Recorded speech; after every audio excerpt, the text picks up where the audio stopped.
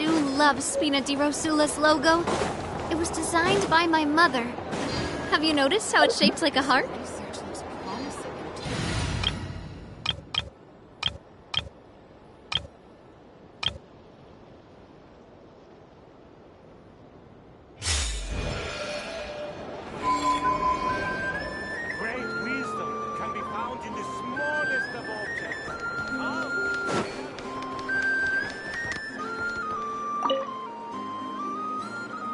Traveler, Paimon.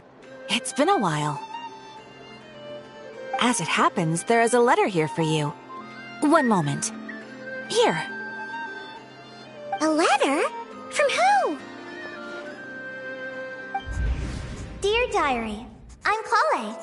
I work as a trainee forest ranger under my master, Tainari. I'm also studying at the academia. I've been getting better and better at reading lately. Mr. Al-Haytham says that the written word is a crucial medium for exploring the world and understanding oneself. That's why I decided to start this diary. That said, what should I write about? Things are pretty quiet in Sumeru these days. Life is good. Every day is a fulfilling and happy one. When I think back to the days when I suffered from Elazar, or way back to when I was injected with God remains, I'm in a much better place now. I hope it stays that way forever.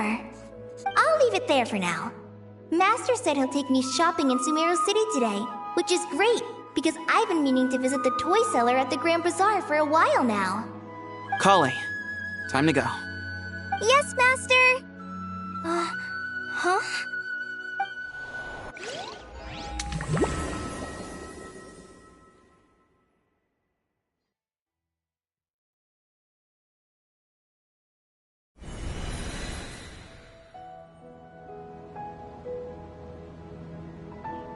What's wrong, Kale?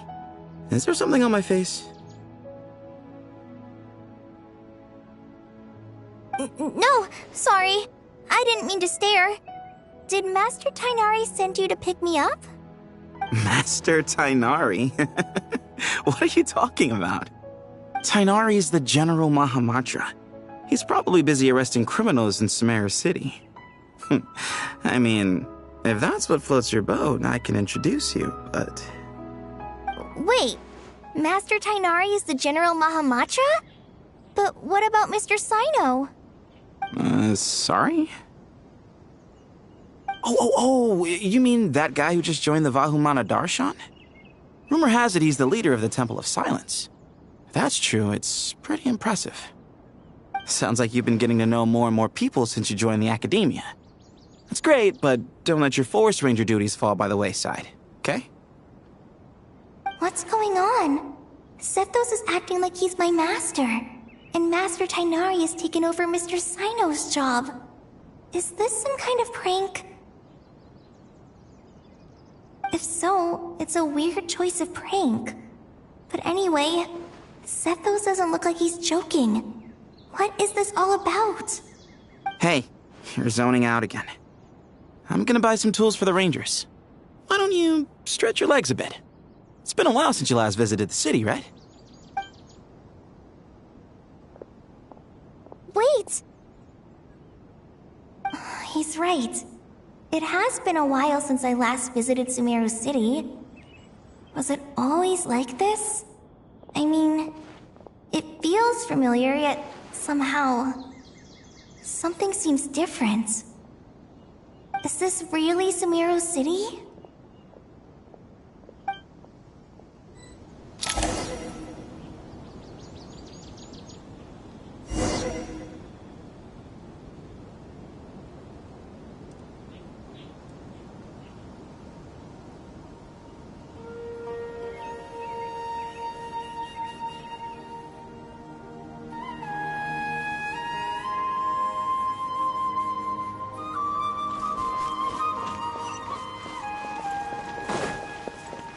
Hey, did you see who just walked by?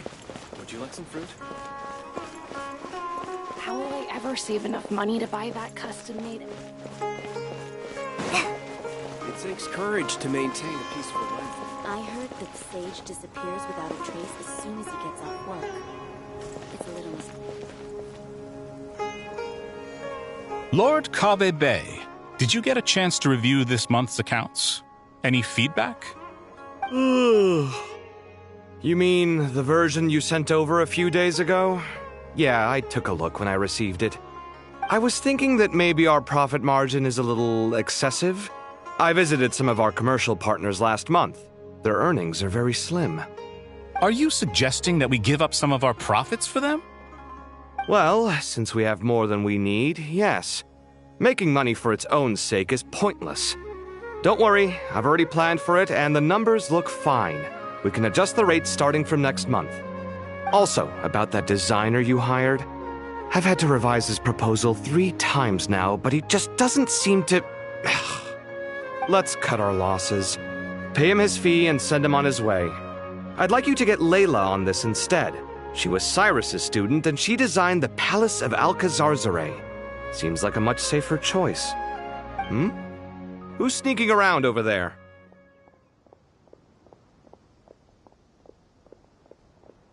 Mr. Kave? Do you recognize this person, sir? Yes, it's all right. We've met. This is Kale, Sethos' trainee. He brought her along the last time I went for drinks with him. What brings you to the city, Kale? Is your master here too? No, this is all wrong! Why is Mr. Kave saying that too? Tainari's my master, not Sethos. This can't be real. I have to ask someone else. There's gotta be someone else out there who still remembers the truth. Hey, wait! Don't run off! How strange. What's gotten into her today? It's like everyone switched places. I guess I'll keep looking around. I heard that the sage disappears without a trace as soon as he gets off work. It's a little mysterious if you ask me.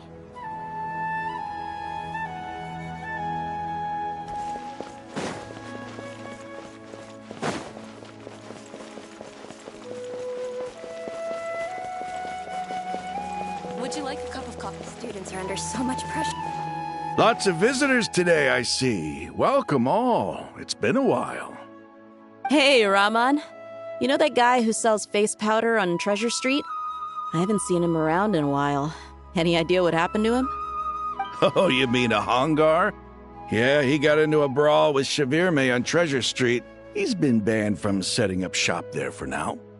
Seriously? Oh, well, that's a shame. I was planning to pick out some makeup for you. Oh, don't worry about it. The legendary Flame Mane discussing makeup with the Zubair Theater star dancer. Now there's something you don't see every day. Flame Mane? You know, I'm not actually sure when people started calling me that. Maybe the other Eremites thought I needed a fiercer title to scare people off? To be completely honest, I think the title would fit you better than me, Dia. You think? Can't say I've never imagined myself as a merc. If I ever give up the dancing, maybe I'll head to the desert and give the Eremite life a try. You would? Is that so strange? Oh, not at all. In fact, I've actually had similar thoughts before. If I ever get tired of sleeping out in the wild, I think I might go look for a job at the Zubair Theater. I've adored the dance of Sub-Zero's ever since the first time I saw you perform it. If the chance ever came up, I'd love to try it out on stage for myself. Really? If our manager Sataria heard you say that, she'd hold you to it. Probably grab you by the sleeve and never let you go again. Hey, when that day comes, I'll do your makeup myself. How's that sound? Sure. If the day comes, I'd be honored.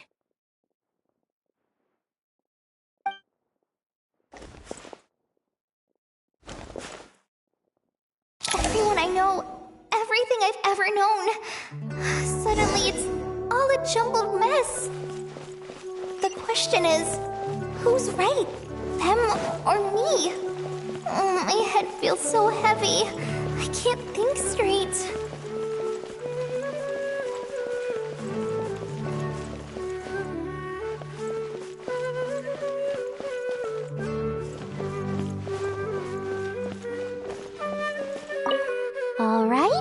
a single mora short. That covers you for this month's rent. What a relief.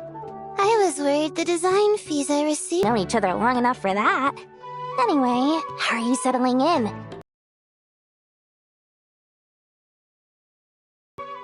Yeah, I can't explain it. I just feel more inspired at night.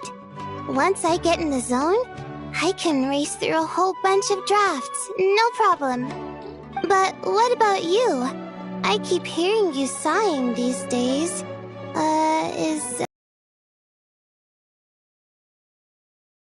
Don't you think this house is a little small? I guess I should be used to it after living here for so many years. But for some reason, I've been feeling claustrophobic recently. I want to move somewhere bigger.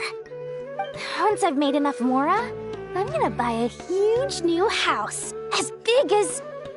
at least as big as the Palace of Alcazarzaray. That sounds really expensive. True. I'll never be able to afford it on a scribe's salary alone. I need to find another way.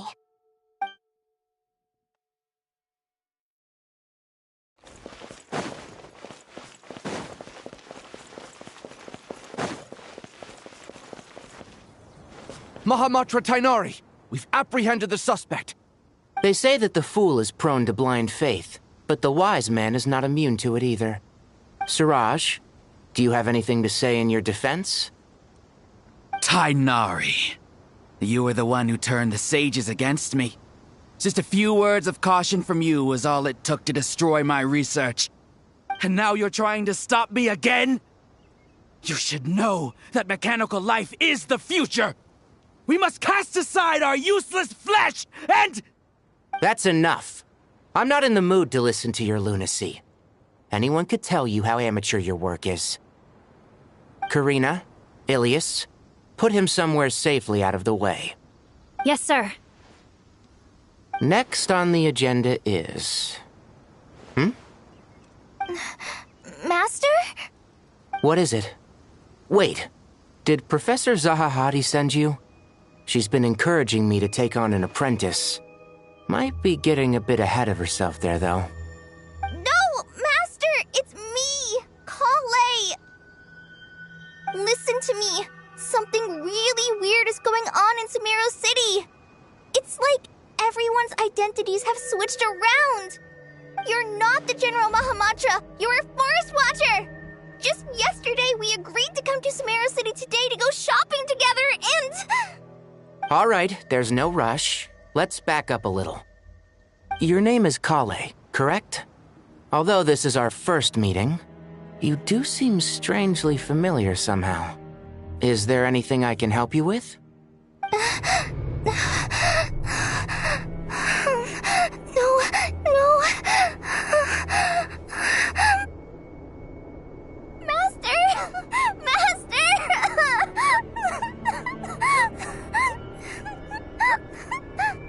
What is it? Huh? Did you have another nightmare? I've told you before, when you're tired, lay down on your back in bed and get some proper sleep. It's much better for you than napping on your front. Poor posture obstructs your breathing, which can lead to all sorts of weird dreams. Now, we're supposed to go shopping in Sumeru City today, remember? Cheer up. I'll take you to Hushang's. I heard he's got some new toys in stock. Go wash your face, take some deep breaths, and when you're ready, we'll head out. Okay. Thanks, Master Tainari. So it was just a dream. And yet, dreams can sometimes be a warning of things that will soon come to pass. Who said that? That dream felt unusually real, didn't it? Here's my suggestion. Since you're heading into Sumeru City anyway, you may as well tell Lesser Lord Kusanali about everything that happened. And just to be on the safe side, I think you should also inform your two traveler friends who once helped save Sumeru. I'd write them a letter if I were you. Time is short. A storm is coming from beyond the bounds of fate.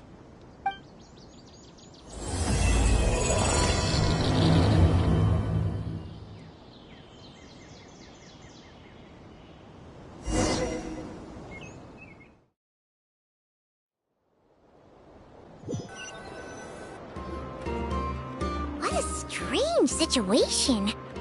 No wonder Kale was in such a rush to write us a letter. Imagine waking up one day to find that everything around you has changed. You might not even recognize Paimon anymore. Whew, that's a scary thought. Let's get to Sumeru and find out what the heck is going on.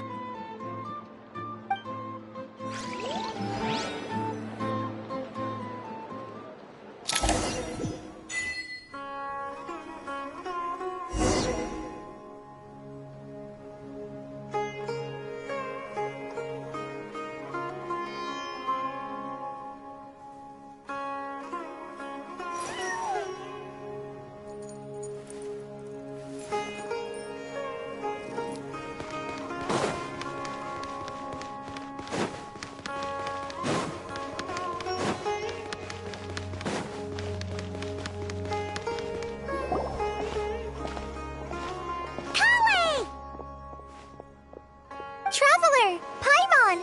Thank goodness! I'm so glad you made it! Of course! We won't let anything happen to you, Kale. So, what's going on in Sumeru City?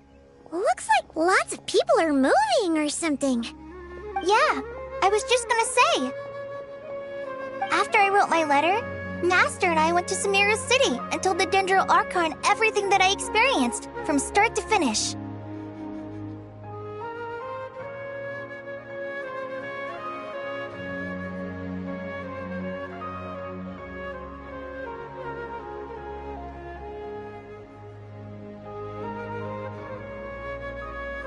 She was silent at first. It seemed like she was deep in thought. Then the next day, we got told that she was ordering everyone to leave Sumeru City immediately and move to Caravan Rebot. The entire population of the city has to move? Not just Sumeru City. The evacuation also includes Lokapala Jungle, Avidia Forest, Ashavan Realm, and Ardravi Valley. Basically, everyone living in the rainforest must temporarily relocate to Caravan Rebot. Holy smokes! That's crazy! Yes, it's quite an operation. Even if people only bring the bare essentials, the scale is simply enormous. They've requisitioned almost all the Sumpter Beasts in Sumeru for the task, including the entirety of Dori's Sumpter Beast Park.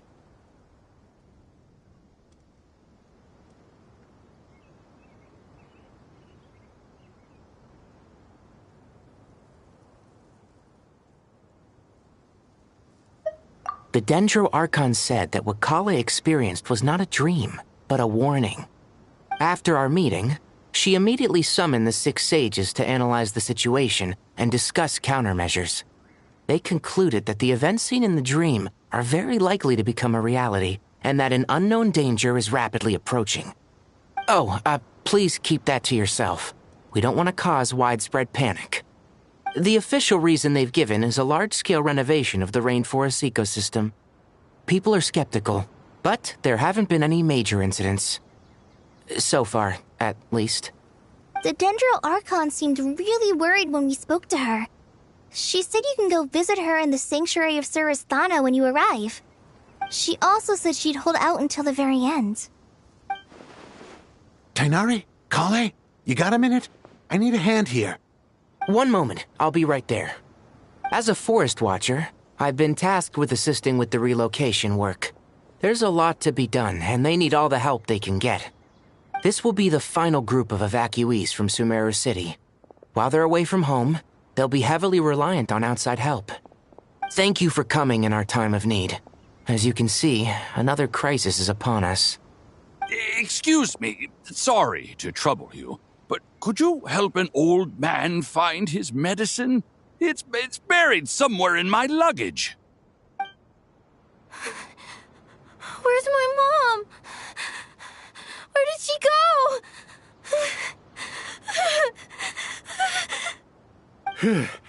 Don't worry. It'll be okay. Those items are worth a small fortune.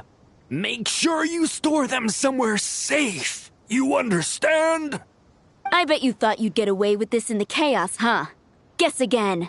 No petty thief gets past me.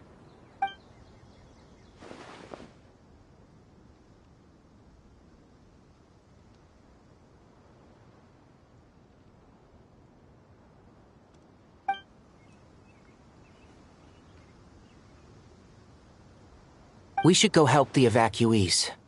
See you around. I'm so glad that you believed me and came all this way to help. It means a lot. Please stay safe. Don't worry. We may not know exactly what's going on yet, but as long as we stick together, we'll find a way through this. Goodbye! Look after yourselves! Will do. See ya!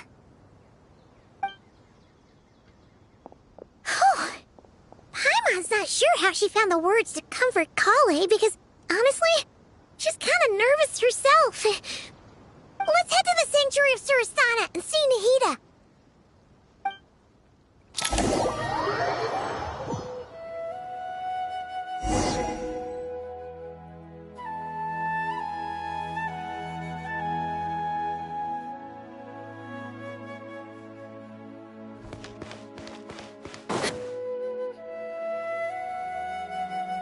Who goes there? No unauthorized access to this place. By order of Mahamatra Sino. Are you blind? It's the Traveler and Paimon. Surely you've seen them before. Huh? Oh, so it is. I'm sorry, I haven't been sleeping well lately. My nerves are a little frayed.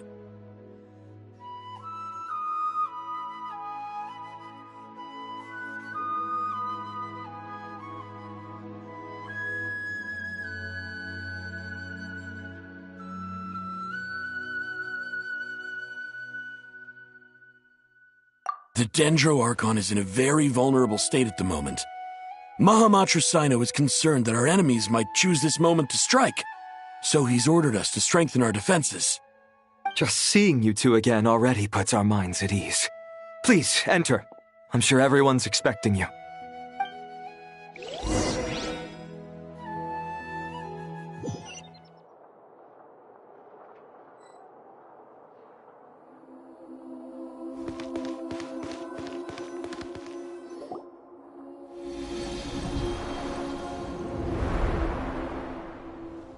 Traveler, Paimon, you made it.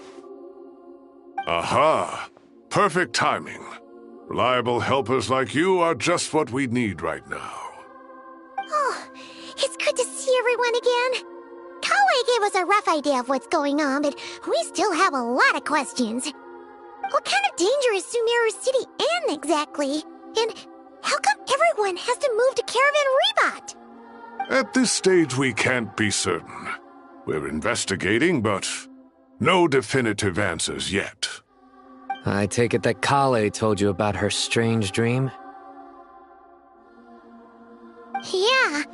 Apparently, everyone in Sumeru City was acting super weird. Even you guys. It was like you'd all switched places. That's right. Kale and Tainari reported the situation to the Dendro Archon. She believes that it wasn't merely a dream, and that whatever it was has something to do with Irminsul. It's a reasonable inference. Only through Irminsul can people's memory and cognition be so significantly modified in such a short time. We don't know why Kale would dream of these things, nor who was trying to warn her. The Dendro Archon decided to connect to Irminsul to investigate more thoroughly.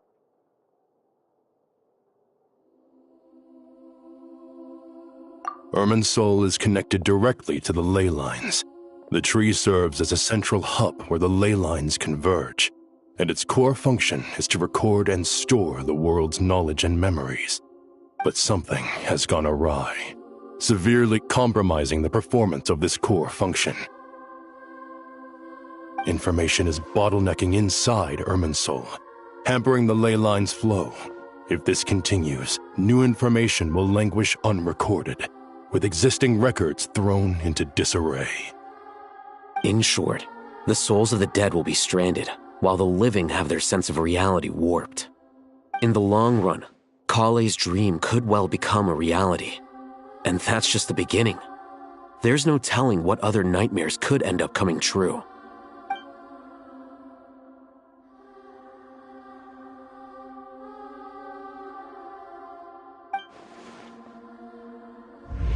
I have come this far, to use my death to open the gates of the ley lines to my people.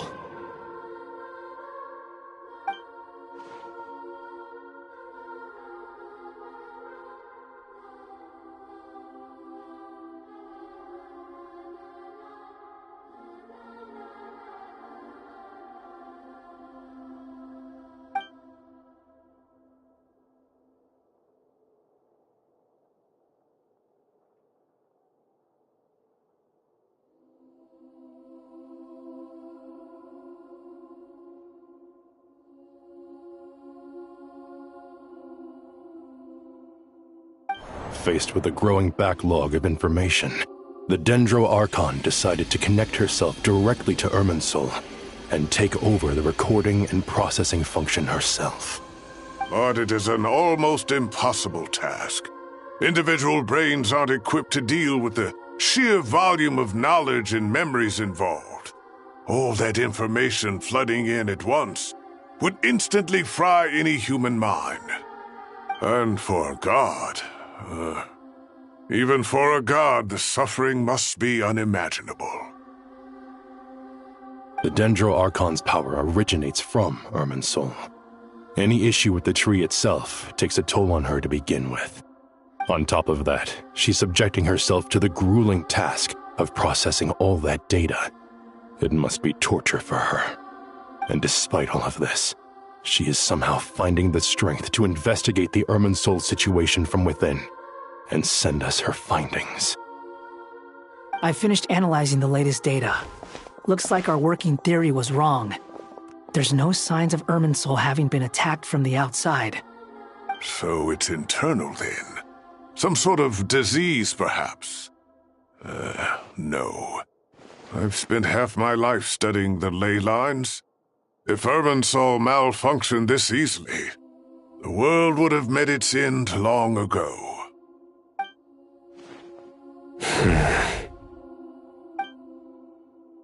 Sino? What is it? Not long ago, I got a tip from the Core of 30 that a large number of unidentified merchant caravans had recently been spotted entering Sumeru through Beta Harbor. At first, I suspected that they might have something to do with all this, so I sent some people to investigate. But if Irminsul wasn't attacked from the outside... Don't you think there are more important things to worry about right now than guessing who's behind all this?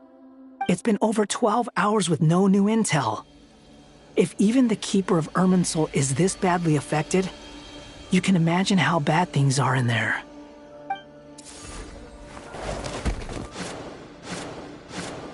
Dendro Archon.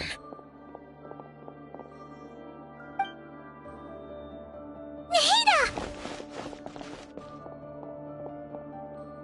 What's wrong? Her breathing is weak, and her elemental energy levels are dangerously low. Looks like it's time to move to the backup plan. What's the backup plan? Get out of the city and take the Dendro Archon with us. The entrance to Irminsul is directly beneath the sanctuary of Surasthana. That means this is ground zero if anything goes wrong. The Dendro Archon has a very strong connection to Irminsul. But theoretically, this connection should grow weaker with distance. Under normal circumstances, she could unleash her full power here. But with Irminsul out of control, our first priority is to get her away from here. The situation is critical. There's no time to deliberate. Everyone in agreement? I'll deal with it.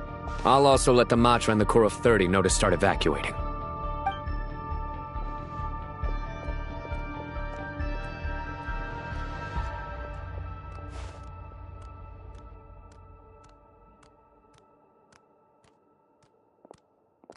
Let's go. No sense grieving when there's nothing more we can do. Agreed. We'll be back as soon as this is over.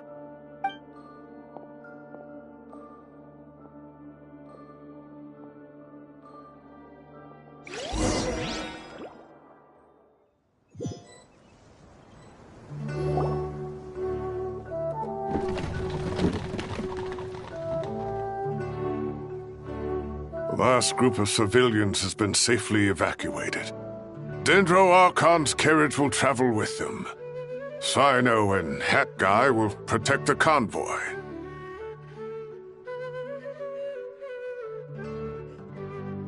With the Dendro Archon in a coma, we've lost our means of investigating the situation. And with Irminsul still deteriorating, we have no choice but to evacuate Sumeru City. Feels as though we're being pushed along by an invisible hand. Stop moaning, Cyrus. We're the teachers here. We should be showing a little more confidence, don't you think? A wise judgment. Let's move out to Caravan Rebot.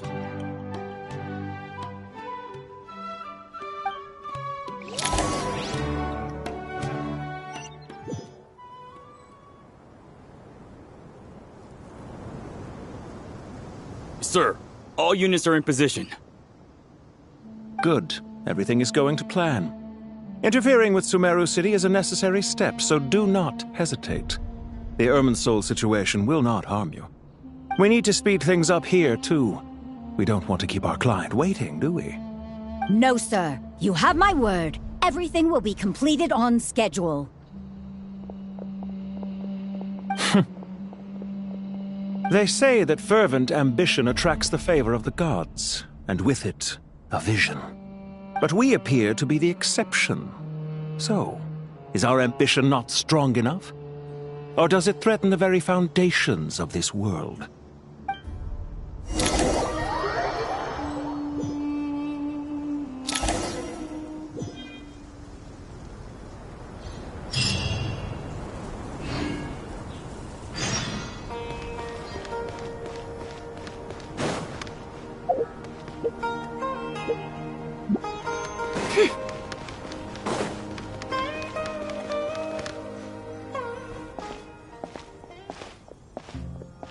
How is the Dendro Archon? Her breathing is steady. I prepared some therapeutic incense for her, but it hasn't had much effect. Her vitals are still very weak. Based on the information you've provided, I have a working hypothesis. Her condition is partly due to Irminsul's influence, and partly due to a physiological imbalance caused by the rapid depletion of her power. Elemental energy usually flows through the body at a relatively constant rate. The body grows accustomed to this rhythm, so when it's thrown out of balance, physical symptoms will appear. Is this similar to the ley lines? Overloading and withering both directly affect their vitality, potentially causing irreversible damage. Correct.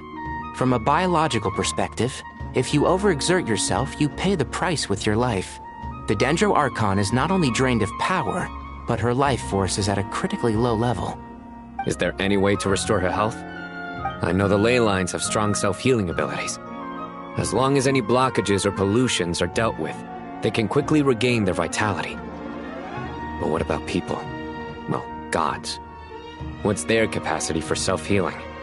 Before we think about that, there's a bigger predicament to resolve. Restoring the Dendro Archon's power requires us to heal Irminsul first. But that will be extremely difficult without the Dendro Archon's power. Paimon's already getting lost here.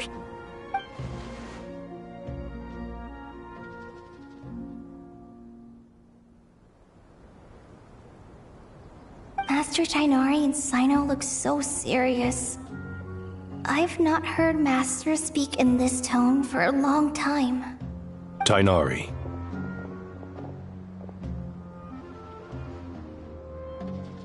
Master Nephis, sages.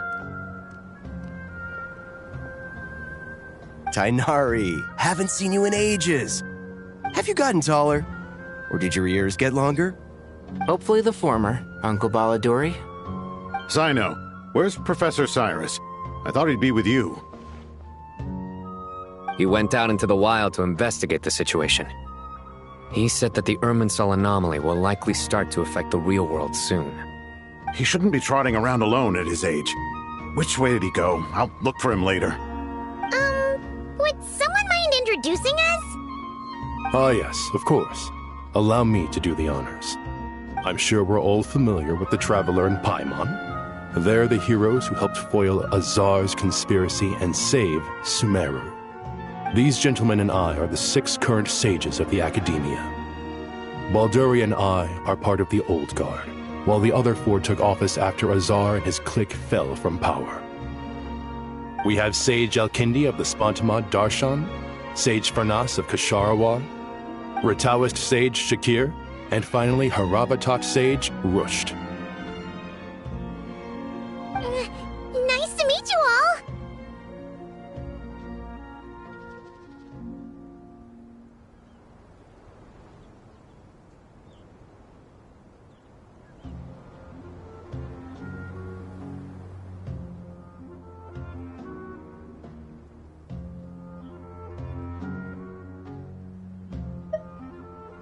I've heard much about you. Delighted to finally meet you in person. You're younger than I imagined for someone with the power to stand up to fate itself. Thank you for lending your aid to Sumeru once more. Once we're on the other side of this, could we get a photo together? My daughter has a friend named Isak. He's always talking about you two. Of course! No true hero would deny a child their wish. Back to business. So with the Dendro Archon currently in a coma, the people have taken temporary refuge at Caravan Rebot. But they cannot stay here forever. We need to come up with a plan as soon as possible. Fernas, any thoughts? Well, firstly, having reviewed the data, I'm inclined to agree with your assessment. This doesn't look like an attack on Irminsul from the outside. Rather, it resembles a malfunctioning machine. Calculations going haywire and sparks flying. That being said, before we consider how to fix it, we need to understand precisely what has gone wrong. Furthermore, we somehow need to ascertain this without relying on the Dendro Archon's power. We have no direct access to Irminsul. However, we might be able to gather the information we need from the ley lines. Study the branches to learn about the trunk, in other words. Wait, is that what Cyrus is up to? No wonder he ran off to research in the wild. Curse's always one step ahead of me, isn't he? I heard that while in the sanctuary of Surasthana, the Dendro Archon had to serve as the central information hub herself. This is a clear sign the situation within Irminsul might be far worse than we can imagine. Irminsul is vital not just to the safety of Sumeru, but to all of Teyvat. We must be the ones to bear responsibility for this world. To be on the safe side, I think we need to consider some backup plans. Are you saying we should consider a scenario in which Irminsul is completely destroyed? I'm merely pointing out that the possibility exists. You have a valid point. But until worst comes to worst, I believe we should focus our efforts on resolving the Irminsul anomaly and helping it recover. Kale, I understand that you were the first to foresee this crisis. If it's all right, I'd like to talk with you about it in more detail. Of course! But even I don't know how I came to have that dream. If there are no signs of external damage, could it be a stress fracture? Metals tend to suffer from this issue with long-term use, and Irminsul has existed for centuries, after all. It's possible, but surely a stress fracture would be more likely to cause a complete shutdown rather than chaos. Sages, General Mahamatra, sorry to interrupt, but something has come up. What happened? Some citizens didn't believe that Sumeru City was really in any danger. They slipped away and hid during the relocation, intending to return home. How many people are we talking? About a dozen. Sakura found them while on patrol, but they appeared to be suffering from psychosis. For whatever reason, they were trying to kill each other. By the time we arrived, there were only 2 survivors. One was unconscious from their injuries. The other tried to attack us, but was subdued. Where did this happen? Near Yasna Monument. That's not far from Caravan Rebot. Master. I know. The Irminsul anomaly is beginning to have effects in the world. I didn't expect it to spread to Yasna Monument so soon. It almost feels like we're being chased relentlessly, with no time to catch our breath. Sir Cyrus said the same thing. He sent me back to report in, while he continues investigating. I'll go join him.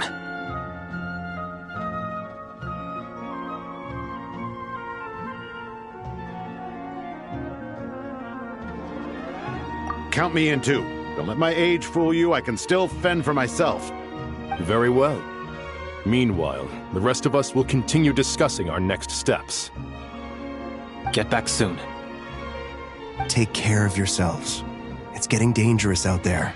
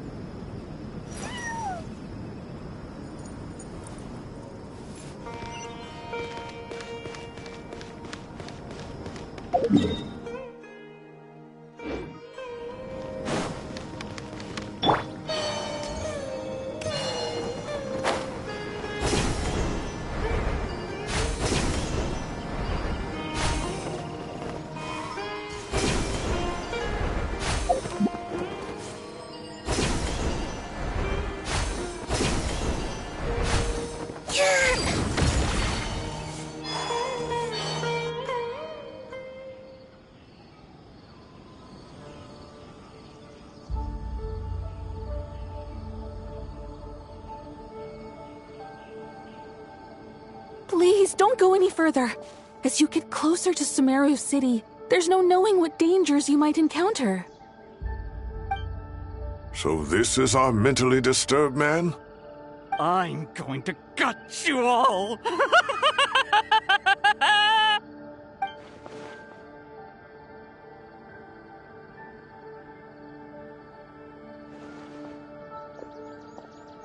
Cyrus, you didn't even bring a single guard? Do you think you're some sort of warrior? It's fine. Come here and look at this. Oh! It's...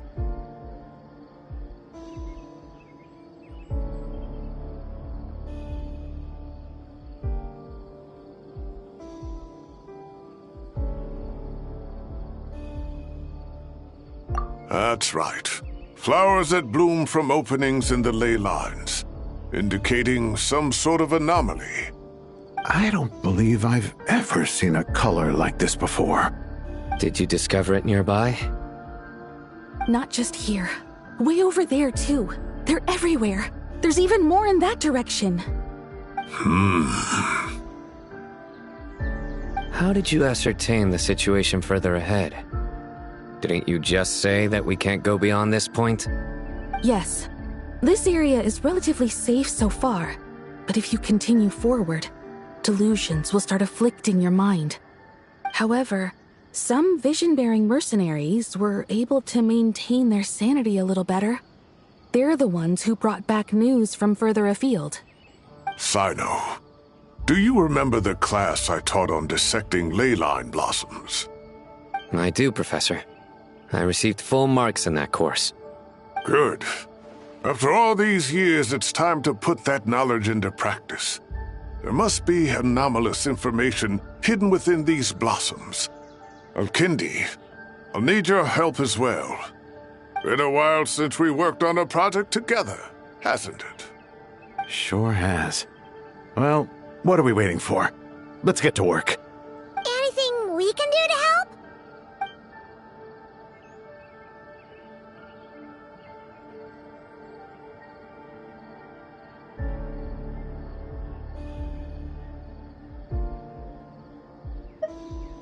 Will you need my help? All right, well, don't go too far. There's too many unknowns at this stage.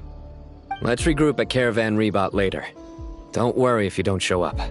I'll come and find you.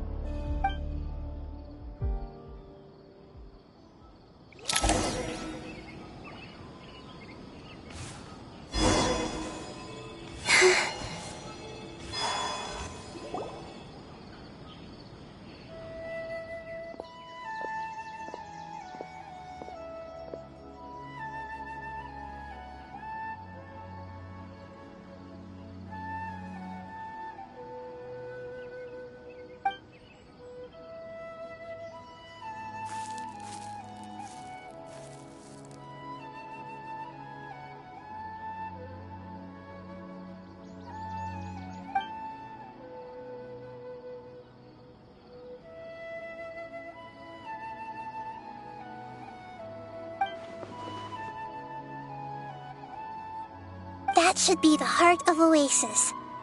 All we need to do is light it with the fire seed, and it'll restore a pep with elemental power. The damage it suffered internally will also slowly begin to heal.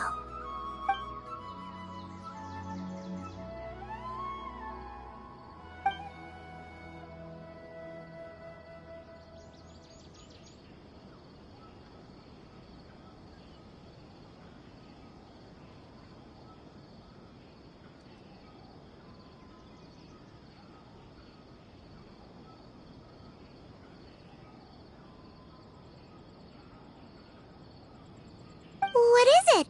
You thought of something?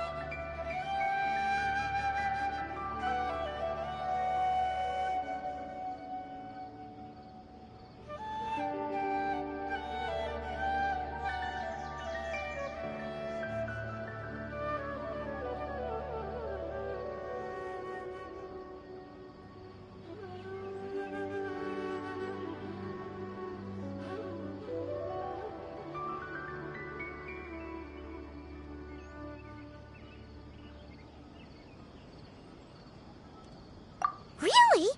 Then let's get back and tell the others!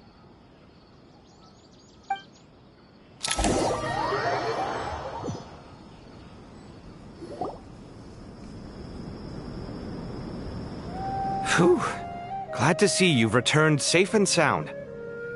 Any longer and we would have gone out looking for you.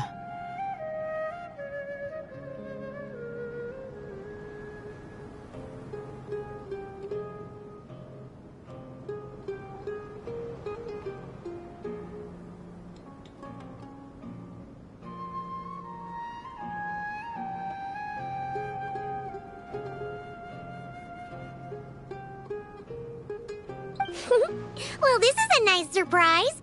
Paimon sure feels better with everyone we know here. We've made some progress, so let's start by giving you and Paimon a quick update. By dissecting the ley line's blossoms, we've been able to deduce that although Irminsul is experiencing an anomaly, it has not completely rejected access from the outside. The Dendro Archon has the power to connect to Irminsul, but there's also another way. I assume you recall the devices everyone was wearing when you first arrived in Sumeru? Devices? Oh, wait. You mean... The Akasha terminals? That's right. Of course!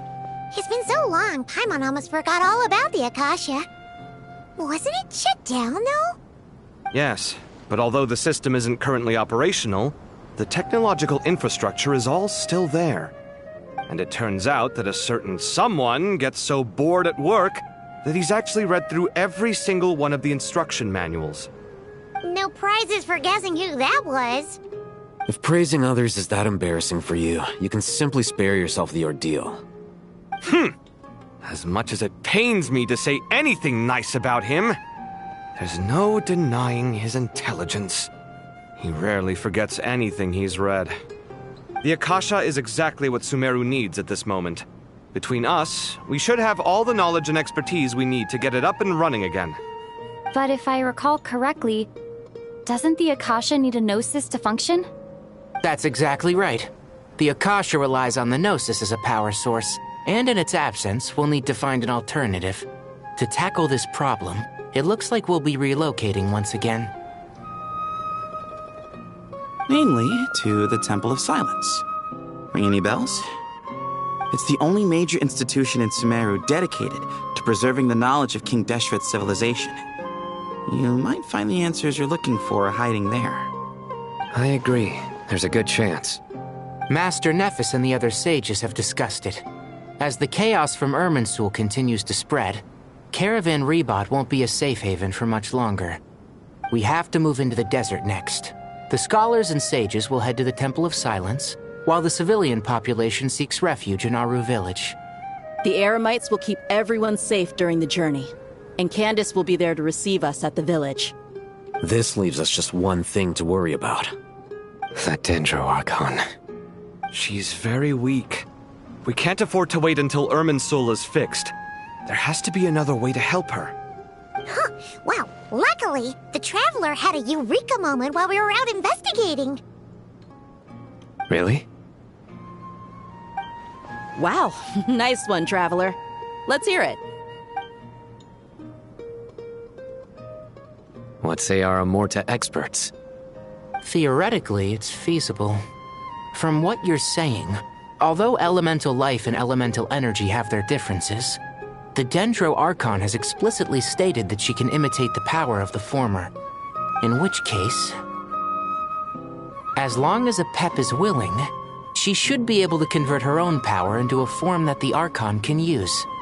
It wouldn't be difficult for her at all. The only problem is convincing her to help.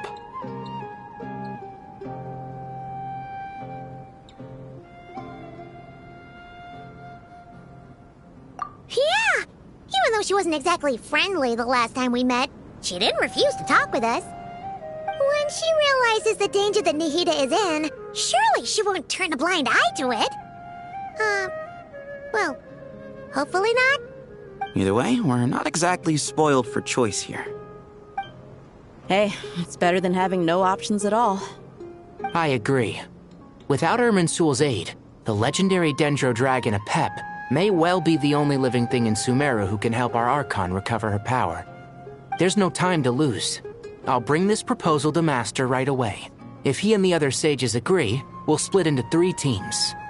The academics will go to the Temple of Silence to look for a solution to the other problem, The Eremites will escort the civilians safely to Aru village, and the Traveler and Paimon will take the Dendro Archon to see a pep. There's still a long road ahead, and no knowing if we'll make it. But at least we have a direction now. I'll take it over floundering around in confusion. If there are no objections, then let's proceed. But before we adjourn, I would like to leave you all with some parting words. No matter the distance between us, there will always be an invisible force tying us together. May the bonds forged in the past shine bright like stars and open a new path before our feet. Huh. Is that from King of Invocations? No. This one's from King of Invocations, the sequel. What's the difference? The sequel's much cooler. Couldn't agree more. Well, it was very apropos. Once this is all over, I'll give everyone a copy of King of Invocations and the sequel to show my gratitude. Come on, let's get moving.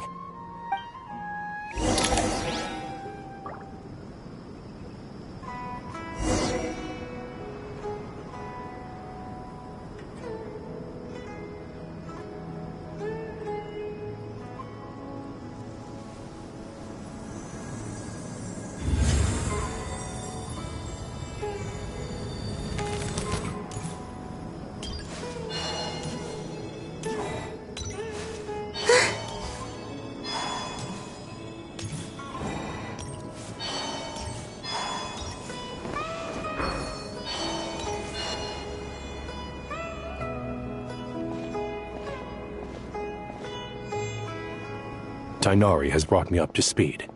I approve of your plan of action, but we can't proceed with everything right away. The people need to rest. For many of them, this will be their first time in the desert, so we'll need to find additional personnel to help escort them. You two, please go on ahead with the Dendro Archon. Let's rendezvous at the Temple of Silence later. No problem. We got this.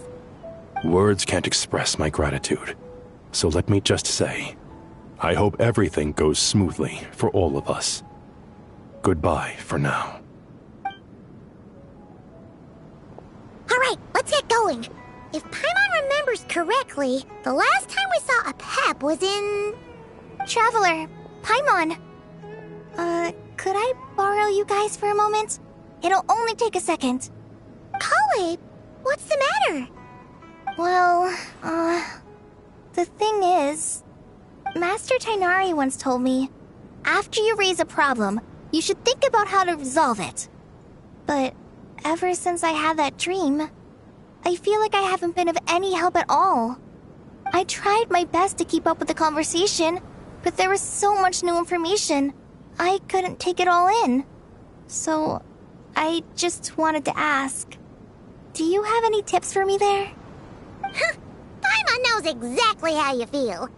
But fear not, everything you need to know is right here in Paimon's notes. Sumeru chapter. It's got tons of info about all the things we've seen and heard on our adventures. Some parts are a little simplified, but hopefully it all makes sense.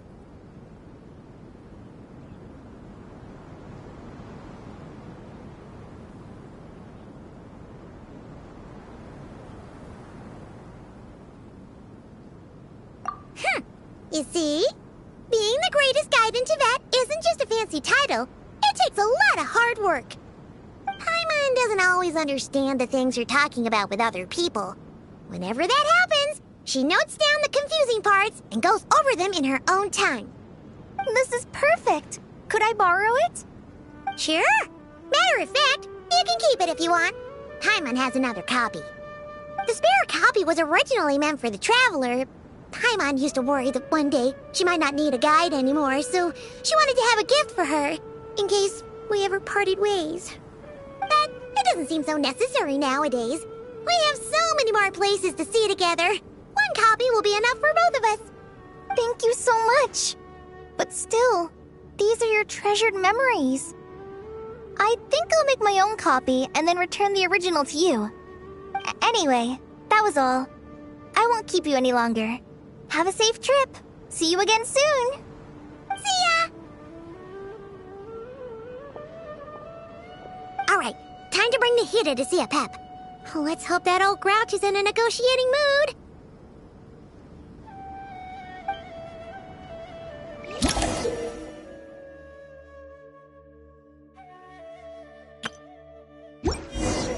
Hey, here's a thought.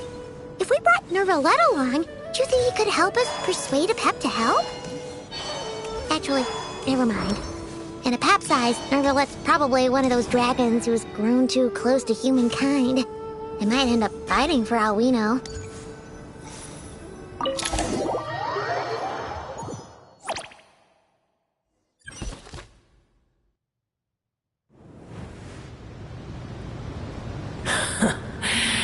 I had a feeling your kind might come calling. The ley lines are in disarray.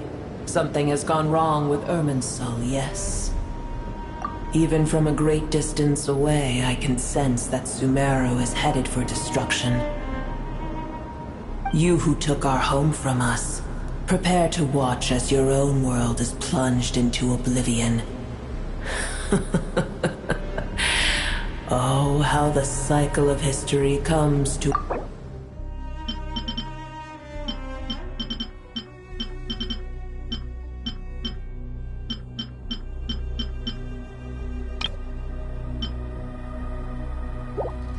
This isn't a joke, Pep! Nahida's in great danger! Can you please help her? Is she now? Then do explain. For what reason should I lend Booer my assistance?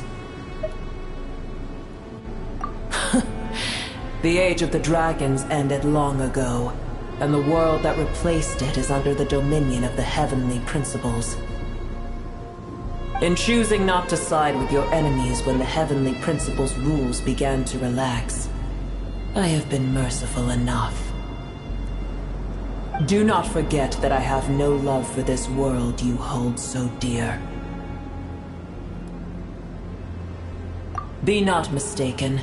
The fate of Sumeru is of no concern to me. I am neither the god of this land nor its guardian. I may have given my tacit agreement as your kind built homes here and multiplied for generation upon generation. But that does not mean that I bear any responsibility for Sumeru. Tiny Booer, puny humans. In my eyes, all of you are but intruders who followed in the wake of the heavenly principles. I am not obliged to be your savior. Pep, if you truly despise gods and humans so much, well, after the great humiliation of being helped by a god in the past, shouldn't you be jumping at this chance to balance the scales? Now that is a compelling reason. When El Ahmar plotted against me and I was tortured by forbidden knowledge, it was Booer who saved me from agony. And though I regard with shame the pity of my enemies, to receive aid without repaying it would likewise tarnish a dragon's dignity. Oh, tiny Booer, puny humans. Just this once I shall deign to show you the true power of dragonkind. Whoa! It's happening again! We're gonna get sucked in!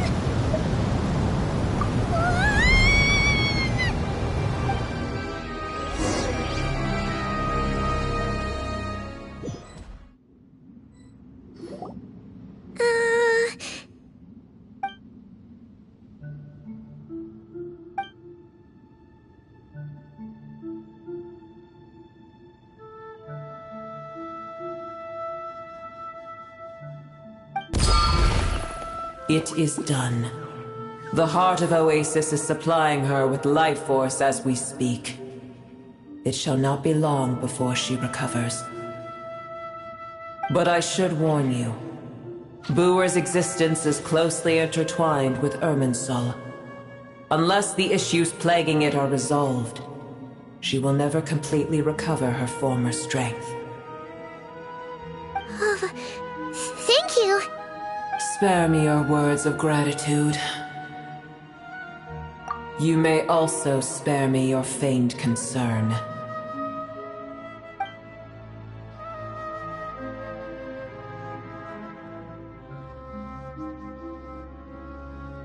A dragon's sovereign's power is far greater than you can imagine.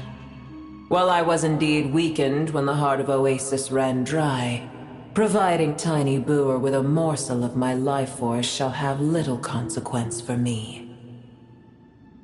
Oh, good to hear.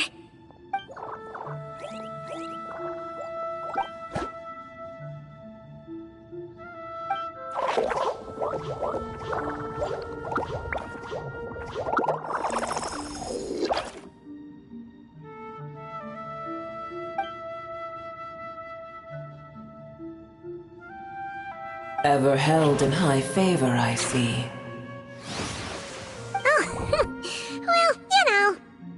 The compliment was sincere. Simply accept it.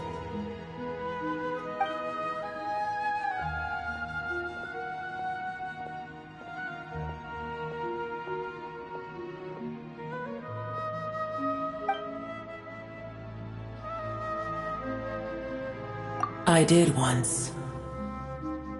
That tree was not planted by the heavenly principles. Irminsul existed before they ever arrived in Teyvat. What? There was a time when it belonged to Teyvat, to dragonkind. Its appearance and function then differed greatly from today. The ley lines flowed with an abundance of a familiar, primitive form of elemental energy. You may know it as the power of the Light Realm. The heavenly principles usurped and refashioned Irminsul, made it serve humanity, and used it to anchor the fate of the world. Yet in the end, humanity has failed to protect it. Heavenly principles, God of gods. It makes me sick. The enmity between your kind and mine can never be bridged. As things stand today, holding a grudge against you would serve no purpose. But there will come a day when we reclaim this world for ourselves. The opportunity will arise no matter how long we must wait. I can already sense that far away from here, the Hydro Dragon has wrested his authority from the hands of the usurpers. Though we have yet to meet, I know that we are both preparing for our revenge day and night. Uh-huh.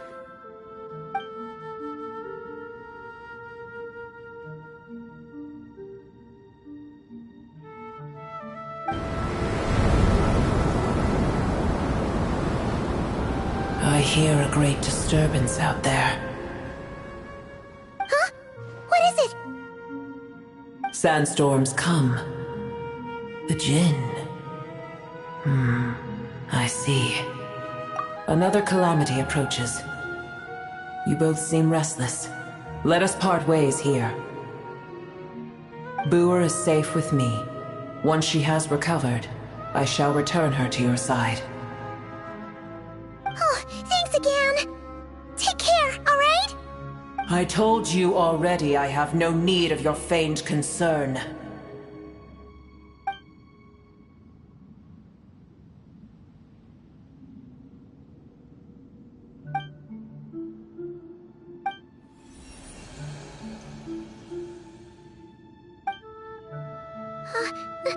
Nahida? You're awake! Are you okay? Cease your interrogation. Yes, she awoke for a brief moment, but she has now lost consciousness again. Take it. We shall talk more at another time.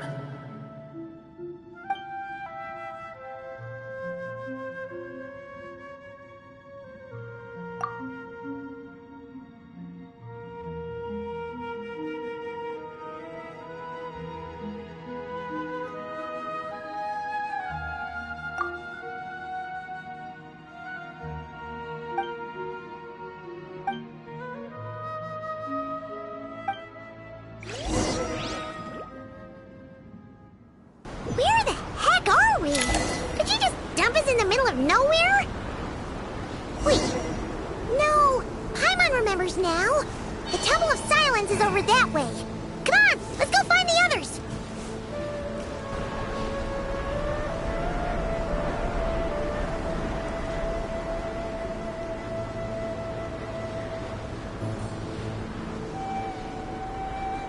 There's no need for everyone to stay here. I'll protect the sages. The rest of you, return to Aru Village. Yes, Mahamatra Sino.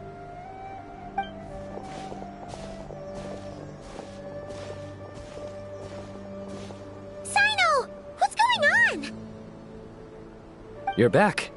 How's the Dendro Archon?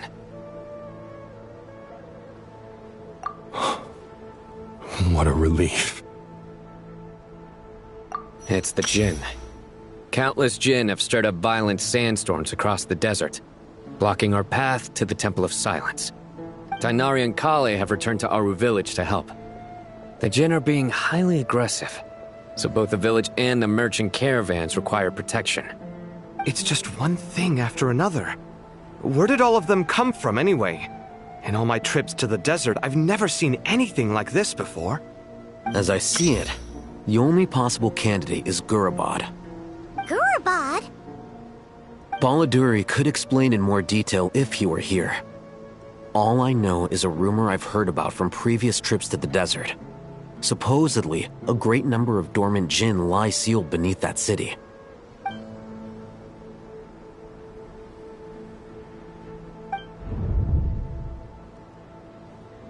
Gurabad is, for me, a fated land. I must therefore return back to this city, where my destiny awaits me still. My master, I am sorry that I couldn't stay by your side for long, and that I could not have more time to get familiar with you. Lilipar. Yeah, we once said goodbye to a friend there. Well, maybe not a friend exactly, but someone we met on the road anyway. She was a strange bottle. If we can find a way to wake her up, maybe she can help solve the situation in Gurabad. Well, be careful. You may find there's more than just the Jinn to worry about. You mean, there are other dangers in Gurabad? It's a sensible assumption to make. The moment we arrived in Caravan Rebad, the Irminsul anomaly started spreading in that direction. Now we've moved to the desert, and suddenly we're plagued by Jinn and sandstorms. To call it a coincidence would be a stretch. Don't worry, we've gotten a lot stronger since our last stint in Sumeru.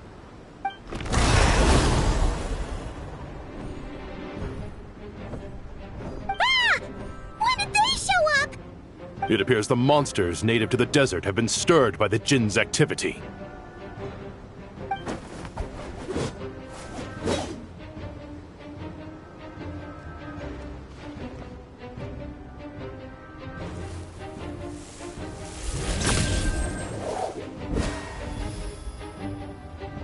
You should get going. We'll take care of things here.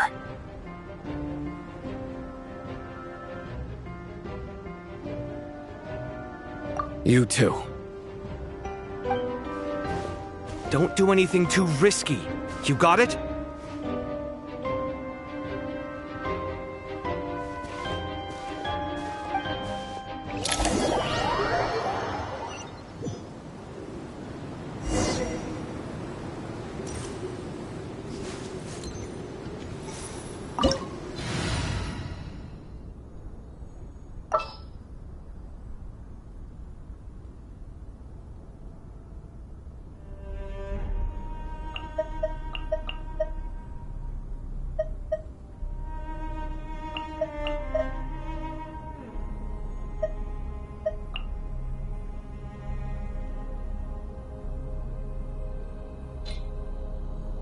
What shall we do?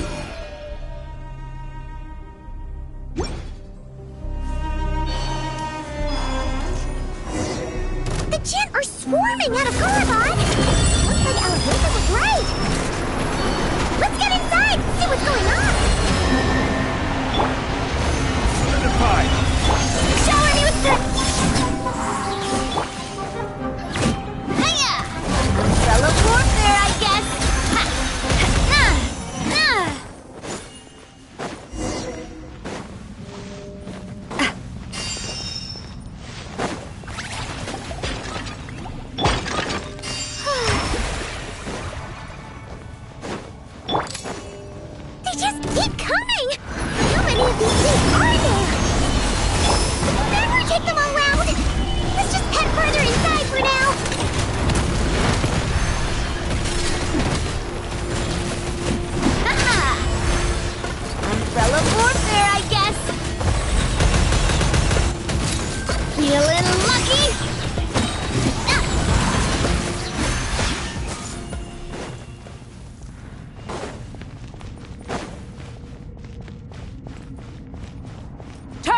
Spotted! All units at the ready! The Fatui? They must be using this place as a stronghold! Are they the ones behind all this?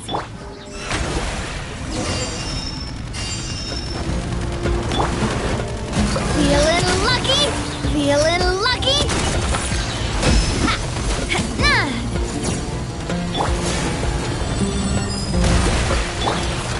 Solidify! This one's got your name on it! Cha! A proper send-off! From the speed of love! Ha-ha! Coming at ya! Ha! Umbrella warfare, I guess!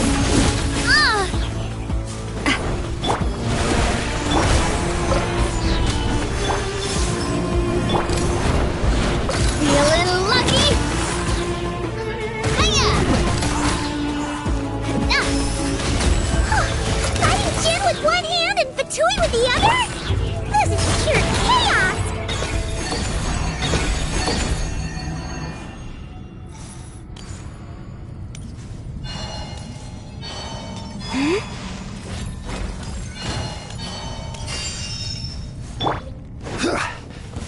I'm gonna fix your...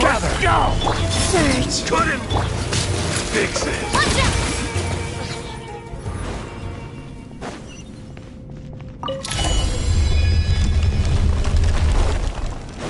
You see that strange machine?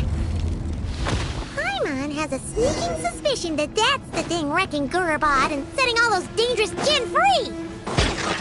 The target has reached the core zone. Requesting backup. Repeat, requesting backup. Backup en route! Stop her at all costs!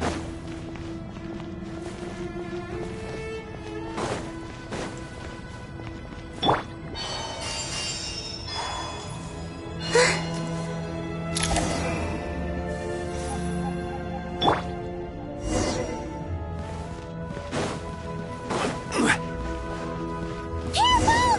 They're back again!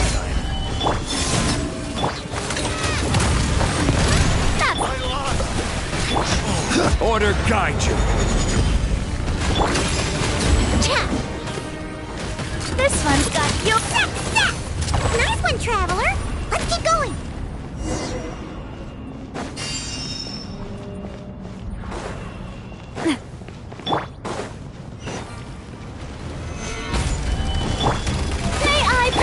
Surge! Feeling lucky? Hiya! Attack! That's the way. Feeling lucky? Gather. This is order. Umbrella warfare, I guess.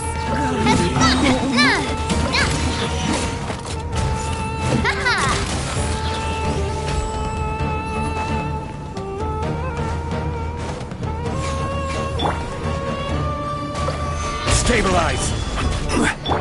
The show begins. Feeling lucky? This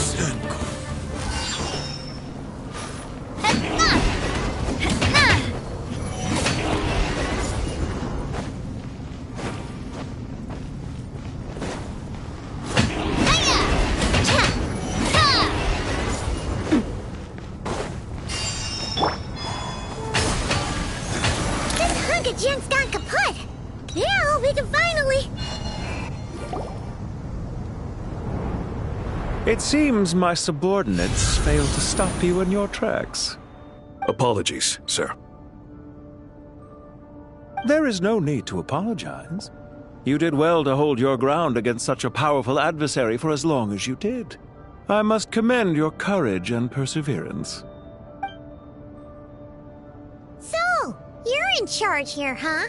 First the problems with Irminsul, now this mess in Gurabad? Are you the ones responsible for all this? I'm afraid I cannot answer that. I assume you aren't naive enough to expect answers from an enemy. Oh, this guy is so snooty! However you want to spin it, you're clearly involved in this somehow. So you can either start talking, or we'll have to make you talk.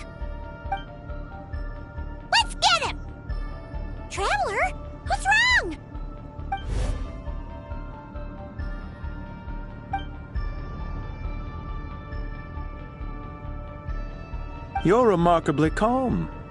Some would act more rashly upon finding the ringleader all alone, but you keep your cool. Even as your enemy, I must applaud you. Did you show yourself just to say that? Is this you trying to take... Unfortunately, I really don't have anything to say to you. I am here merely to indulge my own curiosity. Your names are well known among the Fatui. Naturally, I wanted to observe you up close while I had the chance. Hey! Don't treat us like we're some kind of exotic animals in a zoo! Oh, I wouldn't dream of it. You seem rather predisposed to misunderstand me. I'm quite aware that you are both heroes of great renown. You have resolved crises in many nations and won countless allies along the way. I've been following your adventures with great admiration. My only regret is that the trajectory of your journey conflicts with our goals. What do you mean, admiration? Sorry, but that sounds pretty weird coming from you. I don't see why. We may happen to occupy opposing sides, but there is no cause for deep-seated enmity between us. To respect one's enemy is to respect oneself. Well, now that you're observing us up close, what do you see? I've observed as keenly as I can. Yet, while I endeavor to understand, your true strength remains a mystery to me.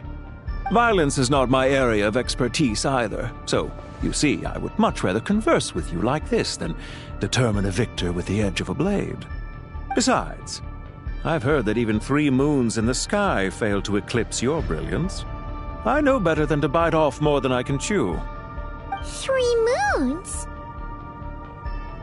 So, you have a connection with the Harbinger, the Doctor. Well deduced.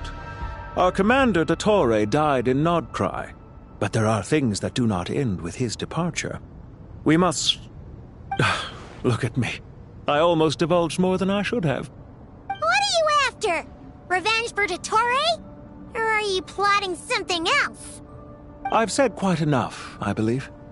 There's no point in continuing this conversation, except to say, I've noticed that you seem to know your way around here quite well. A repeated visitor to Gurabad, are we? Ugh. I'll take that as a yes. Then I'm sure you'll have heard the story of this place. The mother of the Jinn, Lilupar, and the tragic tale of her vengeance that spanned 3 generations. It was right here that Lilupar once helped the wise to ascend to the throne. But from that moment on, every king who sat upon it was corrupted by power. These degenerate rulers lost control over their nation, and with it, the right to occupy that exalted seat. What are you trying to say? I once admired you for your adventures. That is the earnest truth. But it appears to me that your journey serves ultimately to uphold the rules of this world. Are these rules truly just? Does the heavenly principles rule with wisdom or folly? And how can we be sure that the 7 who wield authority over the world will not be corrupted? Do you seriously think you're gonna convince us of anything? Convince you? I'm sure my commander already tried that. Why would I waste my breath doing the same? If a few words from a stranger were enough to make someone completely change their stance, it would only prove that they never had a firm will to begin with. I am merely stating my position, so that we might understand each other better. One's enemy in the present may not necessarily be an enemy for life. As for what game I'm playing here, I'm simply buying some time. But now I must bid you farewell. It was a wise decision not to attack me immediately. Since you did not fall for my ambush, I will now have to ask those in hiding to reveal themselves. Leave this to us, sir. Very well. I trust you to do what is necessary. Stall her while I execute the next step of the plan. Sumeru City, Irminsul. Hey! Stop right there! Don't you dare leave without explaining yourself! All units, stop them! Protect the commander! Did you hear that? He mentioned Sumeru City and Irminsul! He definitely knows something! We can't let him get away! Get rid of these pesky soldiers, quick! Rear guard to the front! thing in position! Hold on! Just a little longer!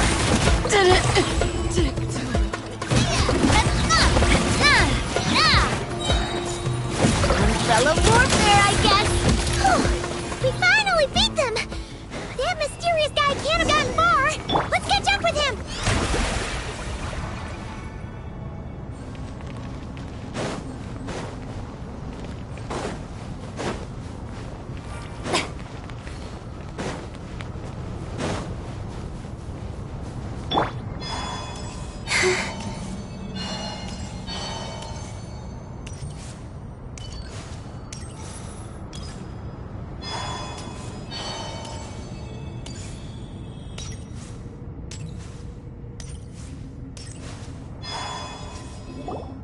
Found him! Over here! You're very persistent. Hey, you! Stop running and explain yourself! What are you trying to...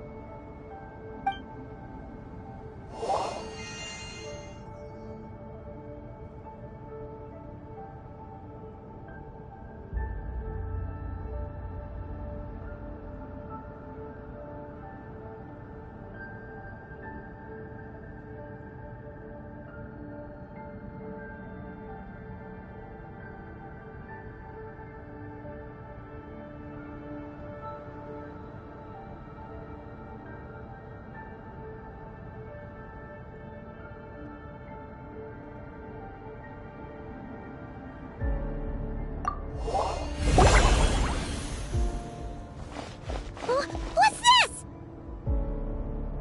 Relax. A small trap like this won't be enough to hold you.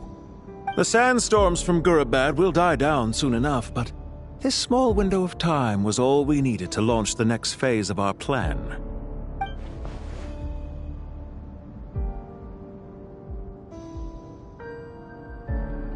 Don't be discouraged. I knew that someone would come here eventually, so I planned ahead. Where to chat with you, which door to exit from, even which mechanism to wait by for you.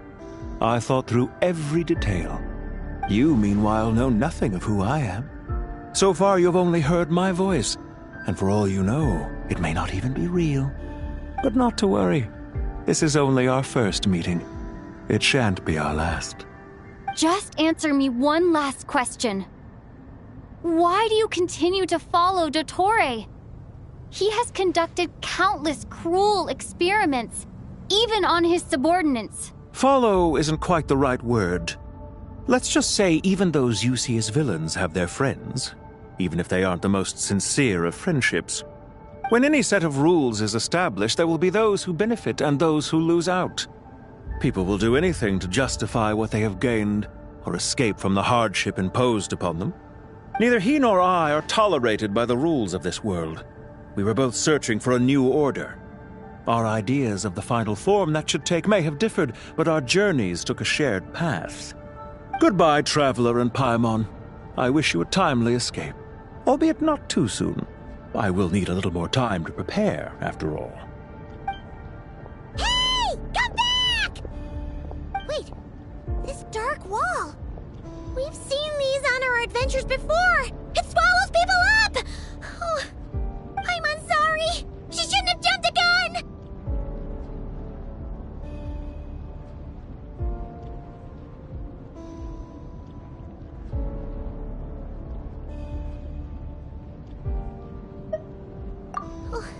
Okay. He may have fooled us this time, but we'll get him back!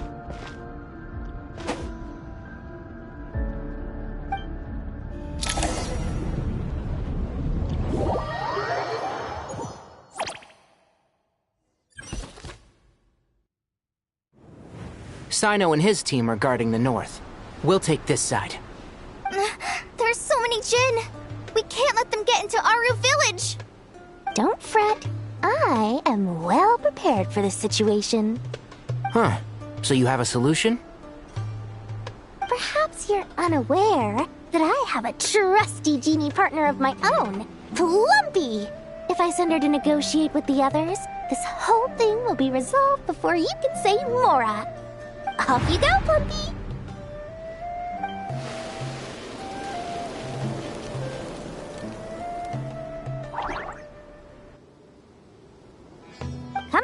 What's the holdup? 5,000 mora. 20,000 mora.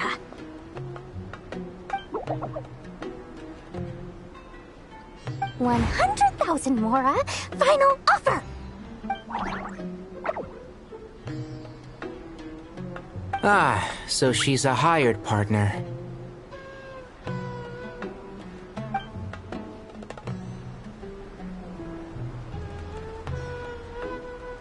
Hired partners are reliable too.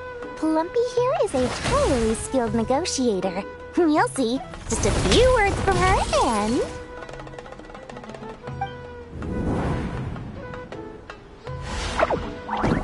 Plumpy!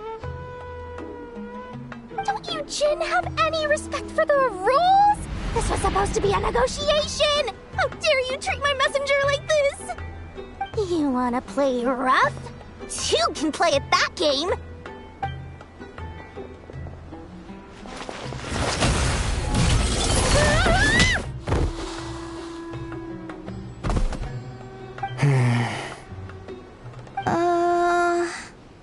Looks like it's up to us now.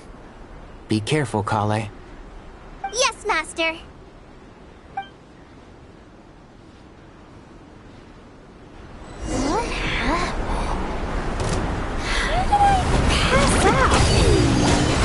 Never mind. It's time for revenge. No. This reminds me of when you first arrived in Avidia Forest. You were trying to help a child retrieve a lost toy when you stumbled upon Spino Crocodile territory by mistake. Yeah, I remember. Our first time fighting side by side. Fighting side by side? I seem to recall swooping in to rescue you with a team of forest rangers. Please stop.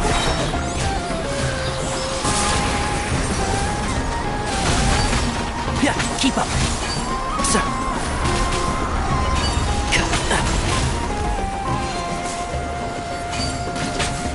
One with the forest. There's too many of them!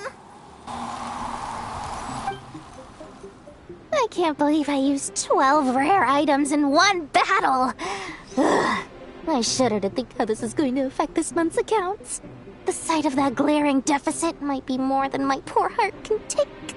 Tighnari, how's the situation on your end? We held the line, though it was a close call. But it looks like they're preparing for another attack. Has something happened? They've breached our defenses in the south. The Jin are pouring in. We're moving the villages to the north as we speak. We're hemmed in. This is getting precarious. Our margin for error just got a lot smaller. That's why we wanted to confirm your status. We need to consider our next move carefully. Bad news! Another line of defense has been breached. Kale, go with them and assess the situation. Dory and I will hold the line here. But Master! Even with 3 of us, we barely managed to. This is not a discussion, Kale. Don't worry about us. She clearly still has plenty of tricks left up her sleeve. Wait, you can't pin all your hopes on me? Oh, great. I've almost run out of the things I brought with me, and the rest is back at the caravan. I should be able to hold out for a little longer, but still... Master! Need any help?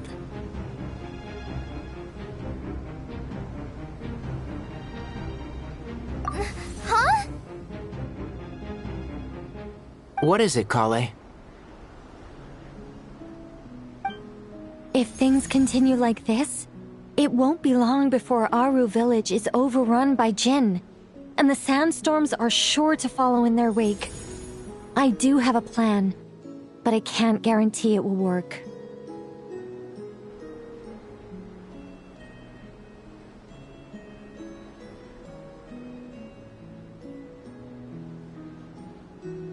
I don't care! Whoever you are! Please just help us! The only one who can help is you. I am merely here to guide you along the correct path.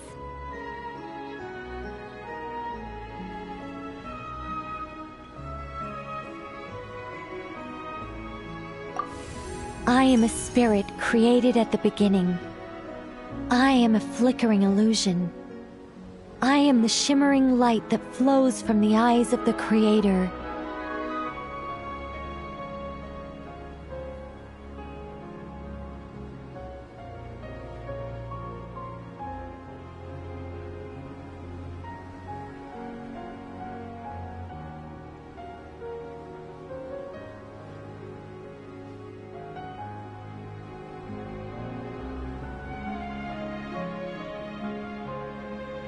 What do you mean?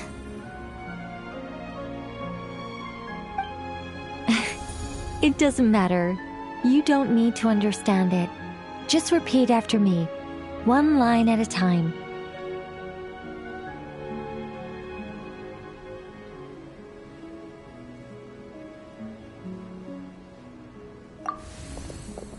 Watch out! Jin incoming! I am a spirit created at the beginning. Here goes nothing! I am a spirit created at the beginning.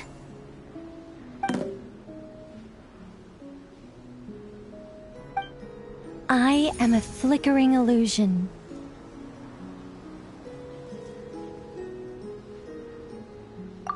I am a flickering illusion.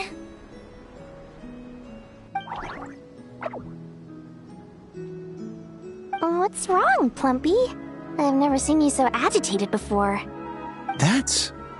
But how do you... Do you know what Kale is reciting? I am the shimmering light that flows from the eyes of the Creator.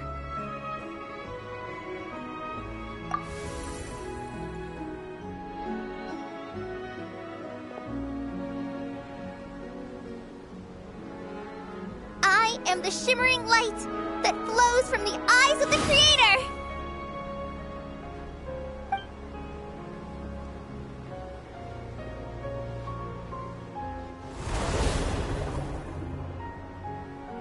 It's a song composed by the goddess of flowers, but very few records of it remain, even in historical texts.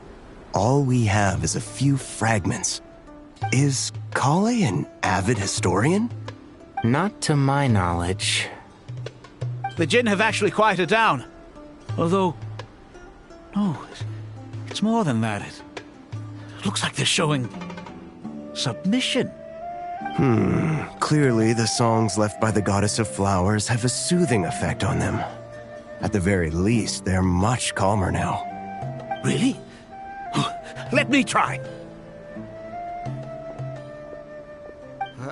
I am a spirit created at the beginning.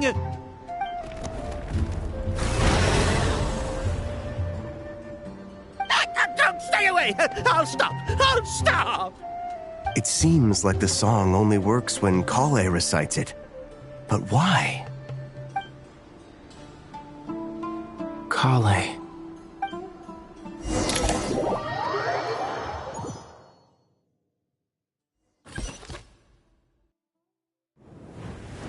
Yeah! Any luck?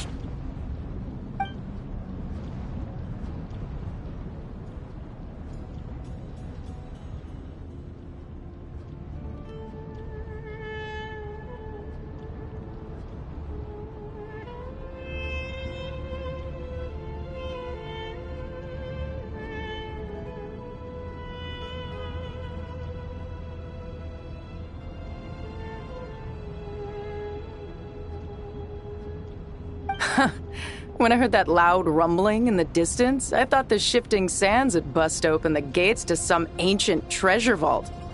Turns out it was just you guys. Huh? Wait! That sounds like... It's been a long while. Did you miss me?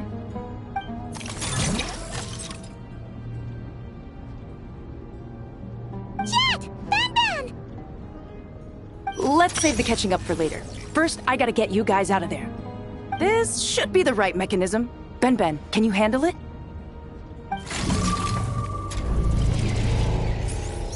There we go. Come on, let's leave this place.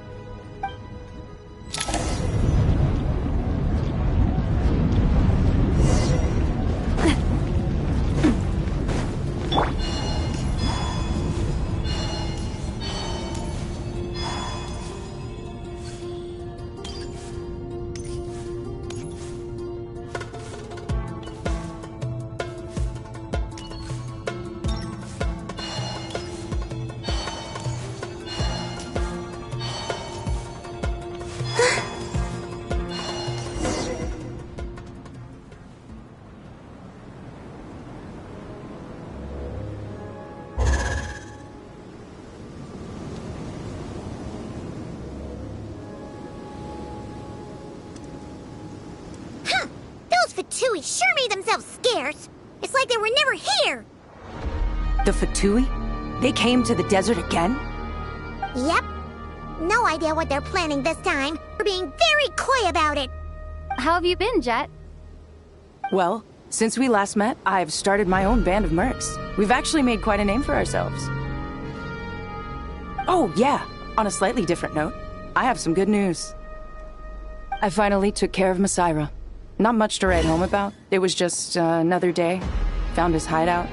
Dragged him out of his cozy little bed. He tried to talk me into seeing his point of view, as usual. But I'm way past that by now. There was nothing he could say to save his life.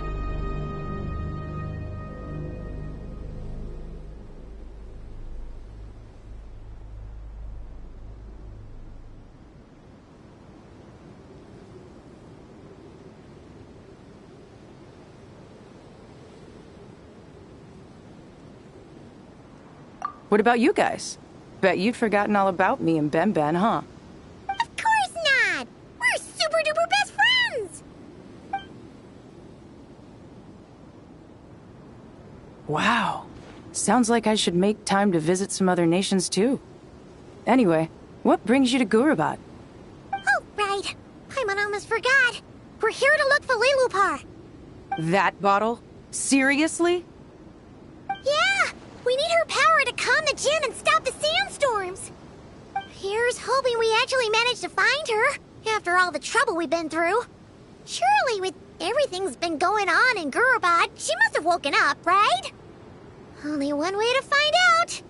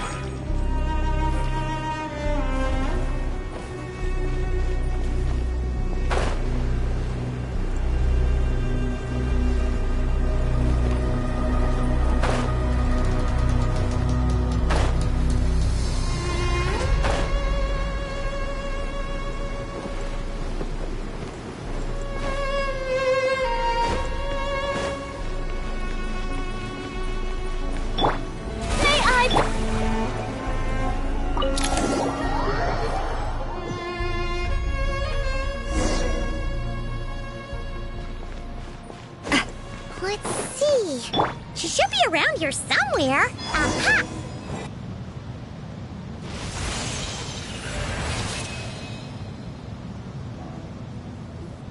Lilupar! What a long dream that was.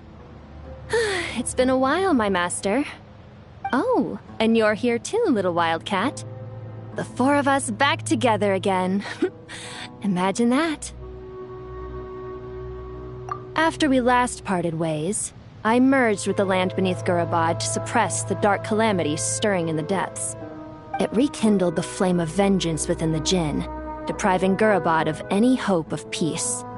I fought against it for a long, long time, until one day, I sensed a change in a foreign land to the west.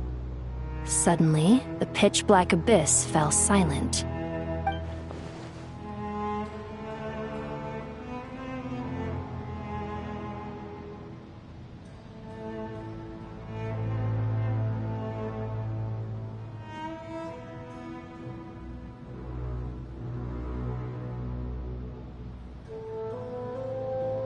Once satisfied that that dark power could no longer bewitch the Jinn, I too fell into a deep slumber, from which I have only now awoken. Why have you returned to Gurabad, my master? And why is my sand-swept homeland in disarray once more? Well, basically, Sumeru's in danger and a lot of our friends are affected. Some bad guys messed around with Irminsul and now they've released the Jinn in here. We managed to chase off the culprits, but we have no idea how to seal this place back up and stop the sandstorms. Child's play. I shall quell the Jinn and scatter the storms. Thank you, Lilupar. No need to thank me, my master. I have granted many wishes in my time, and this was the most trivial of them all.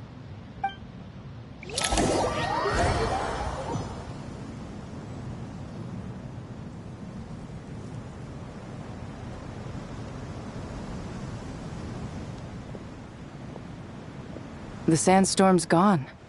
The sun shines bright again. When I said that we'd meet again under a lovelier sun, this was exactly how I imagined it. Yay! Although, honestly, Paimon would love to hang out with you more, even if the weather sucked.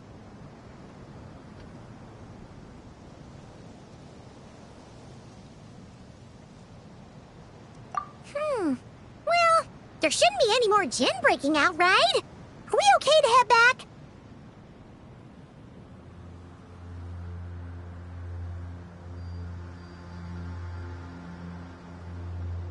Sounds good. You can introduce us to your other friends. Another adventure begins. Lovely. The storms have stopped! We should be able to get to the Temple of Silence without any problems now. Time to regroup!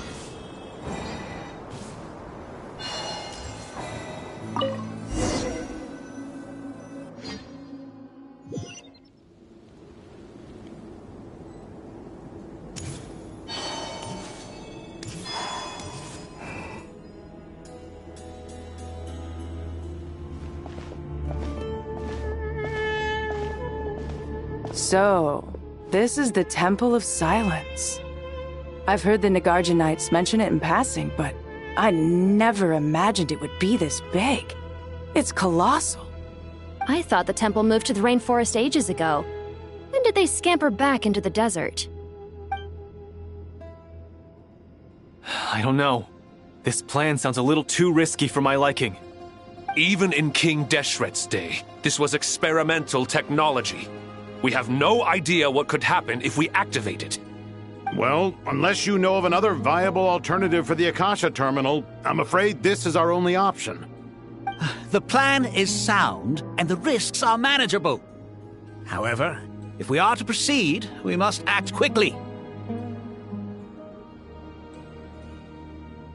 The scale of this project is enormous. Even with Kaveh, Faruzan, and every other scholar of mechanics working on it full-time, the proposed modifications won't happen overnight.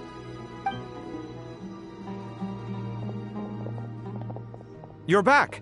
Everything all right? And who are they? Friends of yours? Pretty much everyone in the Temple of Silence is. This guy's Kaveh, and the one next to him is Alhaitham. Hello, I'm Jet, and this is Lilupar.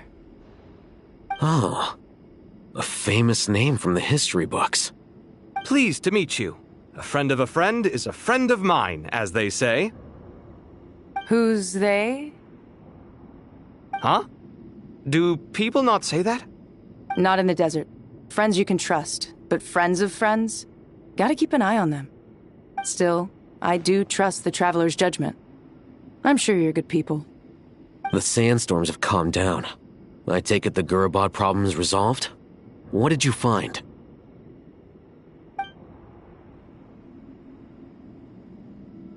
And after getting all smarmy with us, he trapped us there.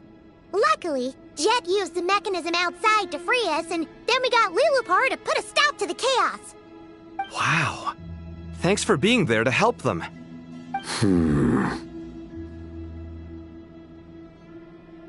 So, this mystery man openly admitted that he was merely a Harbinger subordinate.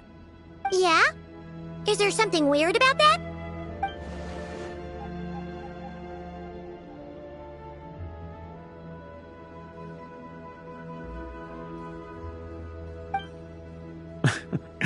I assume you aren't naive enough to expect answers from an enemy.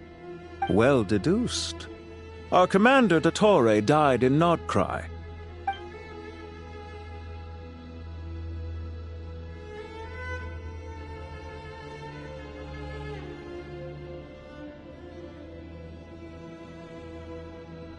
Are you wondering about his true identity? Or do you think there's a big conspiracy behind all this? I wouldn't go as far as to call it a conspiracy. Just the simple fact that having someone to shift the blame on tends to prove useful should trouble come knocking later. The most important thing for now is to solve the immediate problem. Perhaps that man knew you wouldn't have the resources to investigate his background and so didn't put much effort into disguising himself.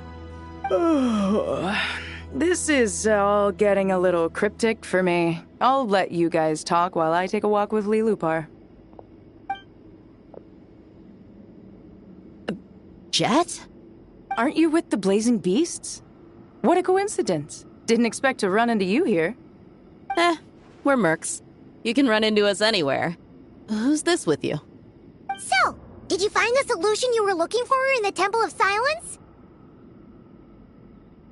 You bet we did.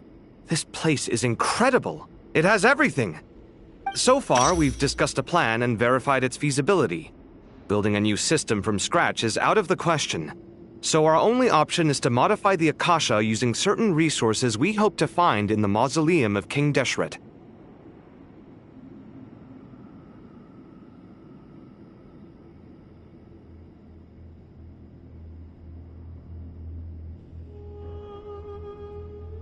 According to certain sources in the Temple of Silence, there is a core device in King Deshret's mausoleum known as Aru. Little is known about this device in academic circles, which suggests it was hidden quite effectively. If these sources prove correct, the energy contained within Aru may be sufficient to power our Akasha renovation plan. However, this raises difficult questions regarding technological integration. The sages are still debating it. Yeah, but I'm sure they'll reach a compromise once they've argued it out. The people of the rainforest are always cautious when it comes to desert technology. But times of crisis like this leave us with little choice. Wait, Paimon has a question. Is this the same Aru we've heard of before? It's sealed off, right? Some sort of prison where the Goat King, Ibis King, and Crocodile King are locked up. Well remembered. Yes, that's exactly right. According to our records, Aru was the most brilliant creation King Deshret ever conceived of. Built by divine and mortal artisans working together. It was a miraculous accomplishment, and it lies hidden deep within the king's mausoleum to this day. That being said, what Aru actually does and why it was built, those are deep secrets we are not privy to. Until recently, I wouldn't have been optimistic that the place even exists. The only reason I'm inclined to believe it now is because we heard it from the Ibis King Thoth himself at his temple. The tale of how the 3 retainers of Al-Akhmar were imprisoned in Aru. Paimon totally gets that. When Paimon first heard about it, she thought it sounded pretty unbelievable too. Do you guys still remember that? The Ibis King told us they were trapped in Aru and that they had to answer 3 questions to get out. I think I remember. What causes our rise and fall? What obliterates love and hate? And what determines truth and falsehood? Those were the 3 questions, right? Yeah. If only Nefer dealt with the Ibis King before, so she might know more. Oh, Nefer is a friend we met in Nodcry. Nodcry? Funny. She showed up here earlier. Huh? Yeah. Had another lady with her, too. Both said they knew you. They contacted the sages, claiming they might be able to offer some assistance. Really? They came here to help out? Yes, really. It was just before you got back. One of them said she's made Nodcry her home. If she's the person you were talking about, then... Looks like betting on Aru was the right choice. See? They're right over there. Nicole! Nefer! Why, hello! We're here to help.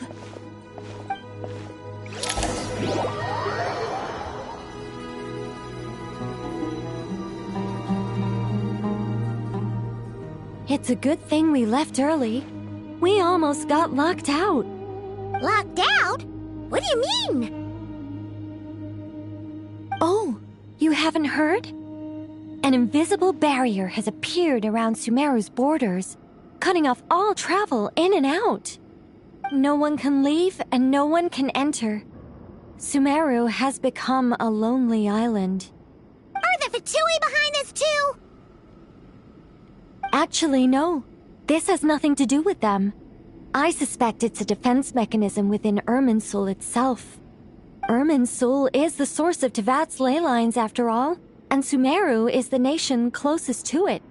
I imagine this function was put in place to seal the entire region off in the event of serious damage, preventing the disaster from spreading to the rest of Tevat. It may have been implemented long ago. But doesn't that mean that the people here won't be able to escape to other nations if the anomaly keeps spreading? Currently, that does appear to be the case, which is precisely why I am here. This is a critical moment for the world, and Sumeru is the eye of the storm.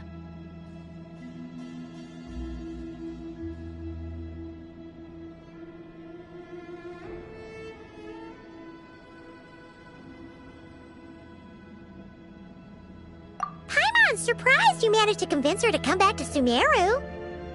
Indeed. Even for someone of my wisdom and eloquence, this tested my skills to the limit.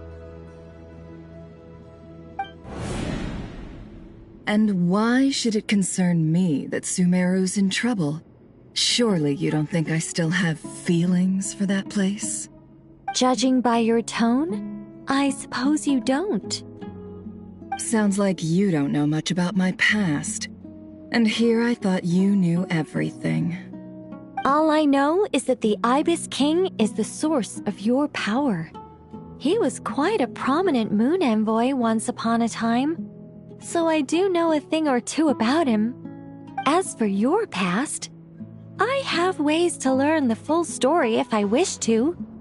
But everyone has secrets they'd rather keep to themselves, wouldn't you say? I'm glad you see it that way, Miss Nicole. I've chosen to call Nodcry home, which is why I did my part in its hour of need. That doesn't mean world savings become a habit with me. I have no particular desire to play hero in Sumeru, thank you. I understand. Human emotions do not appear and disappear without cause.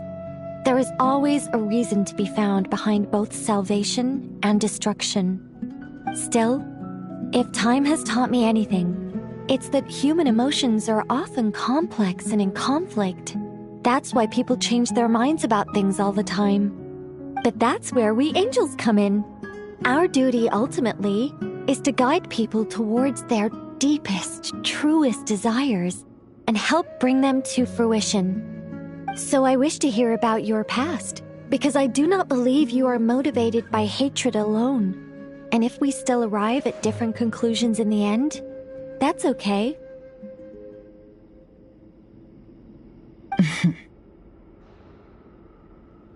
I refuse. Wait, what? But I set the atmosphere and everything. Isn't this supposed to be the moment when we finally open up to one another? Is it? Maybe I'm not so good at reading the atmosphere. You're right, Nicole. There's more to me than just hatred. Had it consumed me, I'd be left stuck in the past forever, never living in the present. But I don't think that your guidance can change my mind. The all-consuming sands, the bloodshed, both deserved and undeserved. Those old emotions cling to me like a shadow. Do you wish to shake them off? No. I hope to remember them forever. Those emotions and memories shaped me into the person I am today. They'll always be a part of me. In that case, would you like to hear my perspective, at least? Sure. It's not every day you get to hear an angel's opinion. A long, long time ago, when the angels still walked, monotonous work, lukewarm relationships, things weren't nearly as interesting as they are now. And yet, since the angels' demise, I have found myself missing those days on more than one occasion. Human emotions are often attached to a person, a place, or an object. When those things are gone, the memories quickly fade, and the emotions slip away along with them. If Sumeru were destroyed, both rainforest and desert would be no more. With the object of your hatred wiped from existence, it would not take long for the memories buried deep in your heart to slowly fade. Both love and hate are intense emotions, but they are nothing compared to the void left behind when they disappear. Most sophisticated, Miss Nicole. But anyone focused on the future could only ever applaud the destruction of the things they hate. Still, I'm a special case. Someone once told me that human memory is more selective than a Mora-hungry merchant choosing between customers. We all need a reality check once in a while, so we don't forget the truth. As much as I dislike Sumeru, this is no way for it to perish. All right, you win. I'll help you out a little, but I won't work for free. How much will you need? You're not gonna milk this for all it's worth, are you? What do you think? I'll be upfront with you. I don't have much more on me. If that's what you need, I could borrow some from Alice. Or perhaps I could pay in sculptures. The ones I carve are actually worth quite a lot. Just cover my travel expenses. Huh? Is that all? That's all. Given all the people I owe favors to, I can just about justify a trip to Sumeru. Yehoda! Here, boss! What do you need? I'm going back to Sumeru for a while. While I'm away, you'll be in charge of the curatorium. Me? I'm in charge? Whoa! Don't worry, boss. You can count on me! And that was how the ingenious Angel Nicole brought you the perfect person for the job in your hour of need. Hip hip hooray! That was far more detailed than necessary. Not lacking in embellishment either. I never thought I'd return. Especially not the desert. But life doesn't always go as planned, I suppose. What's Candace up to? I don't think I've seen her yet. She's still taking care of things in our village. Should be joining us before too long.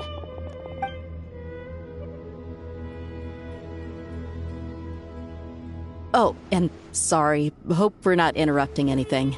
We have some good news, though. We're planning to go to the mausoleum of King Deshret to look for the legendary Aru, then use it to try and restore the Akasha system. According to records in the Temple of Silence, the mausoleum houses something called Aru's Chute, which can be used to establish connection with Aru. We still have some time before we leave, so there's no rush. By the way, who are these two new faces? Just call me Nefer. I'm based in Nodcry. Did I hear you mention Aru? Correct. Well, I happen to have a connection with one of the 3 retainers imprisoned inside, the Ibis King. I'm here to get things done, so if you don't mind, I think I should come with you. That sounds perfect. Miss Nefer, are you from the desert by any chance? Why do you ask? I don't know. There's a familiar air about you. Plus, you mentioned Candace. Sorry, I don't mean to pry. It was just a random thought. I'm Dia, an eremite mercenary. My work usually keeps me out in the desert. I'm on good terms with Dory, and she's mentioned you all before. It's nice to finally put faces to the names. However, my associate here is probably less well acquainted with you. Why don't you all introduce yourselves? Actually, I'm a little better acquainted than you might think.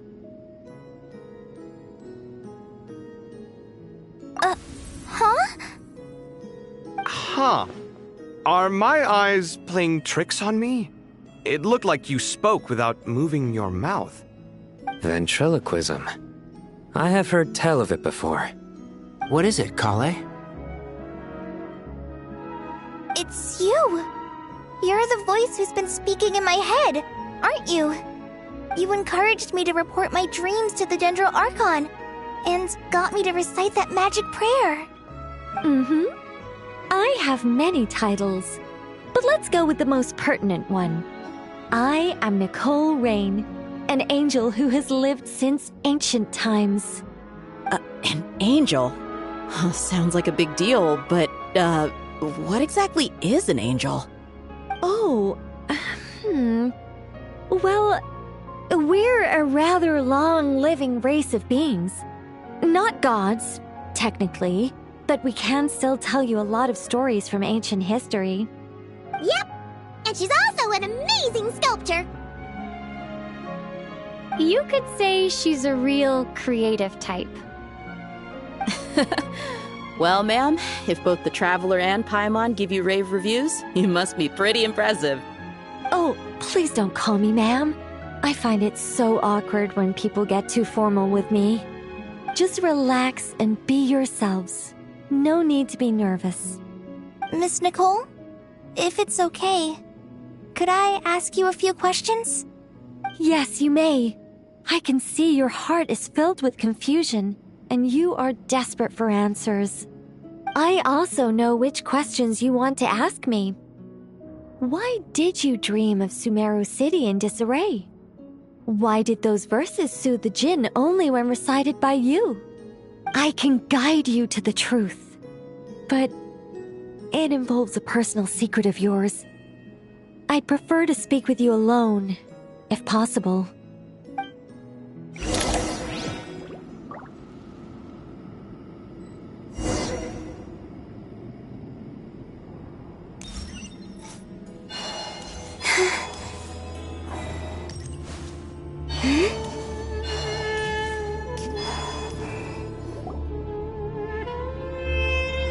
I thought we were going to speak alone. This is a lot more people than I was expecting. What's wrong with it? Even the doctors at Bimarstan allow patients to be accompanied by family members. Well, if Kale doesn't mind her secret being revealed, I have no problem with it. Thanks for being so considerate, Miss Nicole. I don't know what secret you mean, but whatever it is, there's no need for me to hide it from my closest friends. Closest friends? It's so nice to hear that. All right. In that case, I'll get right to it. Kale, are you aware that there are god remains inside your body? I am. When I was young, I got sick with Elazar. Nothing could cure it. The Fatui convinced my mom and dad that they could help, and I was sent to an unfamiliar place. There were a lot of other kids just like me there. This creepy guy injected us with some strange medicine, which I heard contained god remains. I can still remember the pain like it was yesterday. But thanks to the friends who've stuck by me all this time, I've gradually been able to overcome those memories. Anyway, so you're saying that what happened to me has something to do with the god remains they injected me with? Yes.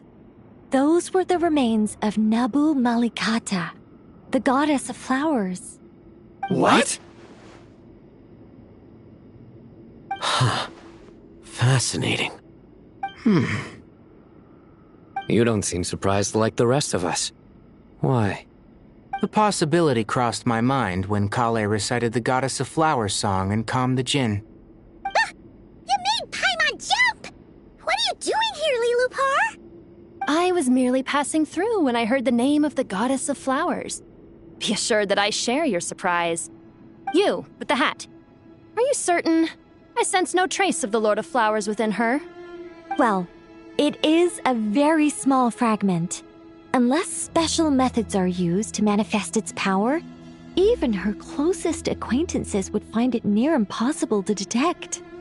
After the goddess passed away, her remains were scattered across the desert.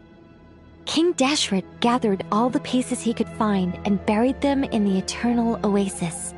But some fragments remained unaccounted for. Eventually, the Fatui must have found a way to track some of them down. Presumably for use in some experiment. It's not an uncommon occurrence.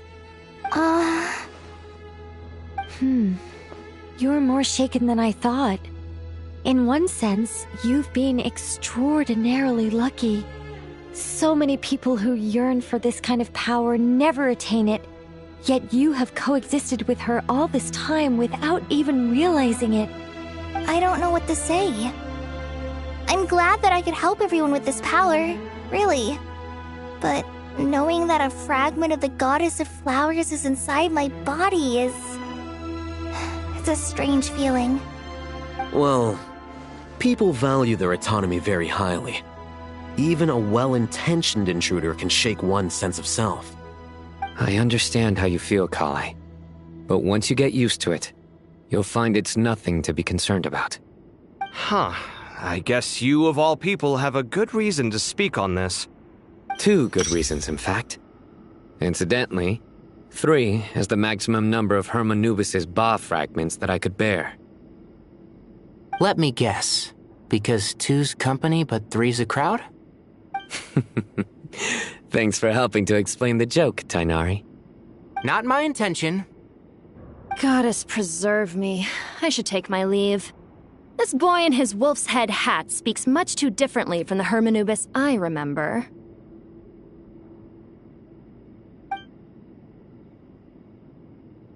Kale, all I'm trying to say is, no matter how many Hermanubis fragments there are within me, you wouldn't think of me as Hermanubis. In the same way, you are simply you. Yeah, I know what you mean. So about that dream I had, was it a warning from the Goddess of Flowers? Yes. Just like me, she was an angel created by the primordial humans, born with the instinct to guide living beings. Though her body and soul have perished, her essence retains its natural instincts. Even her smallest remaining fragments would do their utmost to send you that warning. The Mother of Dreams? Lord of Flowers and Oases? She must have had a premonition. That is why she gave that dream to you. We won't let her efforts go to waste. But I still don't understand. Why me? Yes. Why indeed? You weren't the only one injected with god remains, but only in you have her fragments persisted. I suspect it may be because of the firm will you showed in the face of suffering. She was likely assimilated by that will.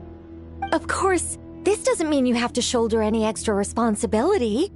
As this young man said, you are who you are, and that will not change. All right, Any further questions from the family members of the patient? If not, we should head to the mausoleum of King Deshret. Let's move out. Time to put our plan into action. We all hope it'll work. But will we really be able to open Aru? And even if all 7 pillars of King Deshret agree to let us proceed, the scale of the work to follow is daunting to say the least. Haven't you handled other big projects before? I mean, the biggest project I've worked on to date is probably the Palace of Alcazarzaray, I guess? But this is orders of magnitude beyond that. It's a total nightmare. Look on the bright side. At least this time you're actually here when Sumeru needs you most.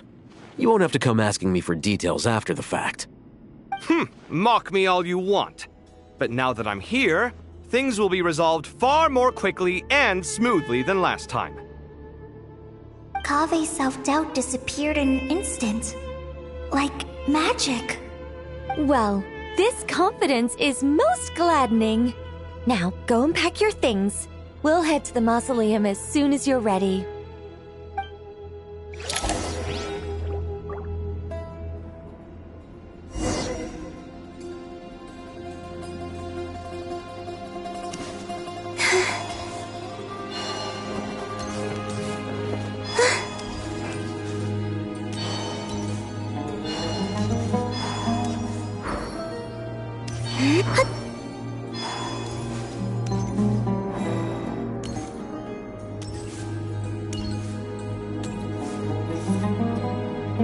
Oh, Miss Nicole. I heard you're a very talented sculptor. Is that true? Oh, I don't know. I wouldn't want to blow my own trumpet. Honestly, even though Kasharawar is best known for its focus on mechanics, plenty of Kasharawar scholars are quite serious about sculpting as a hobby. So if they rate your work, that's enough for us. We just have to take a look. Who's we? Myself and a few other scholars. Kashif, Daneshvar, come take a look. Oh, well, if you insist, I suppose there's no harm in showing you.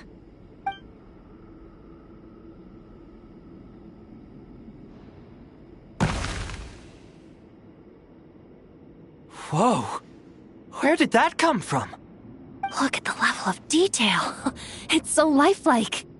The squirrel descends from the heavens like a champion, and the earth trembles beneath its feet. What do you think? Striking, isn't it?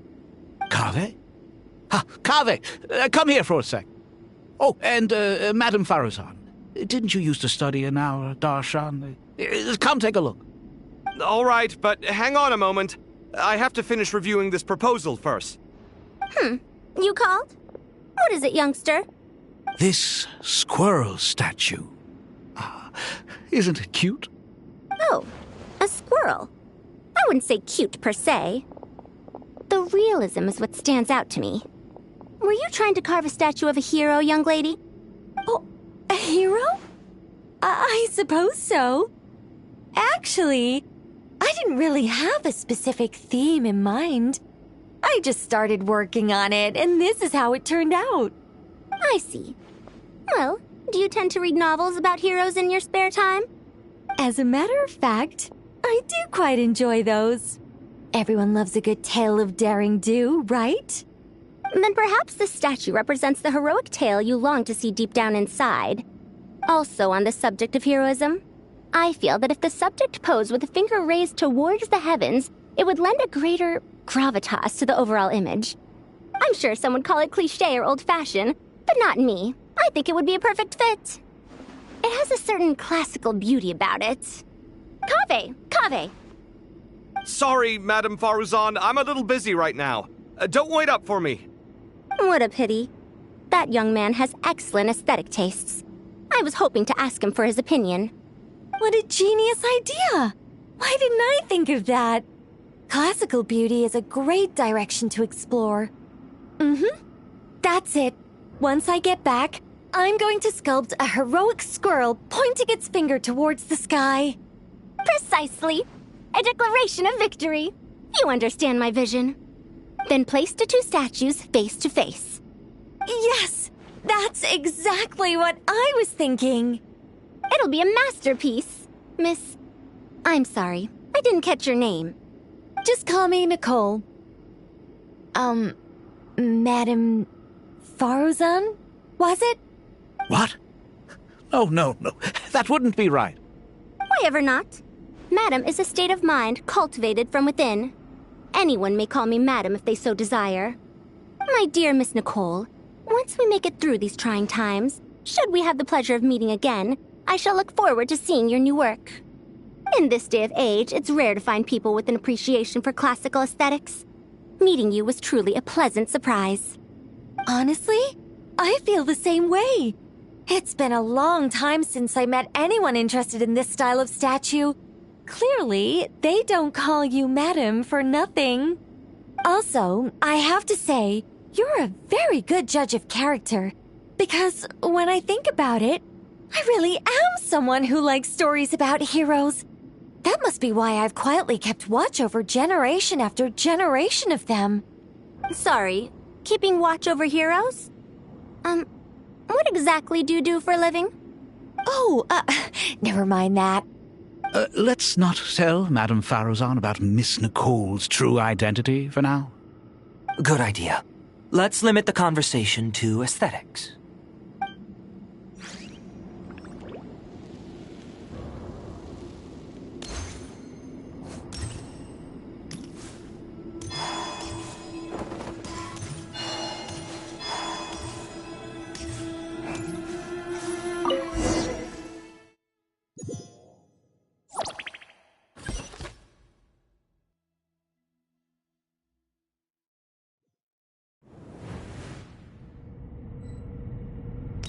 I hope everyone's ready. We'll be arriving at our destination very shortly.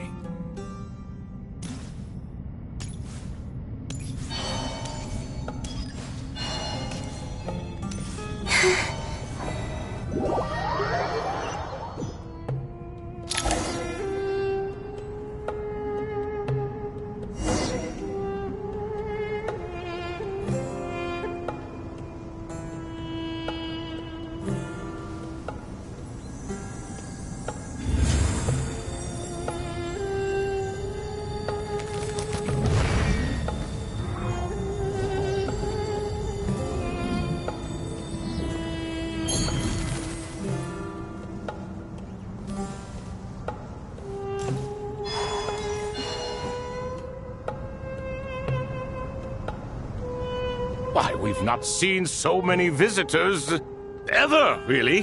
What is this place now, a tourist attraction? Closer inspection reveals many familiar faces. To what do we dusty old fellows owe the honor? Surely you're not just here to chat. You surmise correctly. We are here to carry out a rather enormous project. Ho, enormous, you say? How large, then? Larger than the gaping void in our lives? Why, you've even put a smile on Goatee and Crocco's faces. All this activity is making for quite the special day.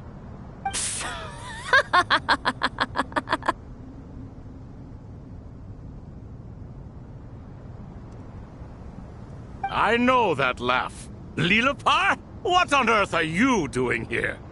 Oh, this is hilarious. Turns out good things really do come to those who wait. As long as you stay alive long enough. When did you three get locked up in here?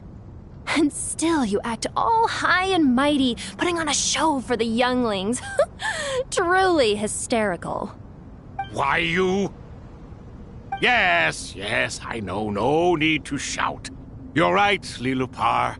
Goatee, Crocco, and I all have the same problem. But didn't King Deshret seal you away?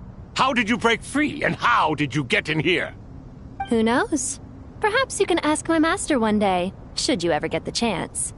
Behold, the executioners of old.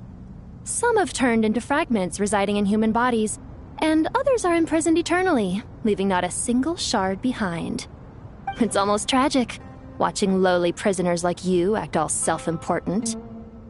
Curiosity gnaws at you, doesn't it?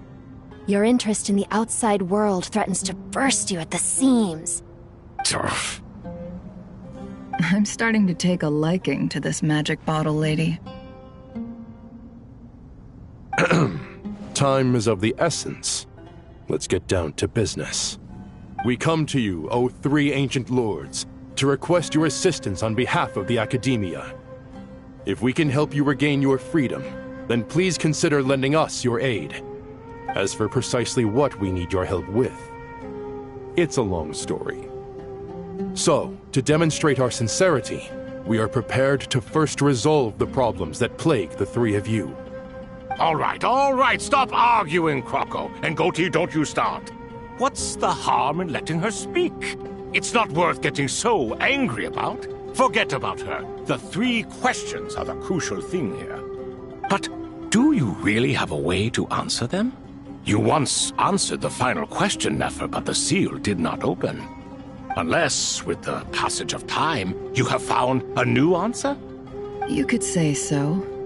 When you first asked me what determines truth and falsehood, my answer was a liar's soul. Liars are the best at seeing through the falsehoods of the world. But if you want them to tell you the truth, you have to reach their soul. I think that makes sense. I found it quite compelling myself, and I told Nefer so.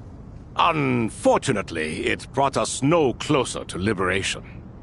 Well, that's simply because it was my answer, not the one King Deshret was looking for. Can you guess which answer Al-Ahmar wanted then? Time.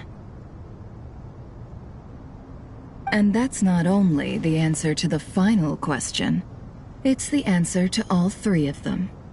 All things wax and wane with the passage of time. Love and hate eventually fade into nothing. Current affairs are always fraught with conflict and controversy. Only time can distinguish between right and wrong. You once described King Deshret as a proud man. I'd say that the prouder someone is, the more inclined they are to believe that only time is qualified to be their judge. Time. Well. Indeed. Perhaps in building Aru, our king was in fact attempting to reverse time, to bring love and hate, right and wrong, the rise and fall of all things back to their point of origin.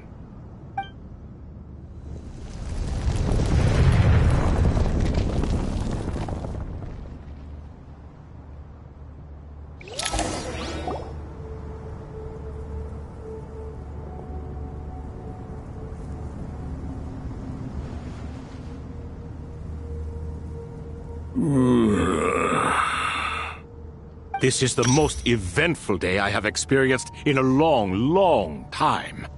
You have my sincere gratitude. Are those three of the 7 pillars? Turns out the statues were quite faithful to the source.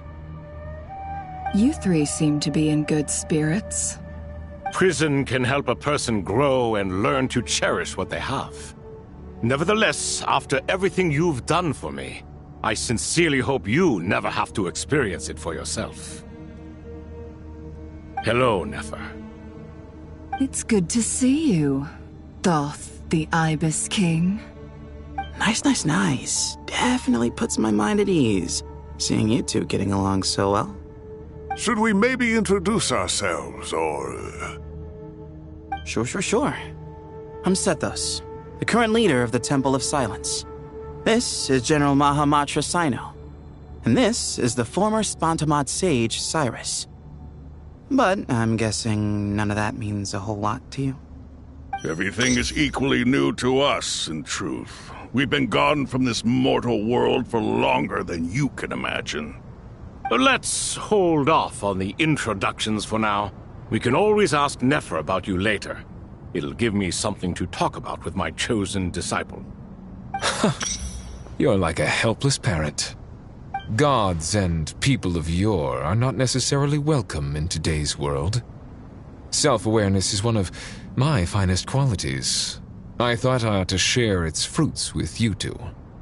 Is that so? Well, I think we'll take it in stride, just as we did with the Thresholds.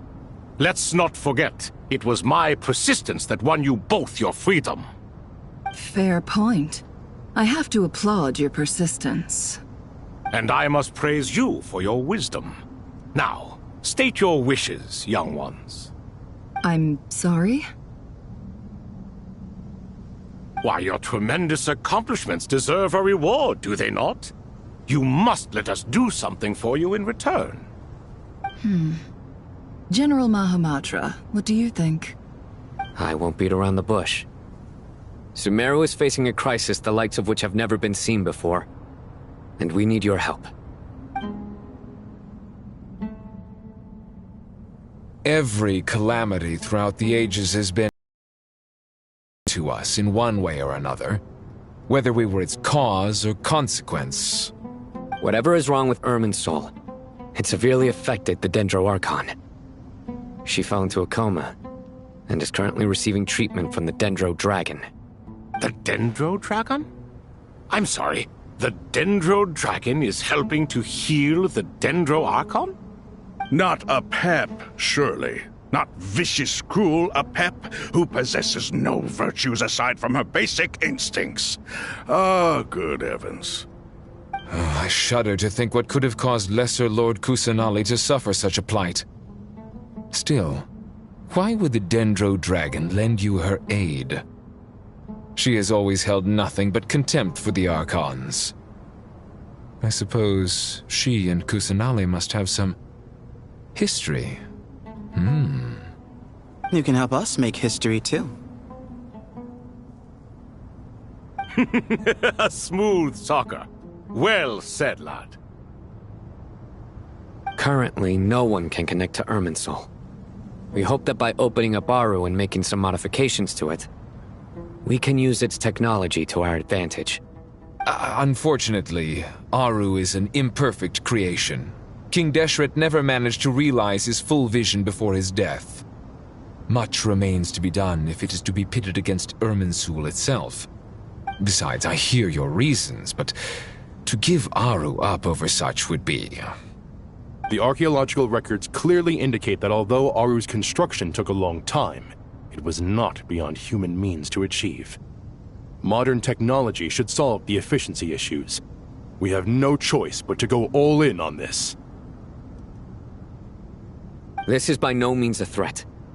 But the only reason we helped you escape from Aru was to gain the necessary leverage to negotiate with you. You asked us to state our wishes, and we have. Each one of us here needs your help, as do all the thousands of people living in Sumeru. They need you, and they need Aru. What do we think, my fellow old fogies? Shall we lend our support or not? Since you ask so nicely, naturally. Naturally what? Are you for or against? I simply mean we shall do what comes naturally. You claim that you wish to open Aru. Know you then that the golden slumber created by King Deshret is preserved within? We do. We understand the risks involved. In all likelihood, the mortal world will never again be able to replicate King Deshret's work. Never will there be another chance to come so close to creating a utopia. Knowing this, are you sure of your decision? We are sure. Before people can dream, they must first live. If your minds are made up, very well. We shall summon our erstwhile colleagues to discuss this further. Saint Shezepank, Saint Bennu, once you surrendered to silence and were buried with King Deshret. But now, we invoke the right to awaken you with our voices.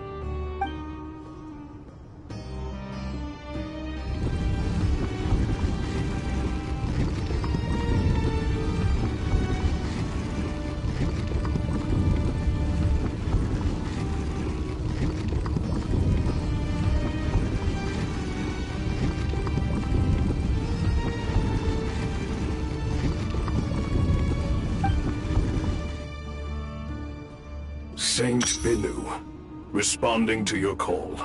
3 kings detected. Initiating autonomous will. Saint Shezbank, responding to your call. 3 kings detected. Initiating autonomous will. Ah, Lord Herreshoff. What a long time it has been. I trust you are keeping well. Then your trust in my well-being has long outlived your physical body. You have always opened with that same phrase, in life, death, and now even beyond. Al-Akhmar is long gone. What is the reason for this meeting? You're awake? Good. We are voting on whether to give the people of present-day Sumeru access to Aru and permit them to perform technological renovations. You have the right to support or oppose the motion. Aru is the pride of Al-Akhmar. Opening Aru requires the unanimous consent of the 7 pillars. I hope you have a convincing reason to present to us. Sumeru is currently in the midst of a major calamity. Let us not forget that while Al-Akhmar was a stern ruler, he was also a teacher of wisdom. A god without his people shall cease to exist, and King Deshret's greatest wish was to provide protection for his people. Let us then honor our God King's wishes as we consider our decision. I do not mean to mock these proceedings, but what is the point of a unanimous vote when we know that the last of the 7 pillars, the Dendro Dragon Apep, will never communicate with us? This will no doubt surprise your mechanical mind, and I have no intention of trying to persuade you it is true. But Apep is, in fact, healing the Dendro Archon as we speak. Huh? Can someone attest to this? Do we have any proof? I ask the 3 kings. Can any of you vouch for the truth of this claim? Naturally, the Ibis King, Thoth. What? It was Thoth's disciples who revealed the truth to us. We need not debate its veracity. Simply let Thoth bear accountability. That way the rest of us may have a clear conscience. Harishef, you diabolical fiend! I awakened our former colleagues for you, supported your opinion, and backed your decision.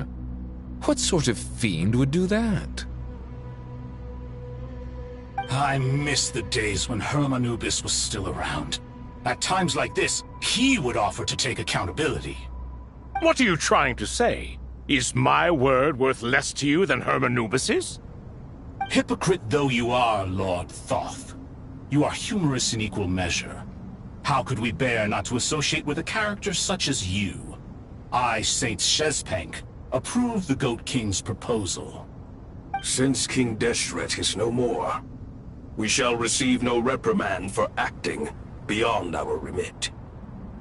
Nevertheless, I sincerely hope that those before us understand the significance of what they intend to do. Remember, the moment that Aru is liberated, the myriad souls residing within the Golden Slumber will return to the ley lines. And once the ley lines flow again, these souls shall in turn be received by Irminsul. To take this step is to bring the perfect afterlife created by our king to a permanent end. We understand that well, and we have decided to proceed regardless.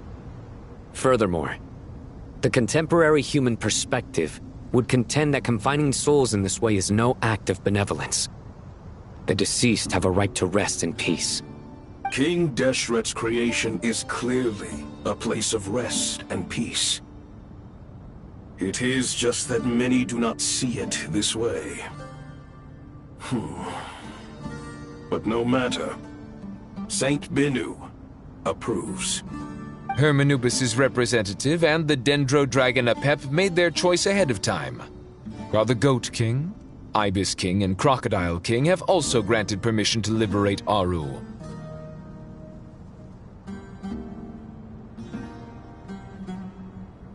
By the grace of His Majesty, guided by his wisdom and will, let the gates of Aru be reopened.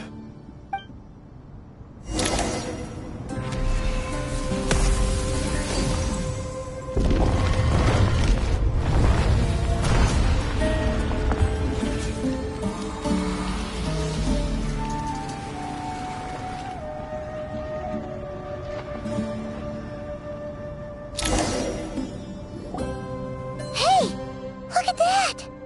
What's this? Are we under attack? No. Wait, it's...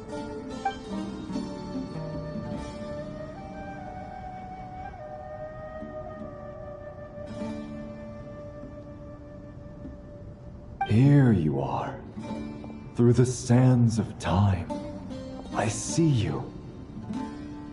Father. Father, is it really you? It's Jet's father, Jibriel! That's right! He entered the Golden Slumber, didn't he? I smell blood and sand on you. You've grown. Strong as a wild beast, and without shedding a tear. You have to leave, don't you? Please, just answer me this. What should I do for you? This meeting is a blessing from the gods. My soul, once imprisoned along with that of Samael, is finally free. I am truly grateful for the chance to see you again. That the dead should meet the living is itself a miracle. One brief, precious moment is enough. Enough to set my heart at ease.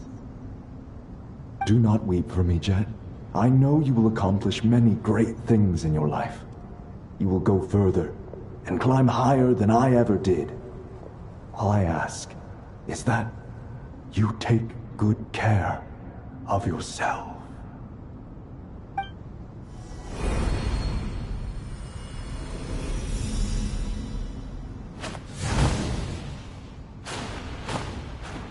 Father! Father! Father. Hey, Jet.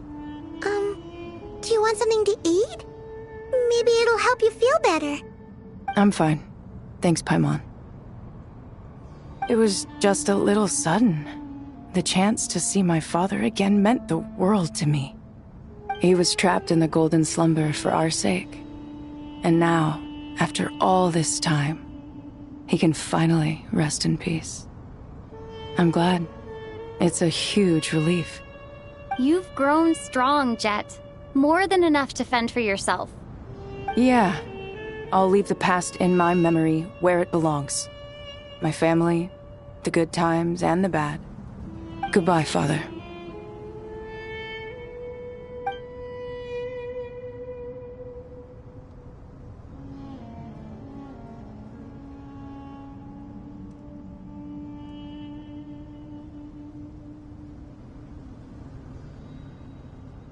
Ah, me, what a touching reunion that was. It seems we did a good deed today. We three retainers, once imprisoned for our iniquity, are surely the least qualified to judge whether this deed is good or bad. Either way, Aru is open. Now you have your opportunity, and with it, whatever trouble may ensue. Although Aru was created by a god, human craftsmanship was nevertheless required to build the gate that connects it to this world. Perhaps the relationship between gods and humanity follows a similar principle. As for your proposed renovations, we cannot determine which functions to keep or discard. Proceed as you see fit, but please entrust the task to your most accomplished scholars, or Bennu will be most displeased. It matters not. The Ibis King shall be accountable if any problems arise. Ibis, you chose to take on disciples, and so it follows that you must accept the risks of associating with humans. If I'd known you'd be like this, I would have locked all of you away in Aru, never to leave again for all eternity.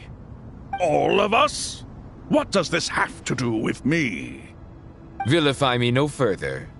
Scholars, since you have liberated Aru, allow me to present you with a gift. Using Aru's power, we shall install a defense mechanism at our king's mausoleum.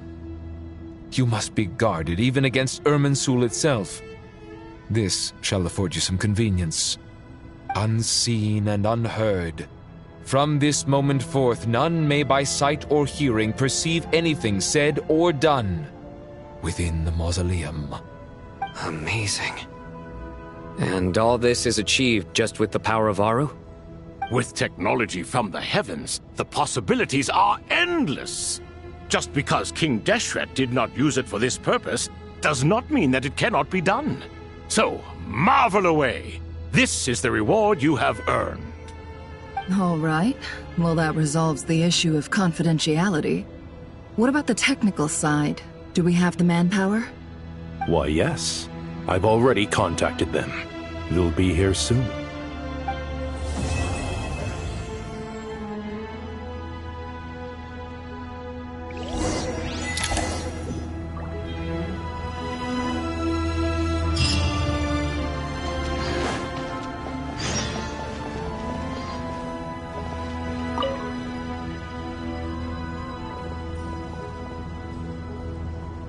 You must be the ones tasked by the Academia with renovating Aru? That's right. Good afternoon. I'm Kaveh, and these two are Termezi and Naisaburi. Hey, I'll hate them! Come and introduce yourself! We've met before. This is Thoth, the Ibis King, and everyone knows these two. Afternoon, gentlemen. I've only ever seen these two in murals! Ah, the paintings in the temple. They show us chatting, playing cards, playing chess. Precisely the activities we most enjoy, funnily enough. No, only you enjoy playing chess. We were just humoring you. I wouldn't go that far. Back to the matter at hand. A preliminary assessment by the Academia indicates that this project requires expertise in various disciplines, including the deciphering of ancient texts, mechanical engineering, the restoration of ancient ruins, and elemental theory. The most capable minds in their respective fields are here before you. If there are no objections, we'd like to begin our work. The artisans who built Aru for Al-Ahmar gave their very lives to create this splendid work. Follow their example by giving your utmost devotion to this project. I didn't know that. We'll do our best, of course, but we certainly won't be sacrificing our lives. Such brazen words. Humans these days are a far cry from their ancestors. What little respect you show for King Deshret. No, that's not what he meant. Please, don't mind him. He shares your sentiments, just not your, penchant for hyperbole. Assuming that's what you were going for? I just think it's important to manage expectations. Forgive my lack of courtesy, but we simply can't sacrifice our lives to the gods on completion of the project like people in the legends of old. Here's a first draft of the project proposal for your perusal. Please let us know if you have any requests. Normally, I'd have made it look a lot more visually appealing, but we were really pressed for time on this occasion. I hope you'll forgive me if it's a little rough around the edges. Naturally. If my fellow ministers deem this meager display of respect sufficient, I suppose I can consider agreeing to their proposal. Why are you so preoccupied with the ostentatious displays of respect to Al-Ahmar? We should be trying to make things easy for them. You never know. We might have to rely on these young people to look after us in our old age. Exactly. This is Aru's mainframe. Be reminded to use it with great caution. We certainly will. Thank you for your assistance. You may attempt to lay out punishments. Components of Aru can only be operated by humans. King Deshret always believed in humanity. Still, the reason that Aru's modules are designed that way is not so much because he trusted them, but more because he was wary of you. Is that true? No wonder human artisans helped to build Aru then. He actually required human assistance to create his greatest work. Naturally. Have you noticed that the Goat King keeps giving superficial responses? It's like he's just going through the motions and leaving the real debate to his colleagues. He understands the art of perfunctory speech. That's what earned him his position as the Minister of Ministers. It seems the rumors about King Deshret being a poor judge of character are baseless after all. Excuse me for being blunt, but it sounds suspiciously like you're putting yourself on a pedestal and mocking me. You're mistaken. And while there's nothing strictly wrong with making every conversation about yourself, it's not exactly a positive tendency either. You? Whatever. I knew it'd be like this working with you. All right, let me past. I need to look at this console. It's your job to activate it after all. Let's begin. Everyone, please proceed with the external checks and preparations as per the procedures outlined in the engineering plan.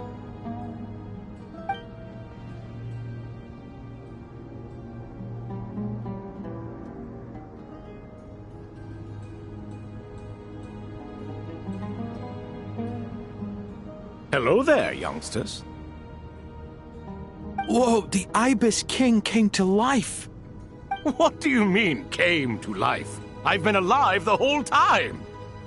You did say we could start our research, right? Are you having second thoughts now? I've reviewed the proposal. The work you're planning to carry out on this grand device is ambitious in its scope. You have ample confidence in your abilities, I take it? I wouldn't say I'm feeling hugely confident, but given how bad things are, I'd rather at least try something than sit around waiting to die. You are the top scholars of your day. I trust you are aware that there are countless links between Aru and the Akasha? Aru and the Akasha? But... I thought the Akasha was the Academia's greatest technological accomplishment, created years ago by the Dendro Archon to help her people access knowledge. And you too? Do you not know either? You've read the instruction manual, right? You tell them. An instruction manual? The Akasha has an instruction manual? The Dendro Archon is a kind and thoughtful god indeed. It used to sit on a shelf in the corner at the House of Dana. Not the most popular read. If the manual is to be believed, Aru was in fact the original inspiration for the Akasha system. What? But there are so few records about Aru anywhere. And practically none of these scientific expeditions into the desert had anything to do with it. Ah, but this is something you could not possibly have known. You may have heard many stories about the desert, but what is the most important aspect of history? Consider this a quiz. Anyone from Vahumana present? I'm from Vahumana. It's, well, veracity. Precisely. And a large part of veracity is the chronological order in which events occur. I may as well tell you. In the beginning, Nabu Malikata, the goddess of flowers, descended upon Sumeru. The glory of the heaven was within her.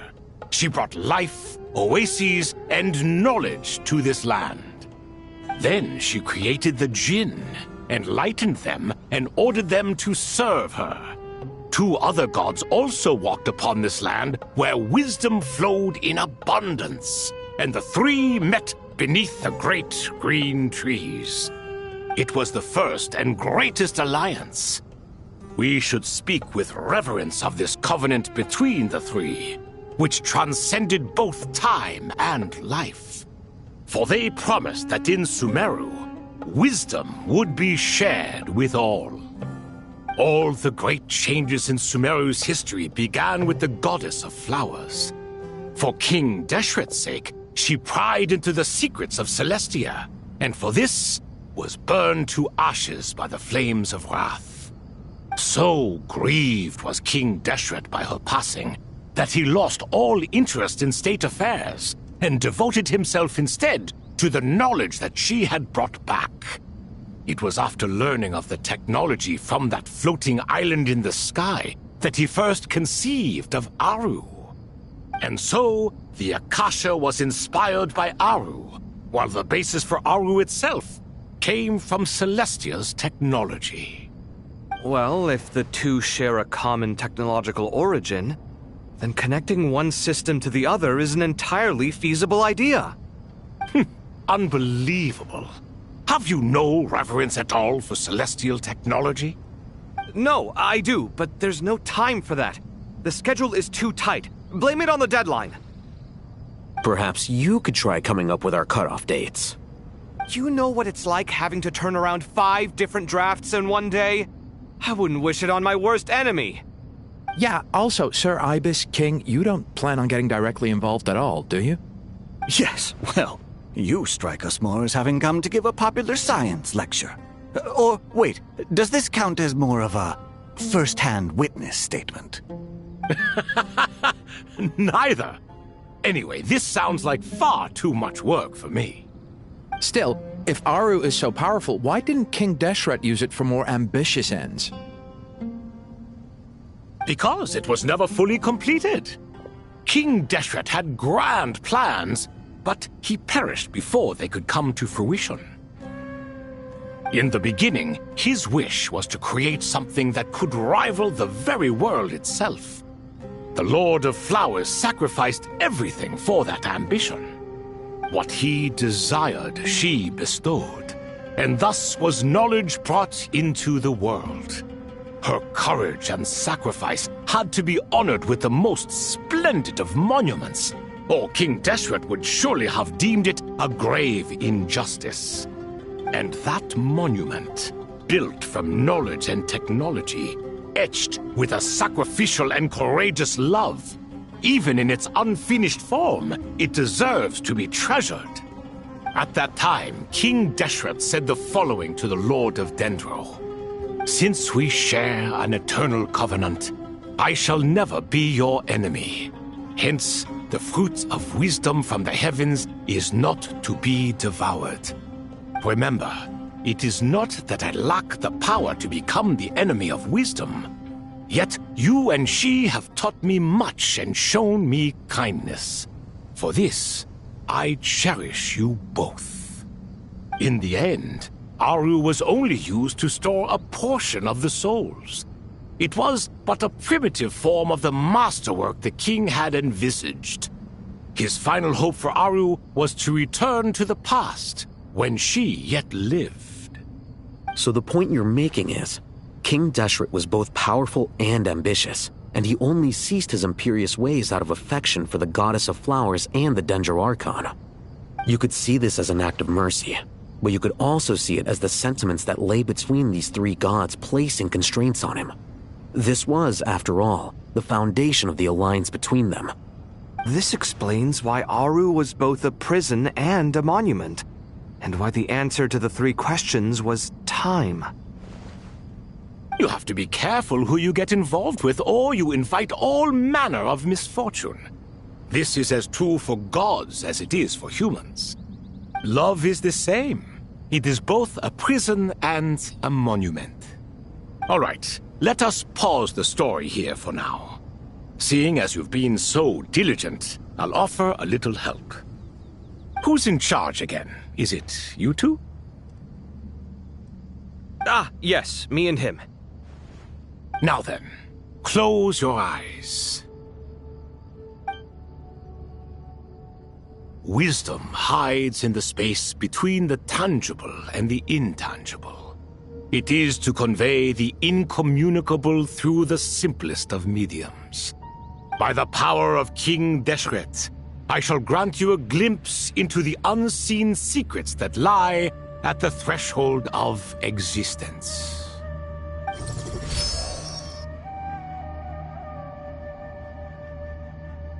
Where did this come from?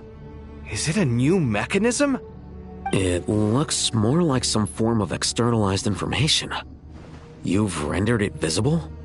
Just as the Akasha allows you to access a greater range of knowledge, the power of our king permits one to perceive ingenuities that do not belong to this world.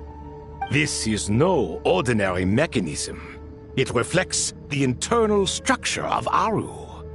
Whether you choose to increase or decrease, keep or discard. Come, use these to achieve the outcome you desire. Looks mechanical to me. Better let me handle it, just in case. But wait, How do I get up there? Turn around. So that's where the elevator is.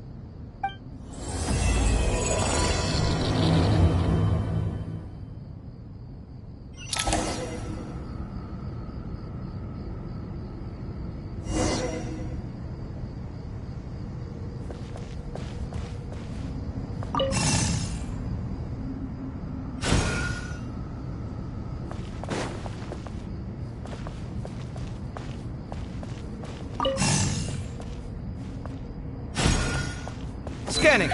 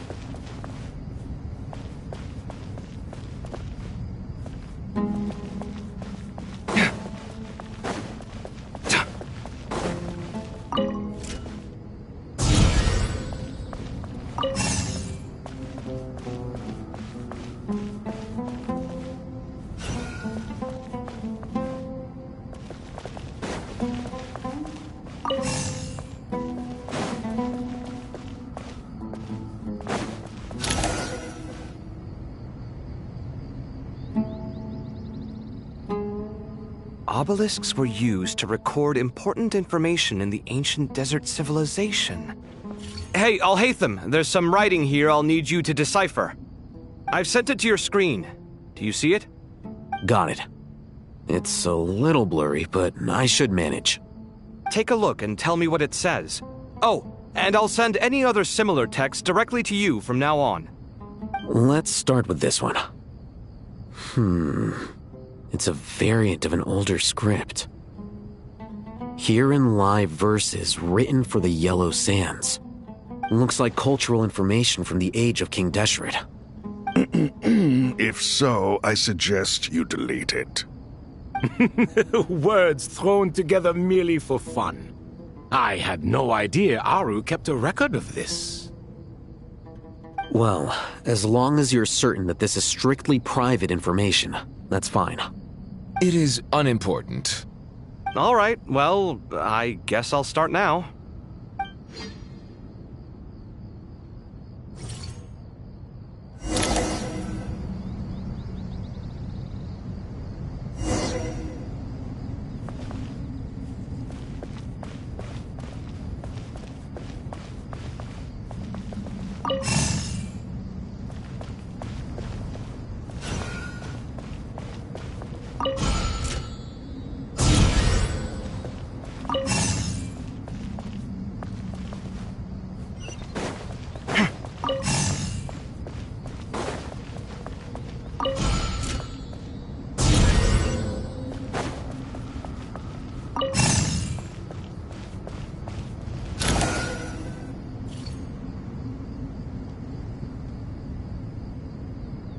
Found some more. Sending them over to you now.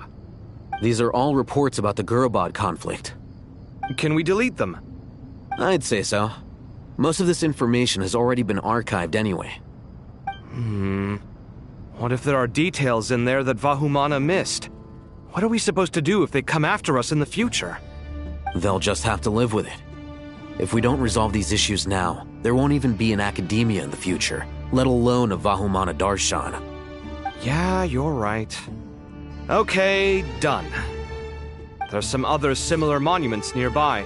I'll check them out.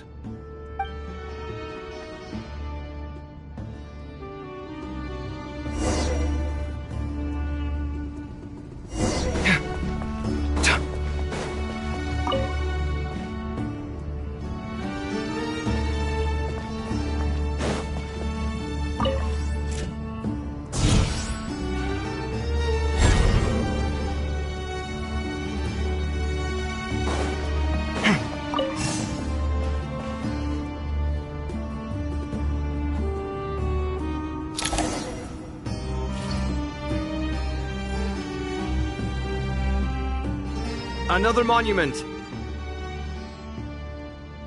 Hold on.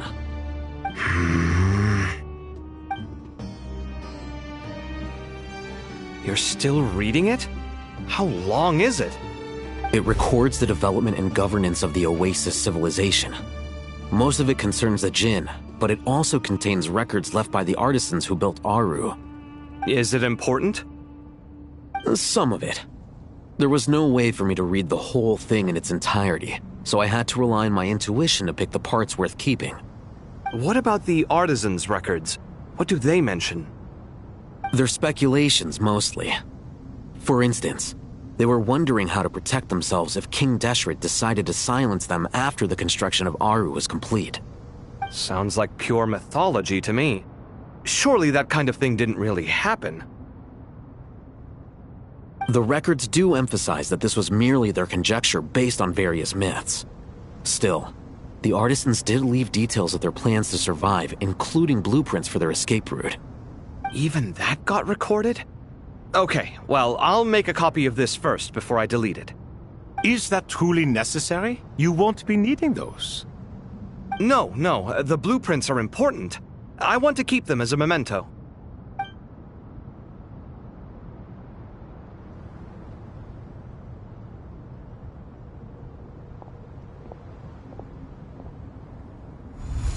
I think that should just about do it. It meets the requirements of the contingency plans, so we should be good. I gotta say, it's the strangest feeling, this cross between reality and the intangible. It's like drifting between life and death, or in and out of a dream, using my own hands to manipulate illusions that are forever out of reach. Chasing dreams in the most literal sense. Definitely a novel experience. What happens if my spirit just floats away? That won't happen. Anyway, I wouldn't celebrate just yet if I were you.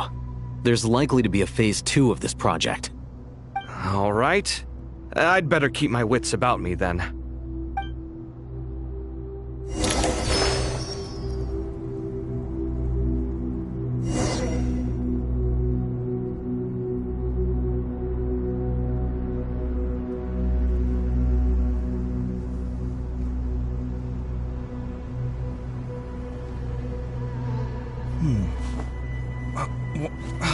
Where's my key?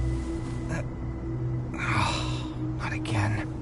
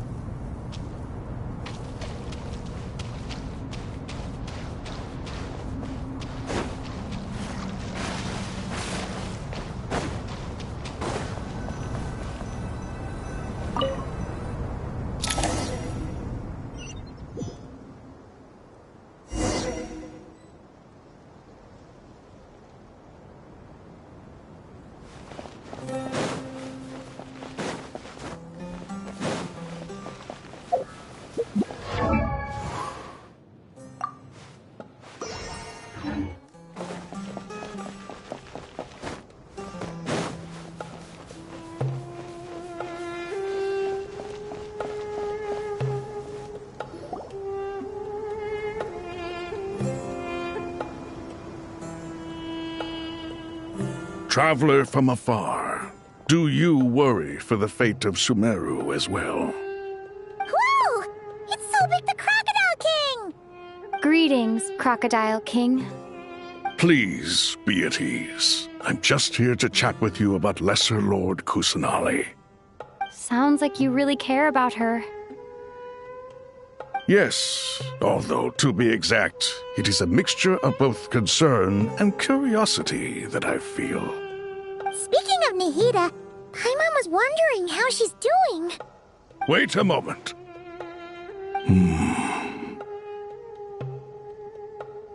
What is it? I tried calling out to Apep, but there was no response. This can only mean that she is focusing all her energy on taking care of Lesser Lord Kusanali. All the gods who served King Deshret seemed super surprised to hear that Apep agreed to help Nahida. Guessing she made a bad impression on you or something. Are you aware of the history between her and our king? The story begins a long time ago. Al-Ahmar was always a wishful thinker where the Dendro dragon was concerned. Without consulting her, he decided to list her among the 7 pillars and declared his own power to be far superior to hers. That was when our king was at the height of his power. Ibis Goti and I were no match for him, and so we chose to submit and serve as his ministers. But not Apep. No, she never thought much of him. To Apep, Al-Ahmar's pride and sense of superiority were nothing but ignorance and hubris. In fact, they fought numerous times, but usually the battle ended in a draw. In the end, King Deshret coveted the power of Celestia, only to end up corrupted by knowledge. His final act was to trick the dragon into swallowing him whole, leaving her to bear the torment of his sins. The Dendro dragon stands for the glory of a bygone era.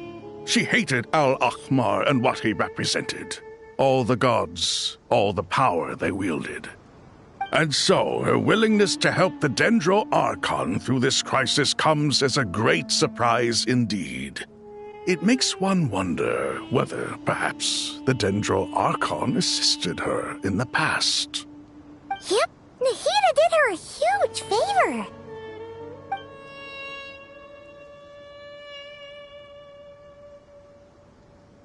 So Lesser Lord Kusanali put an end to the Dendro Dragon's many long years of torment.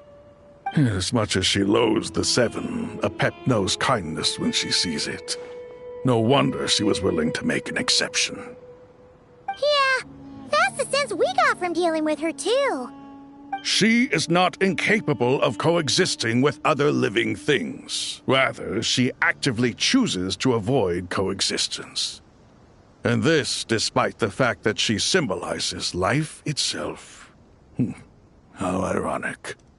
All of this being said, I wouldn't expect too much from her if I were you. Nothing will change her hatred towards humanity and gods.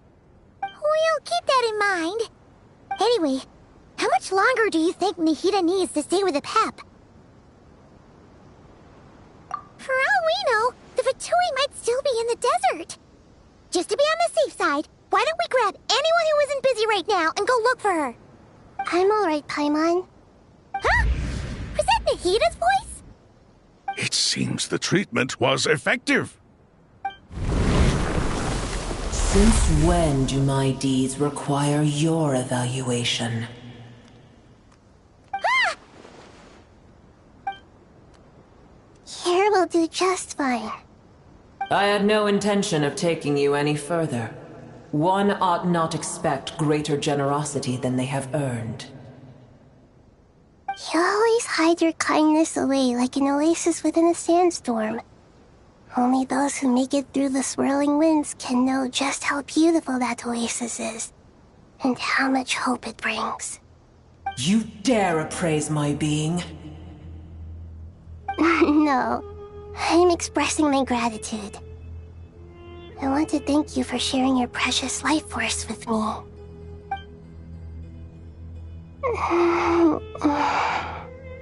Awake already? You are more resilient than I thought.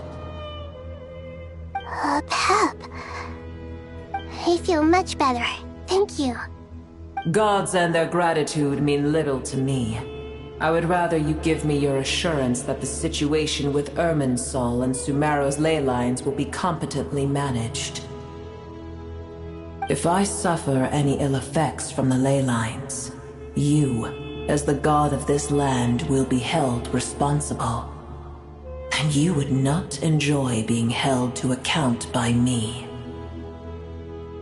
understand what you require. But I would assume this task even if you did not demand it. Sumeru is my responsibility. I must resume my duties as soon as possible. A farcical notion. God of Sumeru, I hope you realize how unextraordinary your strength is. And yet, maybe it is precisely what defines me.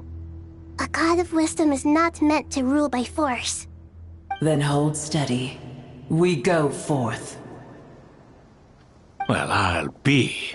Is that a pep? Do my eyes deceive me? Of all places, the Dendro Dragon has decided to visit the mausoleum of King Deshret? I see that after all this time, El Ahmar's menagerie of ministers remain as vile as ever. It's a pleasure, Dendro Dragon.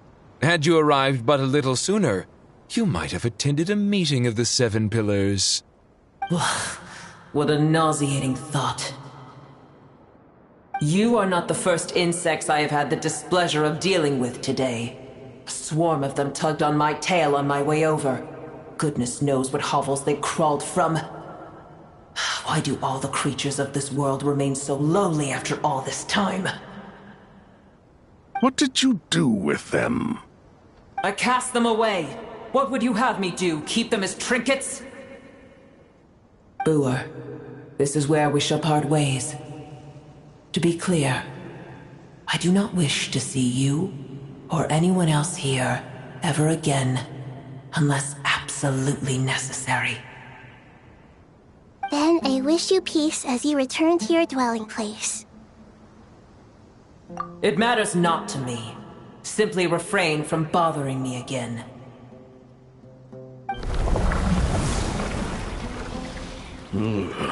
A force to be reckoned with. At times like this, I feel glad that she has no interest in any of this. Hold on, just hold on, okay? We're almost there. We made it. Huh? Wait, that voice! It's... Uh-oh, I'm gonna fall!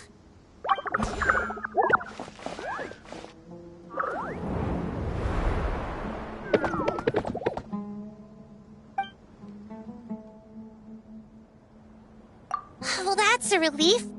A pair of safe hands indeed. The Dendro Archon's familiars. They are the last thing I expected to see here. Huh? Wait, what are the Aranara doing here? Don't you guys hate the desert? Obviously I was worried about the Dendro Archon. I've been supporting them with my Pari powers the whole way here. Oh, they seem pretty nervous. Is it because there are too many people around? Not just people. It's all these non-human beings, too. It's hard on them. I can't believe you made such a long and dangerous journey just for my sake. I appreciate your support so much. Thank you all. I'll have to ask everyone to wait while I help our new arrival settle in. Once I'm done, I'll gather everyone to discuss our next steps. Traveler, Paimon, shall we find a place for our friends to stay? Awesome! Let's go! Well, first I have some questions.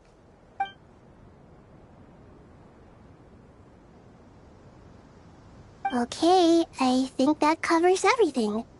Thank you. We can get going now.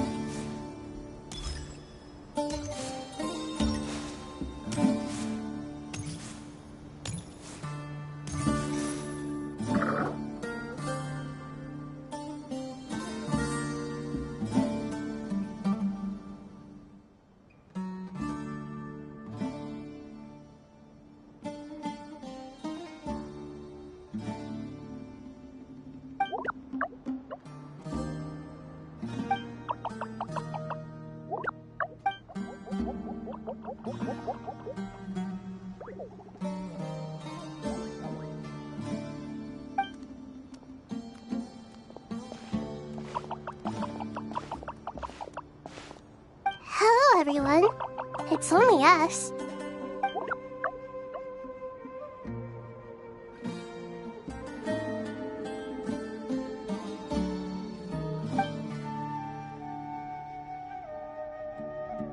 It must be very tough for you coming all the way out here, especially since you don't like the Voluka.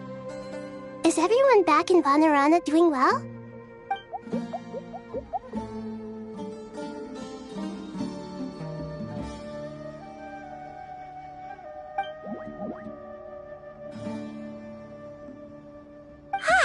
Everyone's here. Good. Are you okay? You look like you were about to pass out back there. Then you're forgetting who I am. Don't underestimate me.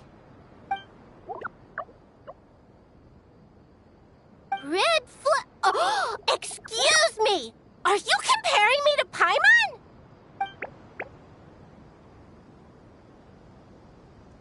I suppose everyone is gathered here because of me. As we can see, the situation is critical, and everyone is very busy with their various tasks, so...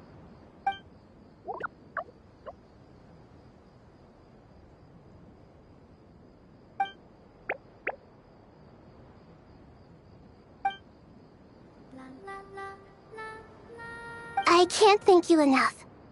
Right now, we're focused on restructuring Aru, processing excess information, and helping restore everyone's confidence. I'm sure you'll find it all very straightforward. I can help too. Just let me know where I'm needed.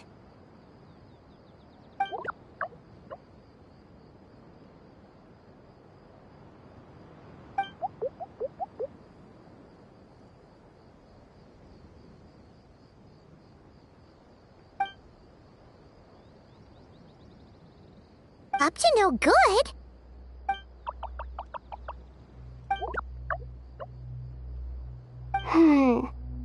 That definitely sounds suspicious.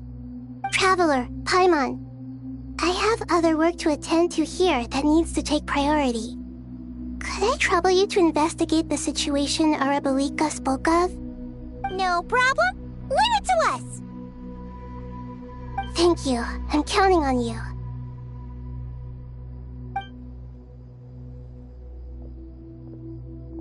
There's one other thing. If you are to work alongside the people of Sumeru, you will need to make yourselves visible to them. Is that acceptable to everyone?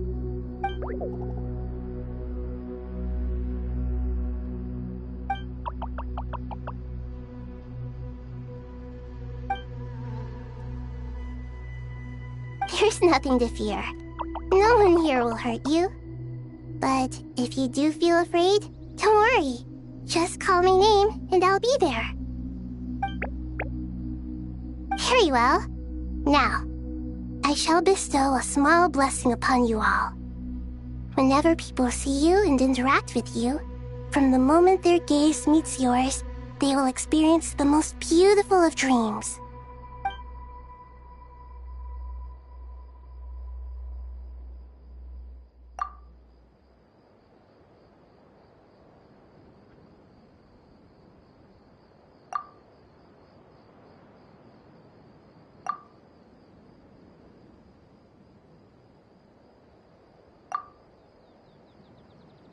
Do not fear. We will face it together. This too shall pass.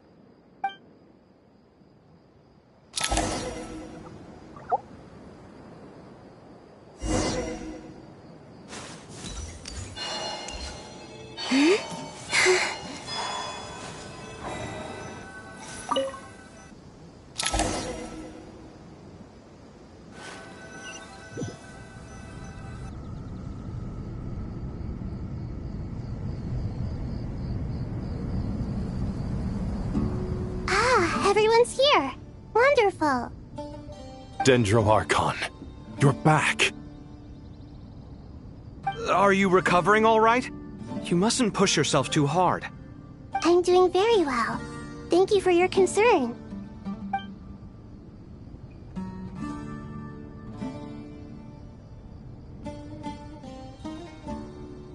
I see. Using the power of Aru to reboot the Akasha and gain access to Ermin's soul. It's a sound plan, although... I regret to be the bearer of bad news, but with the state that Ermin's soul is currently in, it's impossible to access via traditional means. Even the Akasha won't change that. Alas, we had feared this may be the case. And what about non-traditional means? Non-traditional means? Are you saying... Desperate times call for new measures.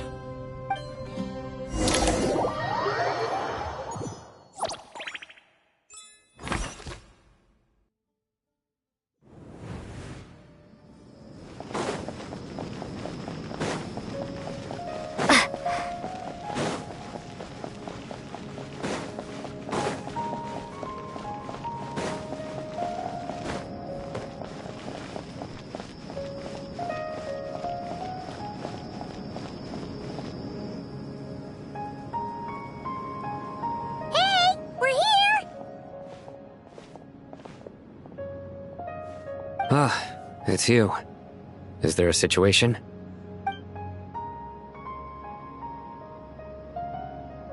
The Aranara have good intuition when it comes to people. In other words, there may well be a traitor among us. Given everything that's going on, I'd be more surprised if there wasn't. Miss Nefer, as a professional intelligence broker, I trust you have a solution? Not one that I'm willing to volunteer. What's in it for me? Let's say I'll treat this as a pilot project aimed at expanding your intelligence operations. Whatever business you're in, an avenue to demonstrate your abilities could never hurt. I like the sound of that. Glad we're on the same page. Given that you rarely set foot in Sumeru, practically no one at Caravan Rebot knows who you are. I take it you've read the files on everyone in the area? Yes.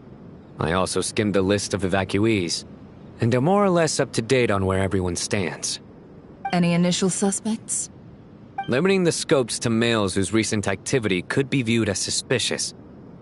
I've identified 3 names. The Aranara saw 2 people talking, but currently we only have 1 suspect. The other person was probably just a messenger, and in all likelihood has already left Caravan Rebot. Everyone is heading for the desert per the evacuation order. Anyone willing to turn back at this stage is almost certainly with the Fatui. There's no way it was a spur-of-the-moment decision to act at a time like this. This spy must have been planted long ago. We need to smoke him out from wherever he's hiding. Sounds like you have the beginnings of a plan.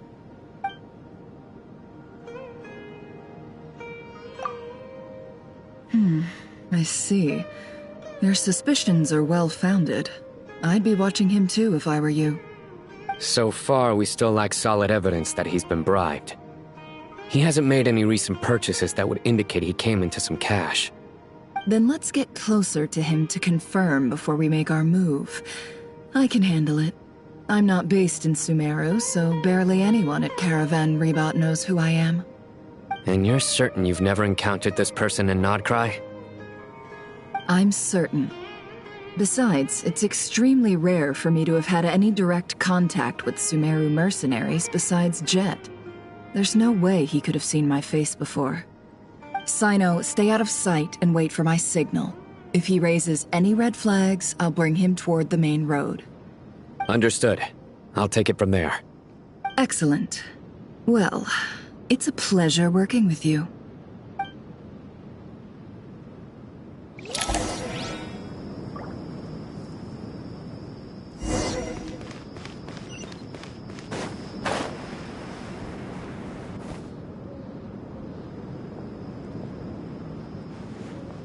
Darker skin, scars, frequents the desert and has ample combat experience. Nothing unusual about how he dresses or acts. What's that he's looking at? A coin. Interesting. Could that be how his contact paid him? Conveniently discreet for someone trying to hide any unexplained income. and yet it could be highly valuable. Sorry to bother you. Has everyone here already left? I don't suppose you happen to see a lady wearing a hat? Ma'am, what are you doing in Caravan Rebat all by yourself? The main group evacuated some time ago. Didn't you pass them on the road? My friend and I lost some of our cargo along the way. I didn't want to miss out on potential business, so I told her to go on ahead and meet the client while I retraced our steps. I didn't think it would be so late by the time I found it.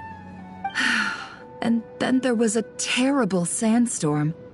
I guess I must have taken a wrong turn, because I didn't see any large groups on my way here. Forgive me for asking, but just to be on the safe side, could you describe this friend of yours? Sure. She has blonde hair. You'd seen her. Yes, I think that does ring a bell. Ah, my apologies. During this exceptional time, the Core of 30 are under orders to be extra cautious when dealing with unknown people, whoever they might. Understand. Well, sir, is there anything else you need to know? If not, I'd better try and catch up with them. Hey, wait! They left a good while ago now. You'll never catch up with them on your own. Why don't I give you a ride? I'm here to collect the last few people anyway. We have plenty of carts, so one more won't be a problem. That would be amazing. Traveling with a group will be much safer.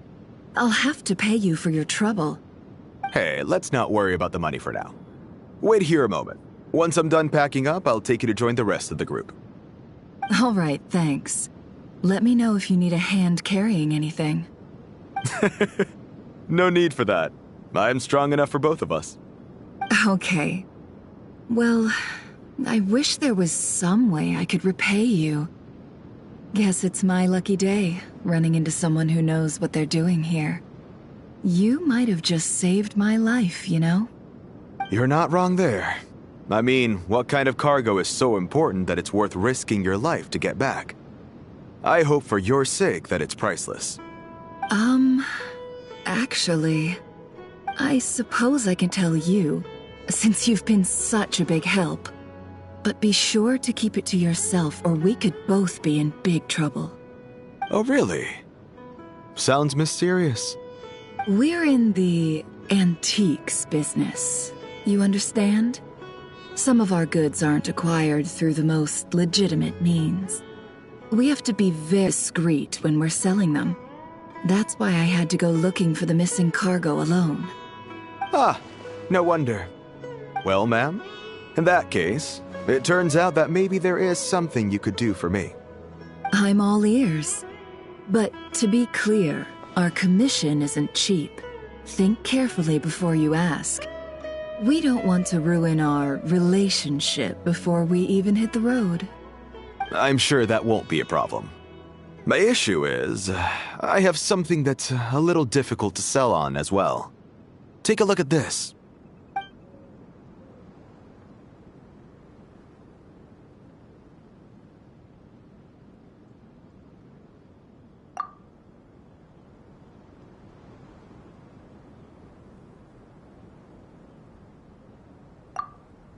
Pure gold. That's quite something. How'd you come across it? Dig it out of some ancient tomb? If you look hard enough, there are many treasures to be found in the mausoleum of King Deshret. It has no distinct Snezhnayan markings. That'll be why he's going with that story.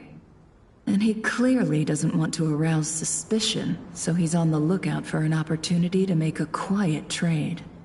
Surely you have an existing business partner. Won't they take it off your hands? I hope I won't be attracting the wrath of my competitors by helping you sell this. The shop I used to work with is having cash flow issues at the moment after losing some money. I'm under enough pressure as it is without having to deal with them. On the off chance anything went wrong, I'd never get my money back. I understand. Gold is the last thing that traders with cash flow problems want to see.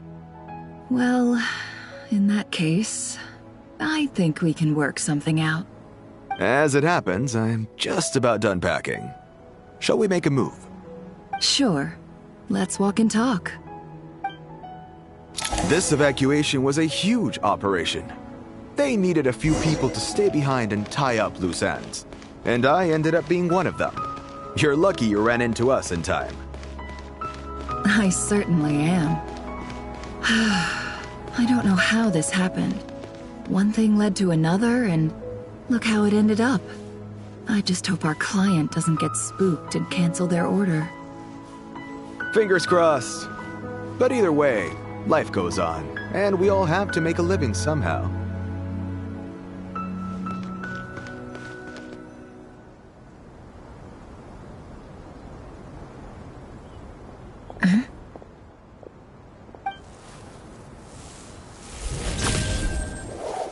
Hands where I can see them.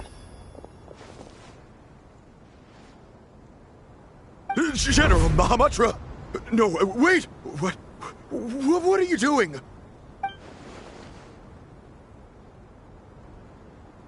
This is the coin? Good. Sadly, you won't have the chance to spend it. Nicely done. Looks like Sumeru's Matra are a well-oiled machine nowadays. Unmarked gold coins are quite difficult to trace. Thanks to you, we have secured the evidence. Here's what's gonna happen.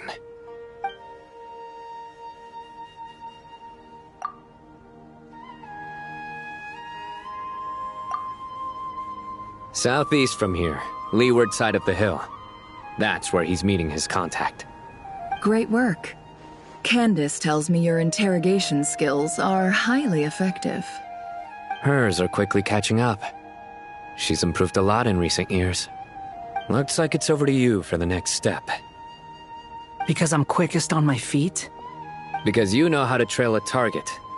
Plus, it'll be easier to monitor their activity from the air. Fine. I'll be quick. One more thing. The Traveler just brought a message from the Dendro Archon. Once you're done with this, we're to meet up at the mausoleum of King Deshret. Got it. Will do. Are you sure you'll be okay on your own? Gee, I don't know. Maybe you should come with me. Okay. Then Paimon's coming with you. Really? You do know this is a stealth operation, right? Meaning, you have to be quiet? Paimon? Are you sure about this? Well, Paimon at least wants to give it a shot. Like everyone says, if you never try, you'll never know. Besides, being the best guide in Tibet has to count for something. This should be a piece of cake. Fine. Join me if you want. But be warned. If anything goes wrong, I'll have to gag you and shove you into a bush. No need! Paimon will be super careful. Promise! Good. Then what are we waiting for? Let's go. Coming! Coming!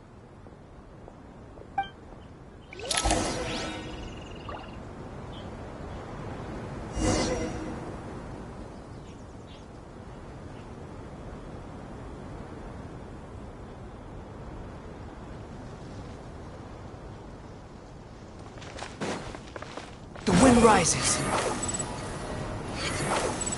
Upon the gale.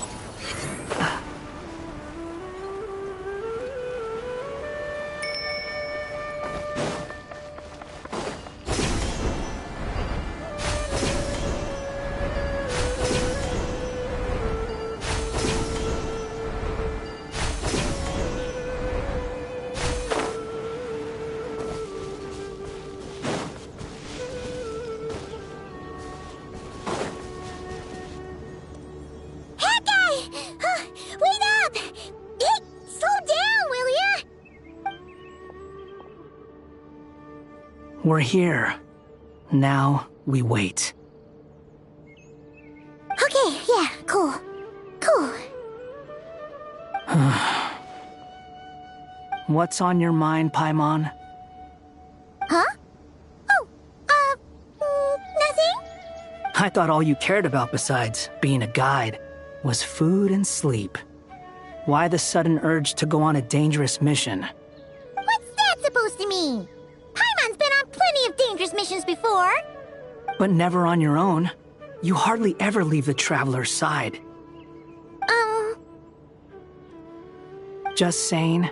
I'm kind of at loose ends right now. So if you did want to share, I suppose I'd have to listen. If not, suit yourself.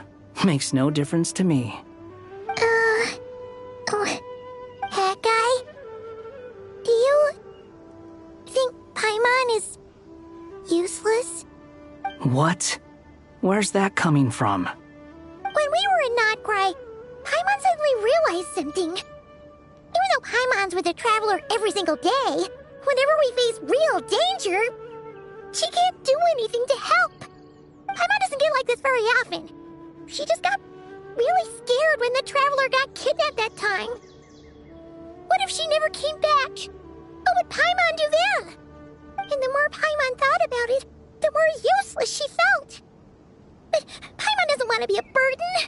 Paimon wants to be a friend who's actually useful. Does that make any sense? You know, that feeling of just being completely useless and... Oh. Paimon probably sounds so ridiculous right now. You asked the right person. Boy, do I know that feeling.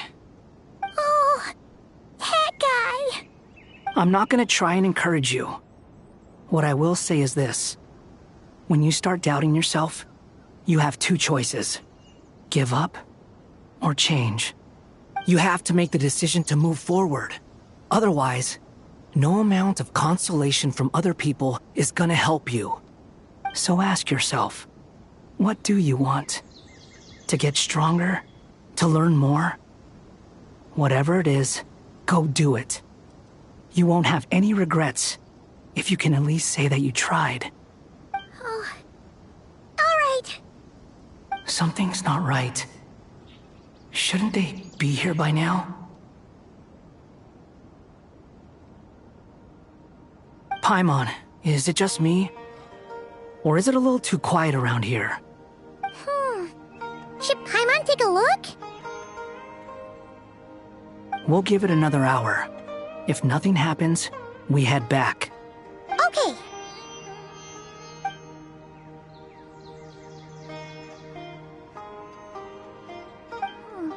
How strange. We've been here for ages. Where the heck are they? Have we been stood up? What is it? Did you think of something? Something feels off about this whole situation, but I can't quite explain why. We know for sure that the guy Sino caught had something set up, yet somehow his contact is a no-show. So, either the handler got caught, or, more likely, they decided to cut our guy loose. But how would they know to do that? Wouldn't they at least send someone here to check things out? That's the problem. They couldn't possibly know what's happening here. Unless...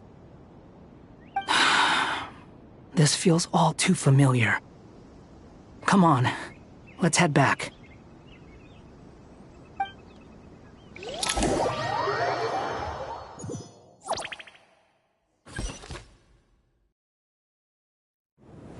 Even though this isn't a formal meeting, I'd still like to start by saying how grateful I am to each and every one of you. Thank you all for coming here and standing by our side. Shesibank and Bennu are currently assisting the scholars with the maintenance of Aru. Please forgive their absence. As for Hermanubis, may he rest in peace. We remember him with great fondness. There have been times when I imagined what it might be like to meet you all. Now that it's really happening, I feel quite emotional. Time has taken many things away, but that which remains is all the more resilient. I must say, there is one thing that rather surprises me. You appear to be in good spirits, Lesser Lord Kusadali. But even so, I can sense that the life force given to you by the Dendral Dragon has far from fully resolved the problem of your vitality. Oh no! So even a Pep's power didn't work? Don't worry, Paimon. It worked very well indeed. The issue is how closely I'm tied to Irminsul. Until the problem with Vid is resolved, there is no way I can fully recover. Sumeru has undergone tremendous changes during her absence. When gods pass away, inevitably, people's faith in them grows weaker. You must have sensed it already. Your power is not what it once was. Regrettably, this is true. I too have grown weaker due to the effects of Irminsul. Right now, we're all in quite a sorry state. Then what do you suggest? We take all the help we can get. Sumeru is our shared home. You and I, gods and humans alike. We must unite all our strength in this moment. Though Al-Ahmar is no longer with us, the alliance between the three gods remains in force. Regardless, as subjects of our king, we have a responsibility to support Sumeru through this catastrophe. Not to mention that it was the people of Sumeru who released us from this prison of Aru. Times have changed, and the people of today possess greater wisdom than those of the past. You really know how to give a rousing speech, Goti. Now then, let us learn more about your plan. The brightest minds of the Sumeru Academia are busy opening and renovating Aru. They claim it has something to do with Irminsul? Correct. Irminsul has existed in Teyvat since the very beginning. But during the Age of the Dragons, it did not possess the significance it holds today. After the heavenly principles arrived, the power of the Light Realm was divided into elemental energy, and Irminsul was refashioned as a device that records and preserves all information. Since then, everything in this world has been inextricably linked to it. As the Dendral Archon, I have a duty to protect Irminsul. To Sumeru, it is both a national treasure and undeniably a major threat. Teyvat has seen many upheavals in the last few years. The most recent of these was a major crisis in Notcry, which forced Sumeru to be even more vigilant than usual. I made sure to monitor all the pathways through which an outsider could potentially transmit themselves into Irminsul. But despite my efforts, a major problem still arose within. I still believe that someone has actively invaded Irminsul. But rather than taking any of the pathways I referred to, the intruder chose instead to utilize the most direct route. And the only one that cannot be protected against. By entering Irminsul through death. I see what you mean. You cannot simply stop all deceased souls from returning to the ley lines because of a potential invasion that could occur at any time. That's right. As important as it is to guard against external threats, I couldn't allow myself to stop the souls of the departed from finding peace. Please, understand how difficult this predicament was for the Dendro Archon. Defense has never been an easy task. After Irminsul was invaded, my authority was quickly restricted. Soon after that, the tree began denying access to any connections. I'm sure you feel responsible, but you are not to blame. No one can predict every possible disaster. There will always be trials and tribulations for the world to endure. But the people of Sumeru should not have to endure this. We must find a way to break through the lockdown and connect to Irminsul. And this is why you need Aru. Yes. The only thing in Sumeru capable of rivaling Irminsul in terms of overall function and performance is Al-Ahmar's legacy, Aru.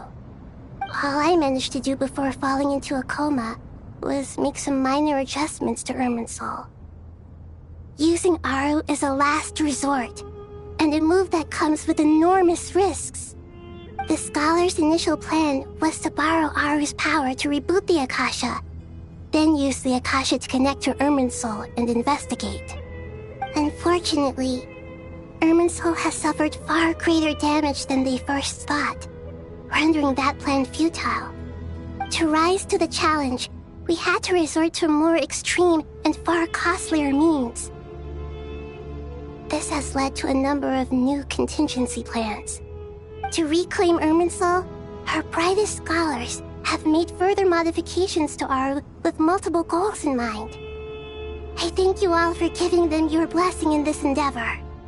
Human wisdom has clearly improved over the millennia. You have not only our support, but that of the Jinn, the Aranara, and the Pari.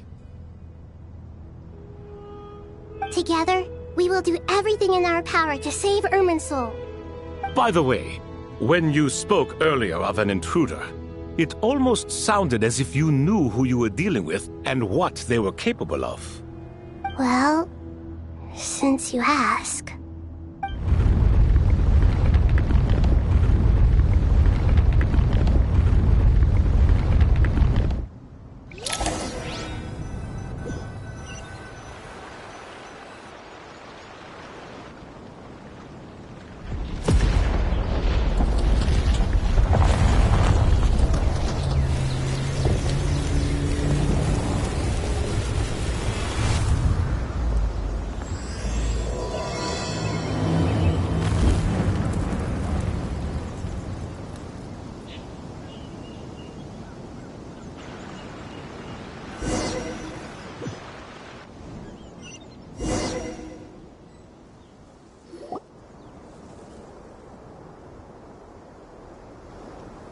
Master Tainari!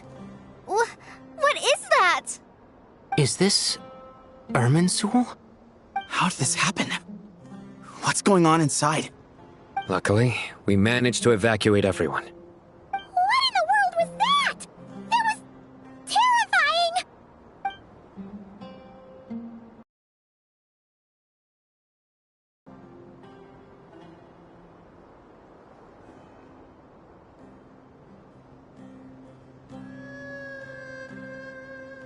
Oh my. I understand now, Dendro. Indeed. Not once over the millennia has Irminsul been so terribly afflicted as this. Please continue, Dendro Archon. Irminsul's root system is what comprises the ley lines. In the past, it has always been hidden away, going unseen by the general populace. But now, an evil intruder is making it reveal itself. It has become a tree of unbridled greed. A clear sign that a deranged experiment has advanced to a new stage. Blasphemy. From where I stand, an experiment in the name of blasphemy sounds rather improper. But if we are to honor Dottores' will, this is what we must do. The birth of this tree proves to me beyond doubt that this incident is connected to him. But to explain the situation in full, there is someone I need to tell you about.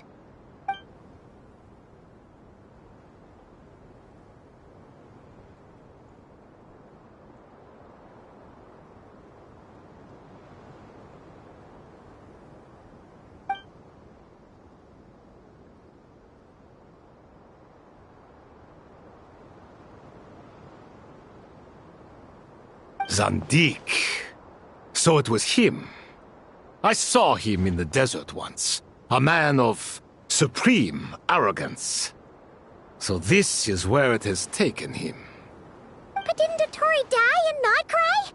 How is he still able to do all this? He must still have loyal followers amongst the Fatui.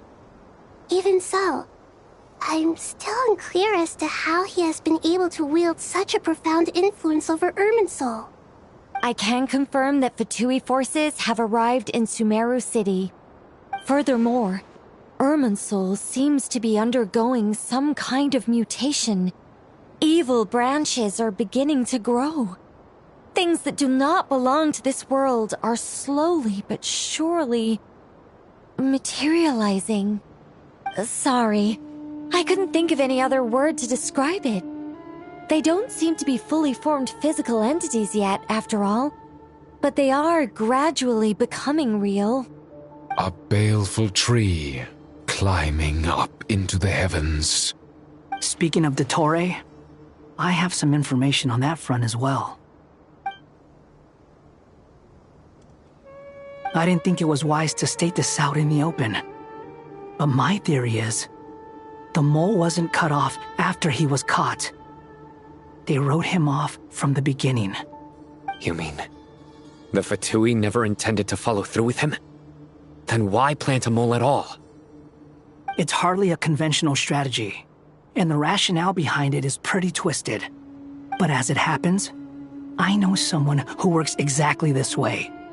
And when it comes down to it, his goals are very simple.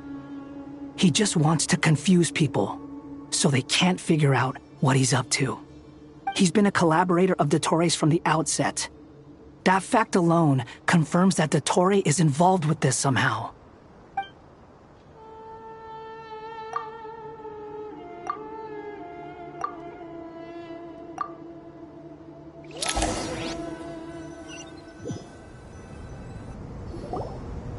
There is still much to be done. Everyone, please remember our core strategy. As per the discussions, the following groups must act immediately. Mr. Alhaitham and Mr. Kave, the next phase of the Aru renovation project must begin right away. Godspeed to you both. We'll give it everything we've got. The plan looks feasible, but the implementation will require certain resources. General Mahamatra Sino and his team will help to procure the materials required for modifying the terminal. No problem. I've already spoken with Sethos and Hat Guy, and they've agreed to assist me. This kind of thing is best left to the fleet-footed, right? Hat Guy? If it's efficiency you're after, we're the right people for the job. Following up on the elemental energy amplifier we discussed, Miss Dory, I assume you're the one most familiar with the status of this project. Aside from the Dendro Archon, of course. Yep, that's right. Leave it to Lord Sangama Bay. Got it. Well, I'd like Madame Farazan, Kale, and Nicole to support Dory on the technical side. You can count on us. Will do. Rest assured, I'll take good care of Kale. Dia, Candace, and Nefer, you'll be in charge of negotiating between the various parties. I trust you remember our goal. You bet. We can handle it. Good. I believe that covers everything. Tainari will provide ad hoc support as needed, if that's okay. Poor Tainari. Must be tough being Nephis' student. Getting bossed around all day, every day. Hey, don't try and drive a wedge between us, you old rascal. All it says to me is that Master Nephis has faith in everyone's abilities. While I'm nominally here as backup, I doubt there will be many situations where my help is needed. Exactly. Finally, Traveler, you and I will head to the border between Sumeru and Natlan. Once that task is complete, I'll be asking some of you to accompany me to the Eternal Oasis. The Eternal Oasis? I thought that was just a legend. So it does exist after all. Regarding your trip to Natlan, under normal circumstances, a meeting between our two nations would be a far more formal affair. Unfortunately, Sumeru is all but completely cut off from the outside world at present. So regretfully, we won't be able to give the Pyro Archon Mawika the grand reception that she deserves. My apologies for the inconvenience.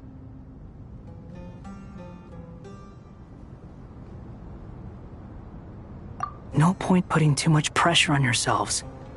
That goes for everyone. Right. Especially you, Dendro Archon. I'm sure you're still feeling quite weak. Don't worry about me. The Dendro Dragon's life force will sustain me. Plus, we'll be there every step of the way. Nahida will be just fine. Yes. I believe in myself. And I believe in every one of you. Well, time to get going.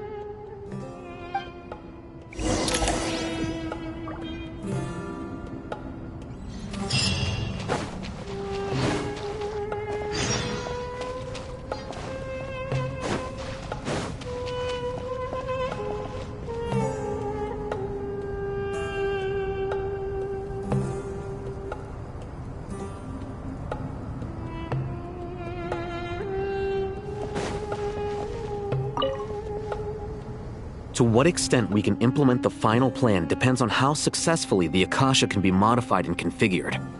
And to make sure the configuration works, Aru will also need some further optimization. Yeah, no surprises there. Once we roll this out, any Sumeru citizens who already have Akasha terminals can simply continue to use their existing devices. This still leaves us with a significant equipment shortage, though. Many groups of people were never issued Akasha terminals, including mercenaries, the desert folk, and many others. We'll need a supply of rare materials for the renovation of Aru and the production of new terminals. Right now, the best place to source these locally is from the primal constructs within King Deshret's mausoleum. Time is not on our side here. It's gonna be a race against the clock. The Aru merge and renovation project will have to be carried out by you two. Everything's riding on this, so failure is not an option. Best of luck to you both. As discussed, General Mahamatra Sino and Mr. Hat Guy will source the required materials. Mr. Sethos is quite familiar with the layout of King Deshret's mausoleum. With him accompanying them, things should go quite smoothly. I have every confidence. In the meantime, we may as well take a breather. Makes sense. There's not much we can do until the materials arrive. Get in formation and stay close. What is this, boot camp? Knock it off. It's just Sino being Sino. You know what he's like. Everyone clear on our mission objective.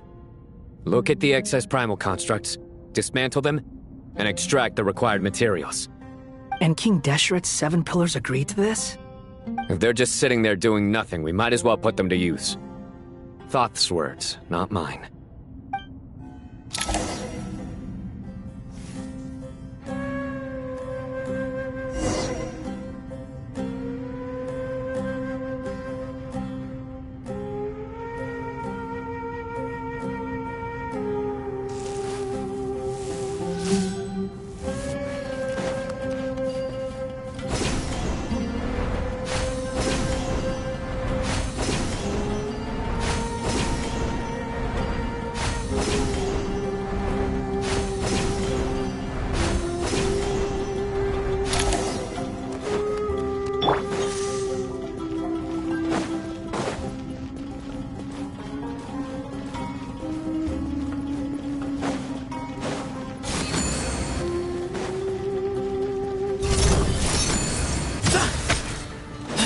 Excuse me?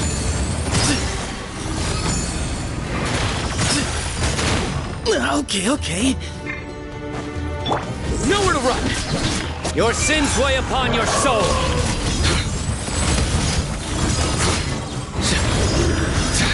You stand condemned! Your penance is due! Guilty! Your penance is due! Here's some space.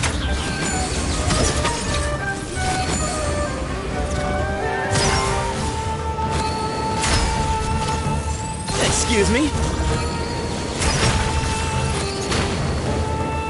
Behind you! Squall and Fury!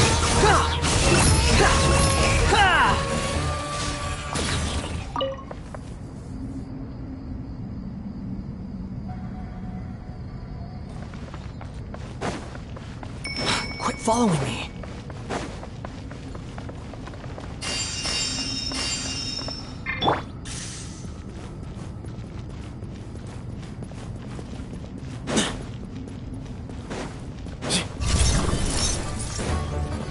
Here's some space.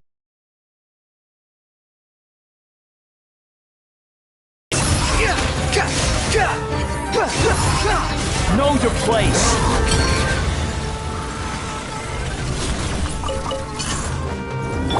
Surrender! Judgment is upon you!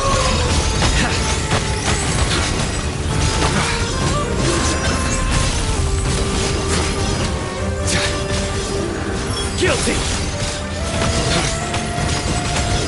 Your penance is— These devices should still be usable even though they're broken down. Let's take them back for the others to review.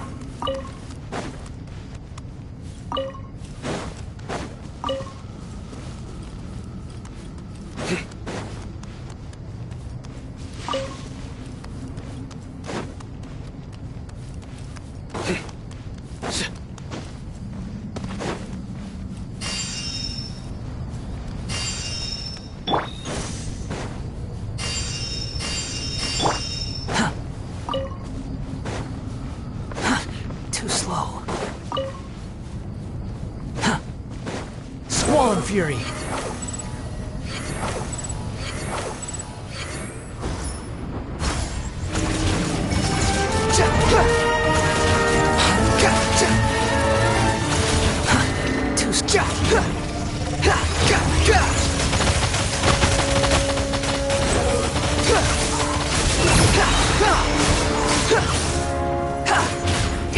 Move or be moved. Excuse me?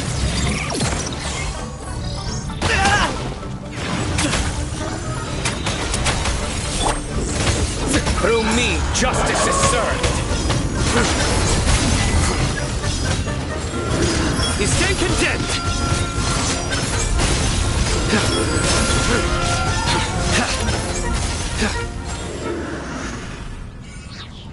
How many do we need again? Enough to make an Akasha terminal for everyone who doesn't own one. I remember you telling me how revolutionary these Akasha terminals were. You've used one before, right? The Academia declared the Akasha to be the most powerful and comprehensive wisdom dissemination system in history. That should give you an idea of how powerful it is. Certainly sounds impressive. Neither Hat Guy nor I have ever had an Akasha terminal. Well, if it all goes to plan, that's about to change.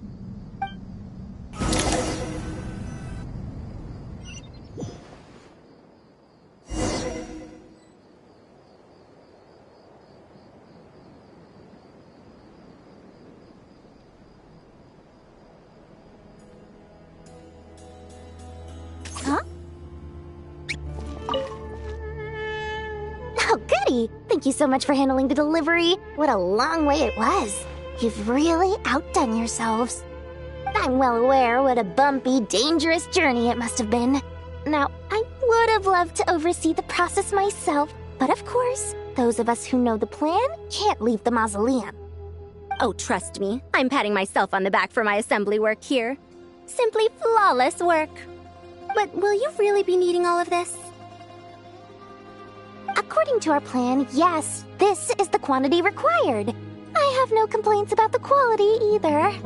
Only the price. So expensive. I heard you covered a lot of the funding out of your own pocket. Oh, that's an exaggeration. The Academia provided most of the funds. I just offered a small token of my goodwill. Of course, the real tragedy is how little profit I'm making on this. You know, it's a serious crisis when you can't even make money out of it. It's really quite a beautiful design. And I'm intrigued by how such a diminutive device is able to output the power of the Light Realm. Did you attend the lecture on Light Realm energy, Madame Farzan? I don't believe I saw you there. Of course I attended. I was just a little late, so I had to listen to the whole thing from outside the back door. Anyway, I have a perfectly good understanding of Light Realm, elemental and abyssal energy, as well as the relationship between the three. Good to know. Master told me in private that the conversion process between Light Realm energy and elemental energy involves highly classified knowledge that shouldn't be disseminated too widely. But even so, the scholars still shared said information. Well, you can't enforce a rule that everyone breaks. Is that the idea? At first, the Dendro Archon was reluctant to explain it in great depth for safety reasons. Later, she came to terms with it and simply informed my master that we would all have to face the question of survival together. To protect someone from such dangers means keeping them in the dark, but for someone to know and embody the wisdom within, they must understand its very essence. It's an information hazard. We're exposed to danger just by knowing the facts. And just like bait, it lures us in by offering us the solution to our problems. But if you're not careful, you'll end up pursuing it down a dark path. A tricky problem. But today, this big problem has been broken down into many smaller, more trivial ones. What do you mean? I get it. For instance, you and I share secret knowledge, while she and I take on the risks of life, death, and fate. Something like that? Hey, what? That is not what I call a trivial problem. Well, as they often say in Vahumana, an event that is monumental to the individual is negligible in the grand scheme of history. Generally, the fate of the individual is an insignificant affair. Being from Amorta, where the subject of our research tends to be a lot more personal, I have to disagree. It's hard to dismiss the individual as insignificant. In other words, the big problem of survival has been broken down into many small, interconnected factors, and each one of us represents one of those factors. When the same secret is shared with a group of people, the same fate binds them together. Most people would find this unimaginable, but to us scholars, this is the path that has always beckoned to us. Sharing knowledge is a good way to fight against fate. I will always believe in that.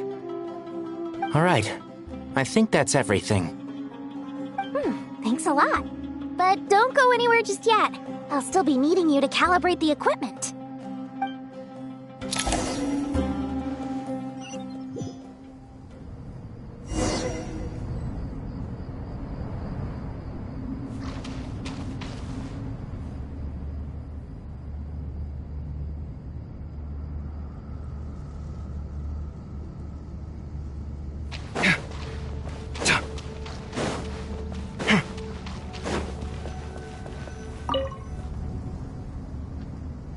Okay, the materials are ready. We can proceed with the next phase. Al-Haytham, how are you getting along? Most of the information script based on the glyph forms. Oh. Not lost to history, I hope.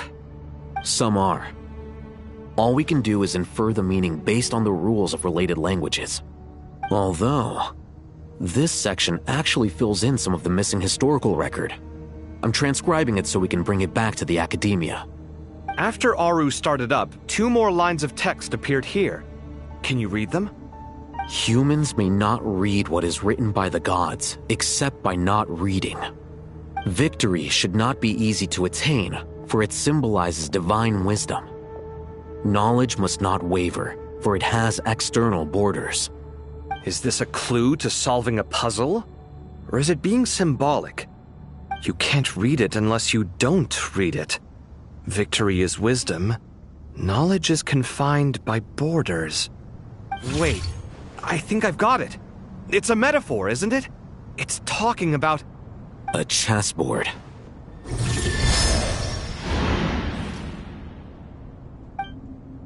You were right. The youth of today are skilled at solving riddles. Have the secrets buried in the desert not been unearthed over the years all the same? Since Aru is a place reachable through wisdom, this day was bound to come sooner or later. Oh, I've always been against overly cryptic sentences. Don't you get tired of reading and writing all that? Ah, it's you 3. Just in time. We've been delving deep into Aru, and now this board has appeared. I've heard this was how you'd while away your free hours. You must be quite the experts by now in that case. It is true. King Deshret's chess games are some of the most well-loved of all his wonderful creations. If you have ever been to Safhe Shatranj, you may well be familiar with the chess pieces you see here. Is this chessboard supposed to be another visualization of the interior of Aru, then? Naturally.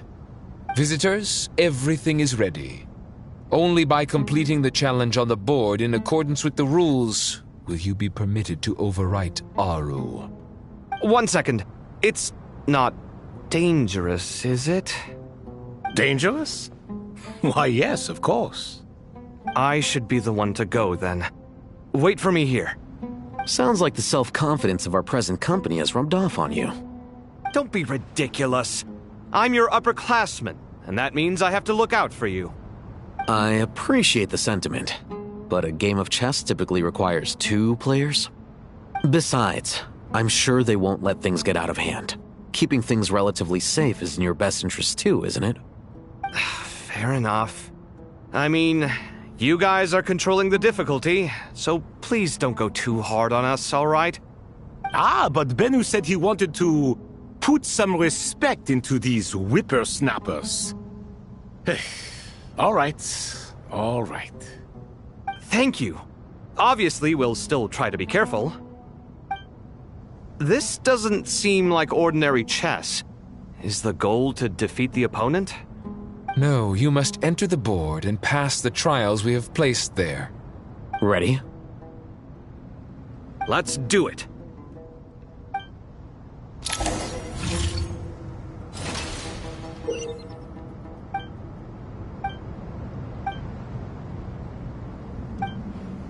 The first trial is posed by me.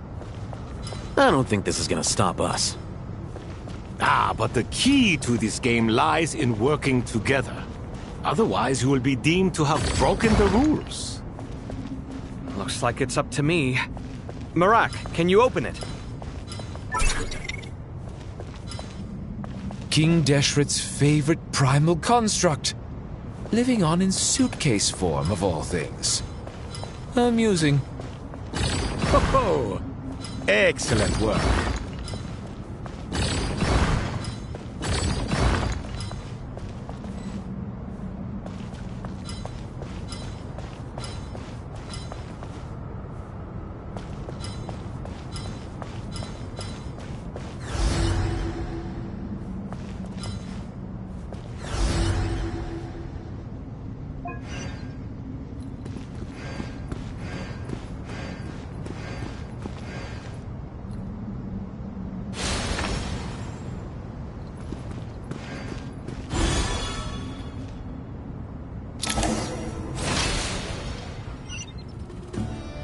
Now is the time for my trial. Now, don't be nervous. I'll make it nice and easy for you. Really? Thanks in advance.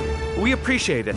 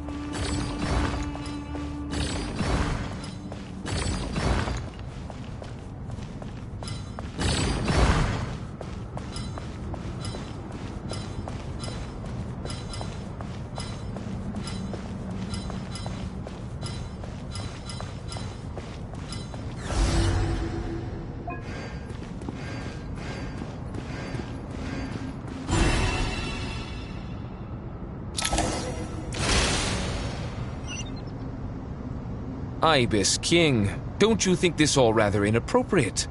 You may as well be handing them victory on a silver platter. Do not expect me to follow your lead. Ha! Suit yourself.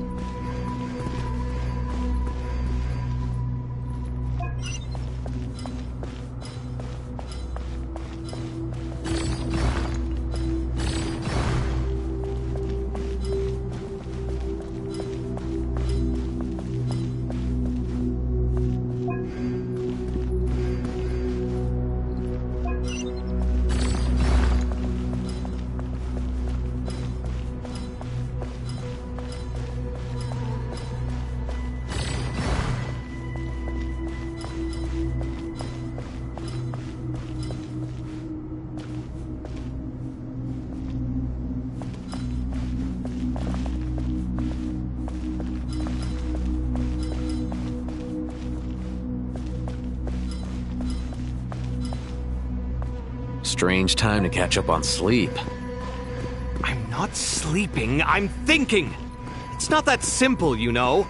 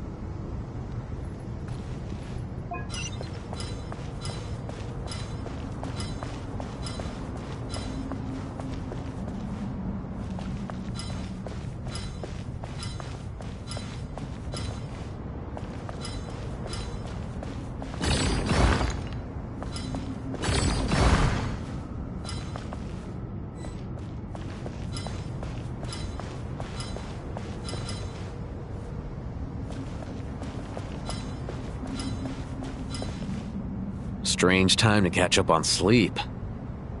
I'm not sleeping, I'm thinking! It's not that simple, you know.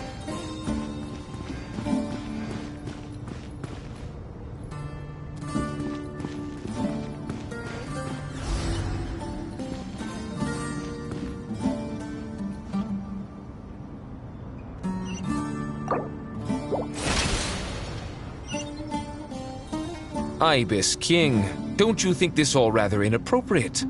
You may as well be handing them victory on a silver platter. Do not expect me to follow your lead. Ha! Suit yourself.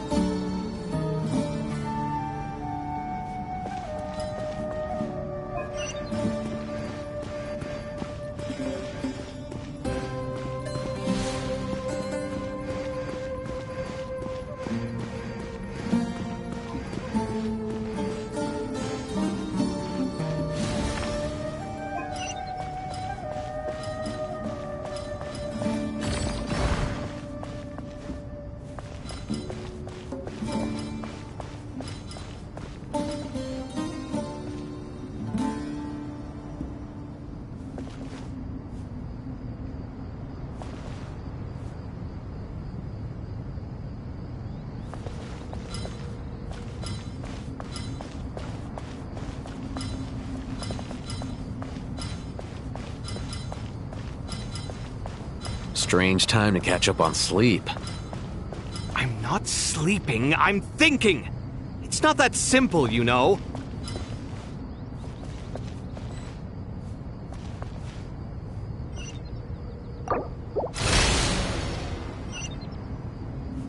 Ibis King, don't you think this all rather inappropriate? You may as well be handing them victory on a silver platter. Do not expect me to follow your lead. Ha! Suit yourself.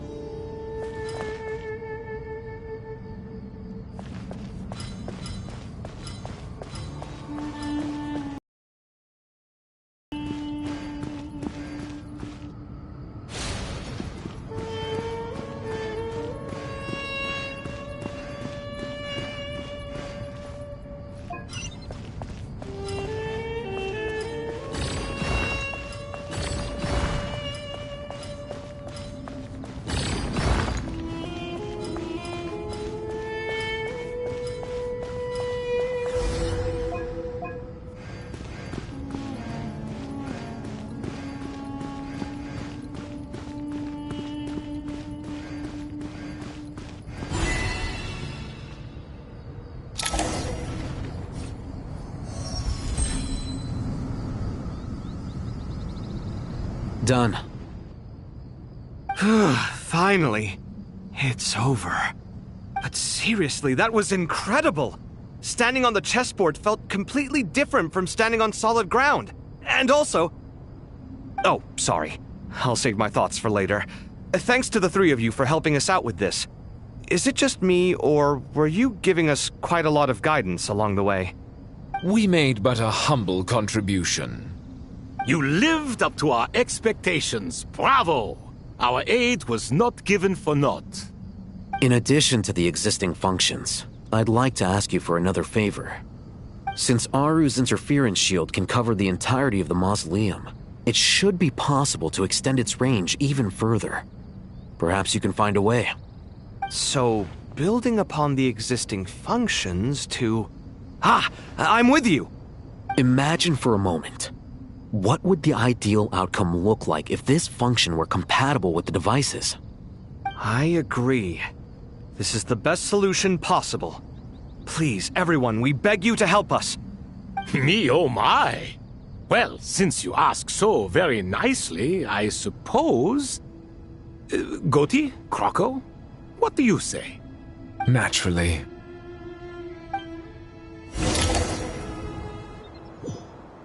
Time to go! Let's go find Nahida!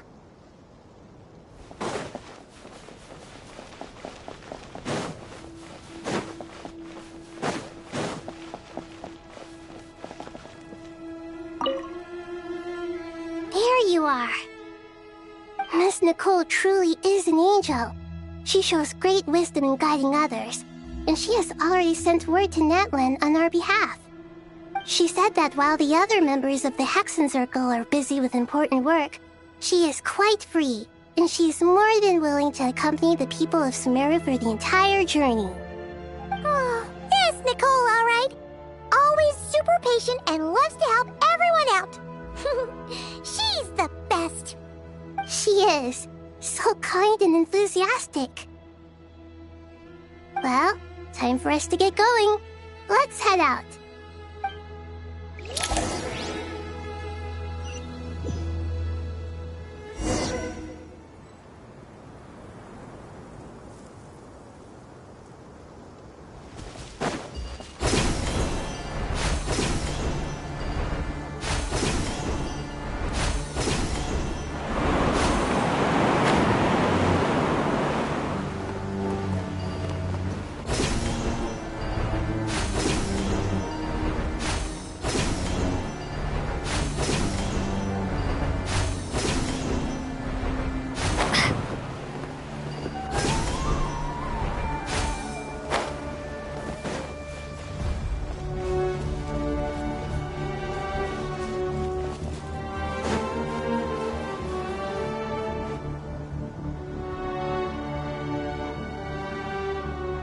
This should be one of the closest places to Natlan in all of Sumeru.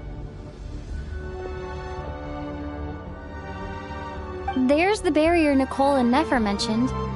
It completely cuts this nation off from the others. But why? Why separate you from the rest of the world now, specifically? And if I'm not mistaken, Irminsul was polluted once before, wasn't it?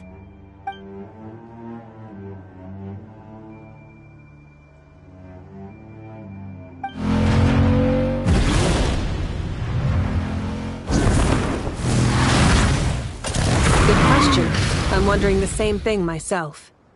That voice. Muika! You got here pretty quickly. Hello, traveler. It's been a while. Hello there. Hello, Dendro Archon. Muika, I apologize for asking you to meet at the border on such short notice. I also apologize for not being able to greet you in person. The form in which you see me now is one carried by the Traveler. The real me is inside the mausoleum of King Deshret, and I am reaching out to you with my mind from here. Irminsul has been infiltrated by the Doctor. We must be on our guard, as he can spy on information in the world from within the tree. Fortunately, there is no record of the Traveler in Irminsul, and you are still within Natlan's borders. My records will be preserved in the Night Kingdom, rather than the ley lines. As long as the Night Kingdom remains disconnected from the ley line cycle, the Doctor has no way of knowing my movements. Exactly. So by meeting each other in this way, the meeting essentially never happened. No wonder Paimon didn't come. You were concerned that her activity would be recorded by Irminsul. The Natlanese have heard about the situation in Sumeru. With the borders sealed off, merchants have been forced to stop their shipments. It's pretty serious, and you're the ones bearing the brunt of it. I'd like to address the question you raised at the beginning. I can offer a brief explanation, although it will sound rather cruel. I don't reach this conclusion gladly, but Irminsul predates the Heavenly Principles. It existed long ago, when the dragons of Natlan were at the height of their power. So even when the people of Sumeru became ill because of pollution, it was not a critical issue from the perspective of Irminsul itself. As long as it continues to function normally, the barrier will not be activated. But this time, the Doctor's invasion has directly affected the tree. That is what caused the barrier to deploy. The Heavenly Principles established a rule that when Irminsul is plunged into grave danger, a portion of power will be reserved to isolate Sumeru. That way, even if Sumeru is destroyed, the outside world at least has some time to catch its breath. We'd certainly need it. The Heavenly Principles created almost everything that exists in Teyvat today. To them, preserving the existence of the world and its inhabitants takes priority over protecting Sumeru. Meaning, protecting Sumeru now falls to you. Yes. My own power may be limited, especially compared to yours. But that doesn't mean that we're just gonna sit around and wait for the end. If necessary, I will utilize any and every means at my disposal. Nicole of the Hexen Circle didn't say exactly what this meeting was about. But after hearing everything you've said so far, I think I can guess where this is going.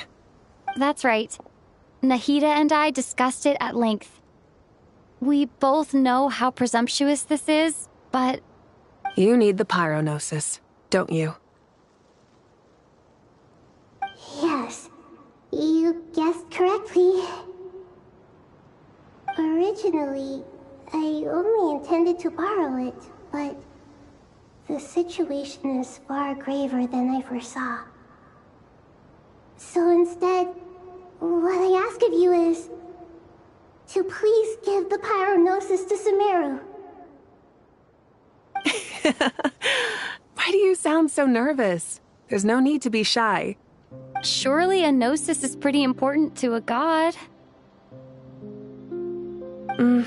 I guess, but it's not as if losing it would suddenly render us powerless.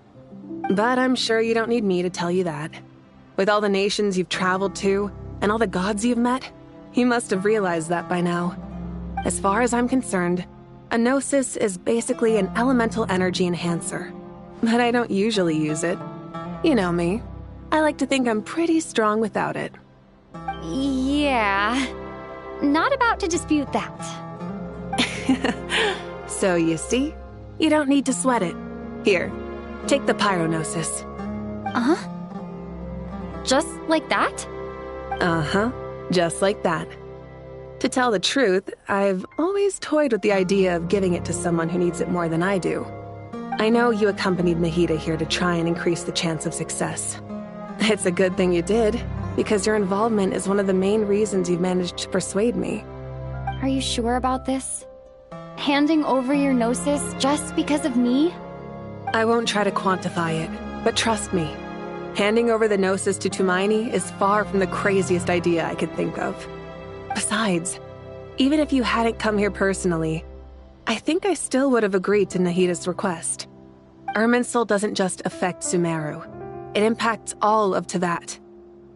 I know all too well how difficult it can be to protect the things you care about. So logically, morally, or however you want to cut it, helping you is the right thing to do. You don't need to tell me the specifics of your plan. Where the Gnosis is involved, the tighter the secrecy, the higher your chances of success. Malika, my heartfelt thanks go to you and the people of Naplan. Don't mention it. But now for the hard part. How do I actually give it to you? The Irminsul barrier is right in the way. I have an idea.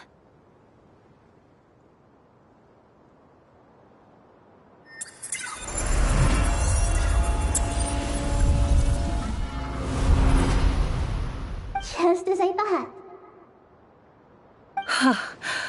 Incredible. What did you do? Just made a lucky guess. This seems to happen quite a lot. Things that apply to everyone else don't seem to apply to me. I figured the same might be true here. Irminsul usually produces effects based on the records it holds.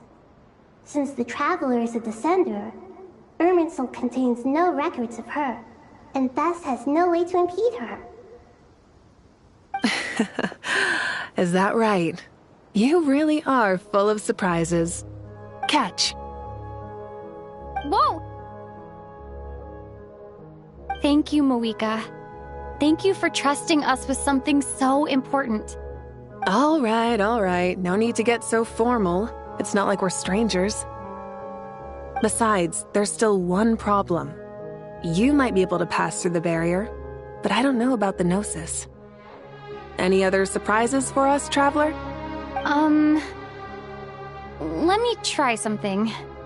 I have the Pyrognosis in my hand.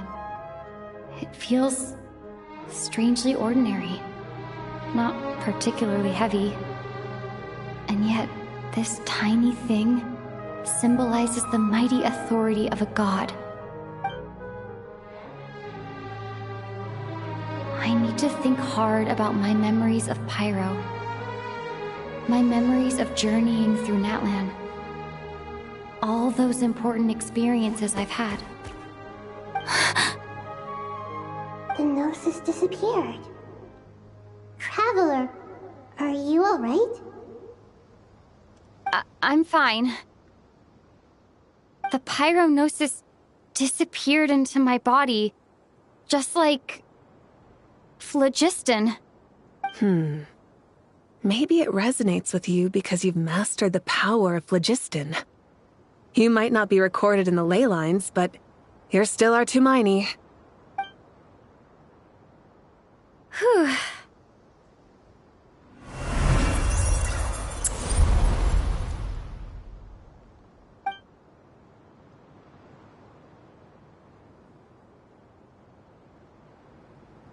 Please allow me to express my gratitude once again, Malika. Pleasure. Well, I've given you all the help I can.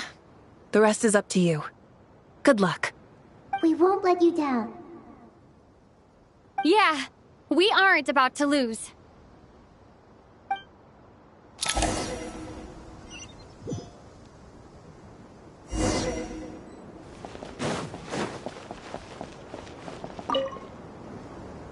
Traveler, Paimon, how are you feeling? Paimon's a teensy bit nervous, but only a teeny tiny bit. Seems like she's gotten way braver over the last few years, huh? Of course.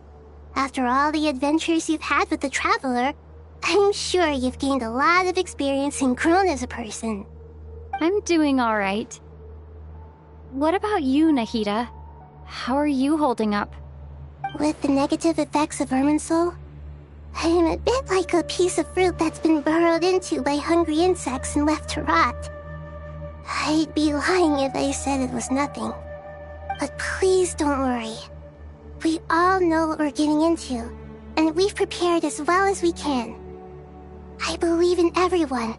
I believe in you. And I believe in myself. Stoking the fire inside oneself is certainly one way to live. But knowing when to rely on one's companions is also a form of great wisdom. I've been quietly learning little things from everyone, like plucking tufts of fur from a sumpter beast. Me too. With the constant traveling, I'm always learning and growing. That's the journey of life. I think there's someone else here who would share that sentiment. Don't worry about what I think. I was just passing by and happened to overhear your conversation. What are you talking about, hat guy? This is the top floor. No one passes by the top floor. Says who? You can fly just like I can. I would have thought it makes sense to you of all people. I don't know why, but I feel a little more relaxed now. It shows that you feel comfortable laying down your burdens in our presence. It means that Sumeru is a place you can trust, where you know we have your back. And we feel exactly the same way around you. That's what it means to be friends.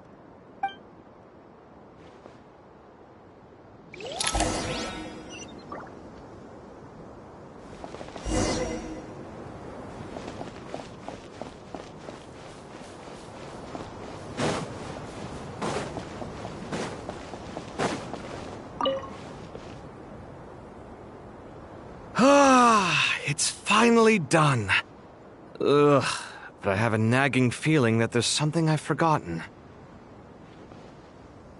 Oh, there you are. Everything wrapped up on your end?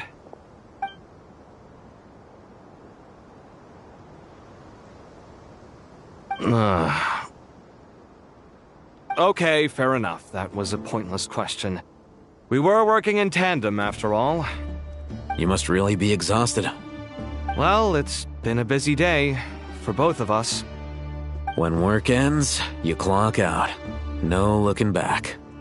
Yeah, we're definitely due a break. Probably a little late to start drinking now, though. I'll stick with water. Here, this one's for you. Thanks. You want a bite to eat? I can grab us something. Or wait, I think there's a stove nearby. Let me take a look. Are you nervous? A little, yeah. Unlike you, it seems. How are you not feeling at all nervous?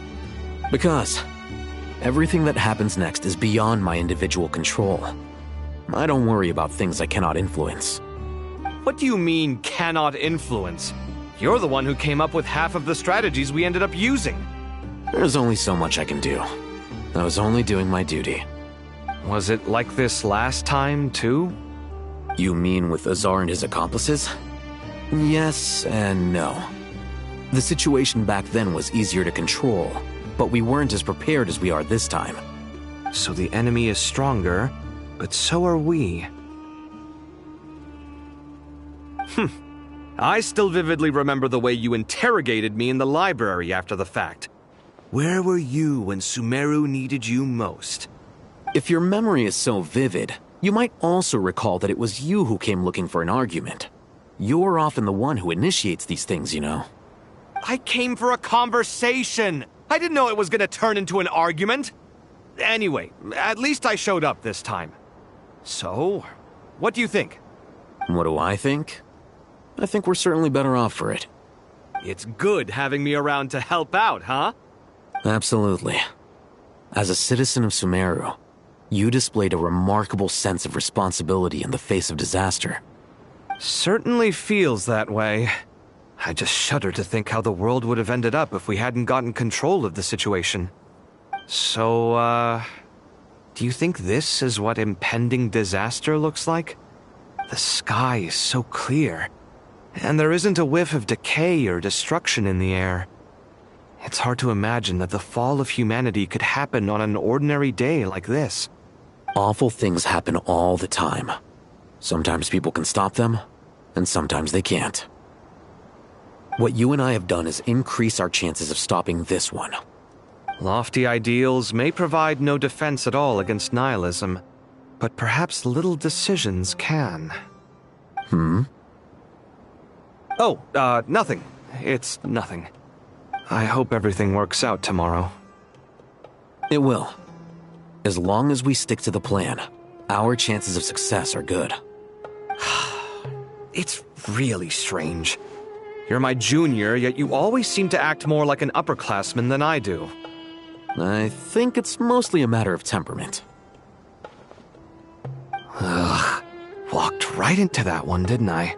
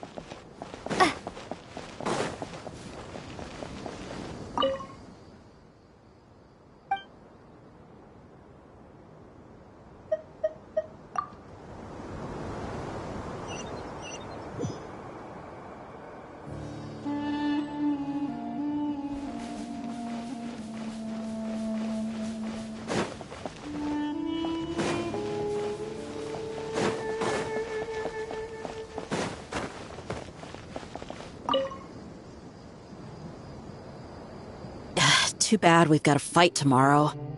I could really do with a stiff drink. Let us pray instead. Prayer. How nostalgic. Lord Sangama Bay. Came to get some fresh air too, did ya? That's right. Actually, I was hoping I might run into you, Dia. I wanted to let you know that I've stocked up on that perfume you said you were so fond of. No, really? I'll take 2. Any chance of a friends and family discount?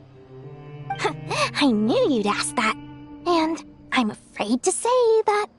Surprise! It's free of charge. That's very generous of you, Lord Sangama Bay. Does this mean you've made a fortune in Nodcry? Nope. Turns out, it's not that easy to turn a profit there.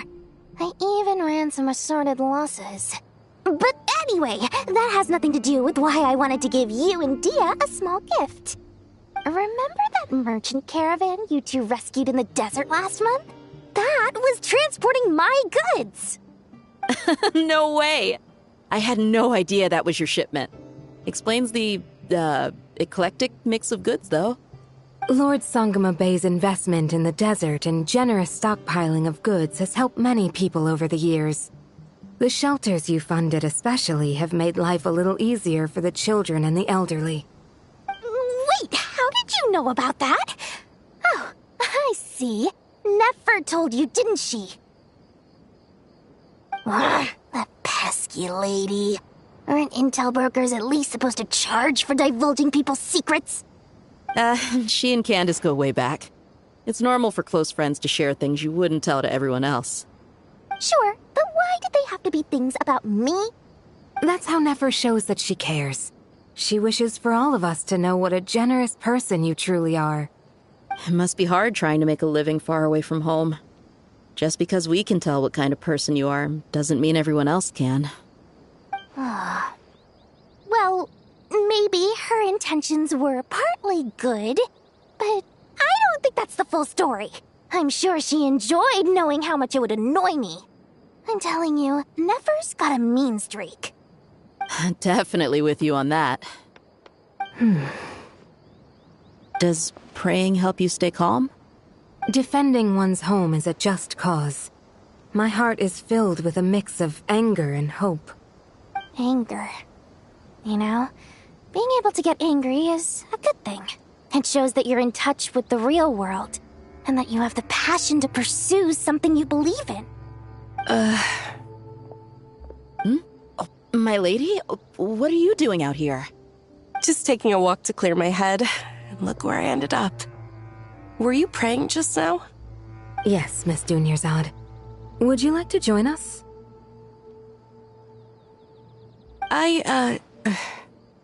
Come on, it's fine. She won't mind who you pray to. Oh, then sure. I remember you, Miss Dunyarzad. You visited my shop before. If I recall correctly, the god you worship is the Dendro Archon, correct? That's right. She is such a gentle and kind god. But to me, she is more than just a god I worship. I see her more as a friend. And so do many others. She's not some almighty god who reigns on high, but a genuine friend. Agreed. She's a wise teacher and a good friend. I spoke with several people during the evacuation. Everyone's aware that tomorrow's battle is one that ordinary people can join too. Something for those who protected me. You've grown so much since we first met. Oh, a compliment? Ooh, more please. Thank you. My lady, you've always been a remarkably strong and ambitious person. It's indisputable. And that's not just a compliment. It's a statement of fact. What are you praying for? Our beliefs may not be entirely the same, but we both wish for the same thing. I pray that everyone will rise to the challenges ahead and return safe and sound. I pray for the safe return of all my companions.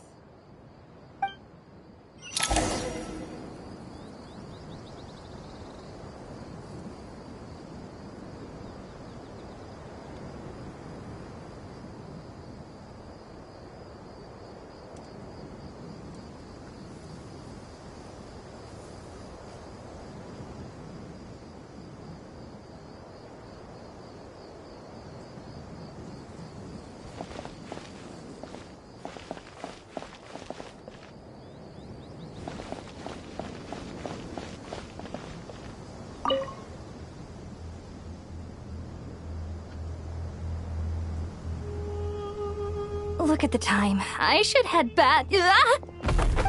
I'm so sorry. I was in a hurry and didn't look where I was going. Are you all right? I'm fine. Wait, you're... Have we met? Not exactly. I think we may have crossed paths by the house of Dana before. Oh. You're Hat Guy! From Vahumana, right? You recognize me? The clue's in the name, Mr. Hat Guy. Fair point.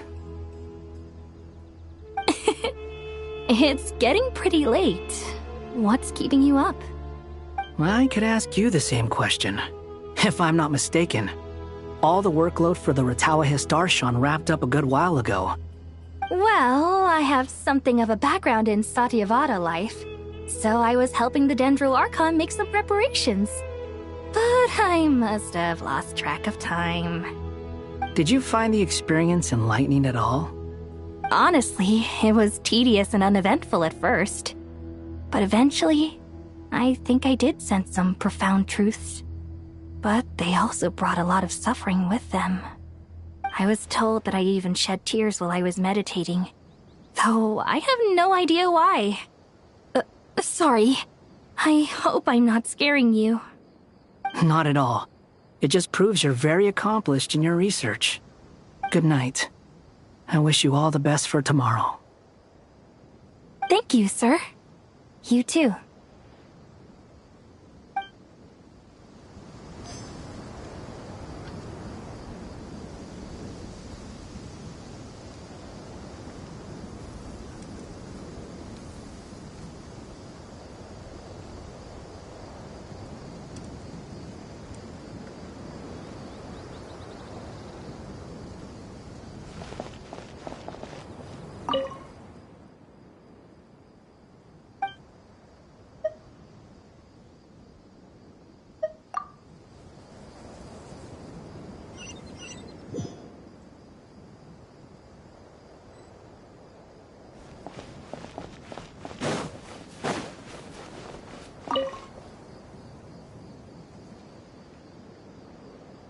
Something on your mind, Miss Nefer?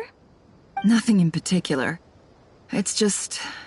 right now the future feels strange and unfamiliar. But the future has not yet arrived. How can you say how it feels? Some people know that there's an impending disaster. Others remain blissfully unaware. Each group is imagining an entirely different future while walking towards the same one. But when they get there, they'll still find they feel differently about it. People are shaped by their circumstances. Different circumstances create people with different perspectives.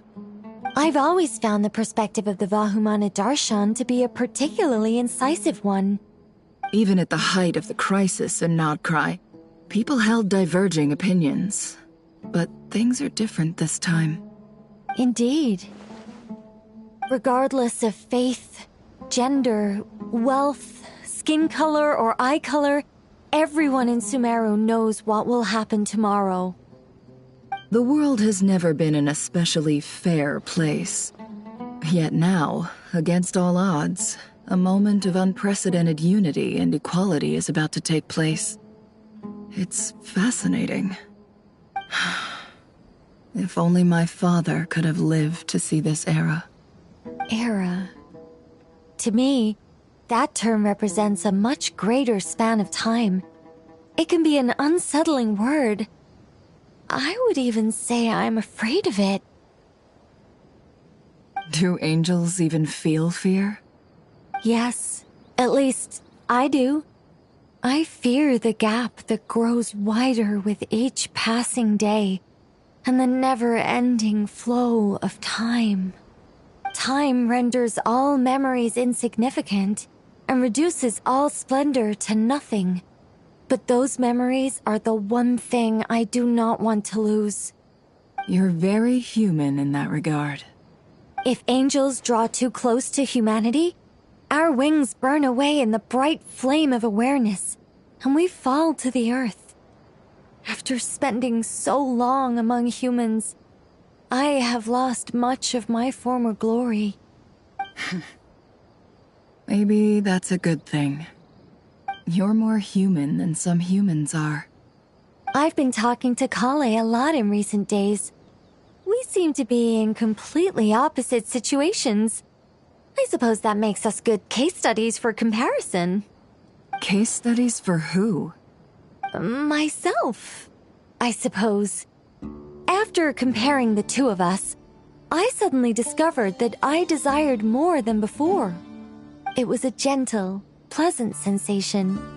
Just as most people pursue glory and miracles, I too am pursuing miracles of my own. Guiding humans to make the miracles in their hearts a reality. That is my miracle. It doesn't sound so bad, does it?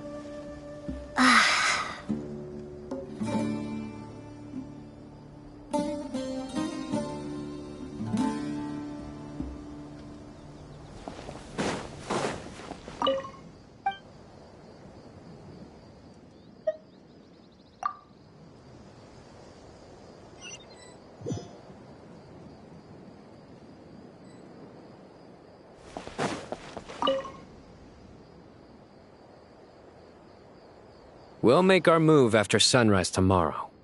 Good. Is everything ready? As much as possible. That'll be enough. Don't let the pressure get to you. We'll take things one step at a time. That's how we've always done it. Master Tainari! Mr. Sino! So this is where you were. I brought some juice and some water. Would you like some? I know how easily you get dehydrated in the desert, so you should definitely have some water. In which case, I'll have the juice. I gotta ask, though. Who's on juice-making duty at a time like this? Madame Farazan said she was feeling a little nervous, so I told her about the automatic juicer my friend invented. She took it right off me and started making carton after carton of juice. A juicer? Did Sucrose send that to you? Yeah, I hadn't had the chance to try it out before this incident occurred, but I couldn't bear to leave it behind in Gandharvaville. The juice is very sweet. I think so too. Kale, how are you feeling? Physically, I'm okay, but it just still feels strange to me. Why would a great power like this come to someone like me? I know the feeling well. That same question ran through my mind every day as a kid. At least now, you have someone who can relate to you. All the more reason that you should apply for Spontamod. Tighnari fiercely opposes the idea, though. Those two things are completely unrelated. What are we all chatting about, Would anyone like any juice? Oh, you have some already. I had some earlier, ma'am. Maybe give the extra to someone else? Very well, very well. I shall be off then. There's this enormous power, and then there's little old you. You feel like there's no connection between the two. And that sense of dissonance is difficult to get used to. Yeah. But after all this time, I can't believe this stuff still gets to me sometimes. Makes me feel a little childish. Kale, just because we normally keep the conversation light doesn't mean we can't discuss deeper issues. I don't think it's childish at all. You were the victim of a terrible crime. It's normal to struggle with the fallout from it. You have absolutely nothing to be ashamed of. My professor once told me that no incident can be considered truly resolved until the victim says it's over. Your rage and your pain are completely justified. Thanks. Miss Nicole said that the same god remains which were once used to inflict so much pain upon me have now become a weapon with which I can protect everyone. It's like my own personal kind of evolution. Every innocent person who's been hurt needs time to realize that it wasn't their fault. I was the same. But it's all about to be over. Tomorrow, it ends for good. I don't know if you've noticed, but you rarely stumble over your words anymore, and your outlook has become much more positive. It's a big change from how you used to be. And since this isn't over, you can settle the matter on your own terms. It's time you seized back control. I believe in you. Yeah, Sumeru is my home, and it's so important to me. I have to protect it. No, I will protect it. And once you're done, how about you come back and apply for Spontamod? Stop it with the sales pitch, would you? Hey, excuse me. There are still 3 unclaimed cups of juice here. Why don't you take one each? Ugh, my arms are getting sore from carrying them around everywhere. Madame Farazan, why are you... Here, let me take them off your hands. Thank you, Madame Farazan. Drink up and enjoy my handiwork. I think I'm going to make something else now instead. Please, try to relax, Madame Farazan. Your nerves are starting to get the better of you. I know, I know.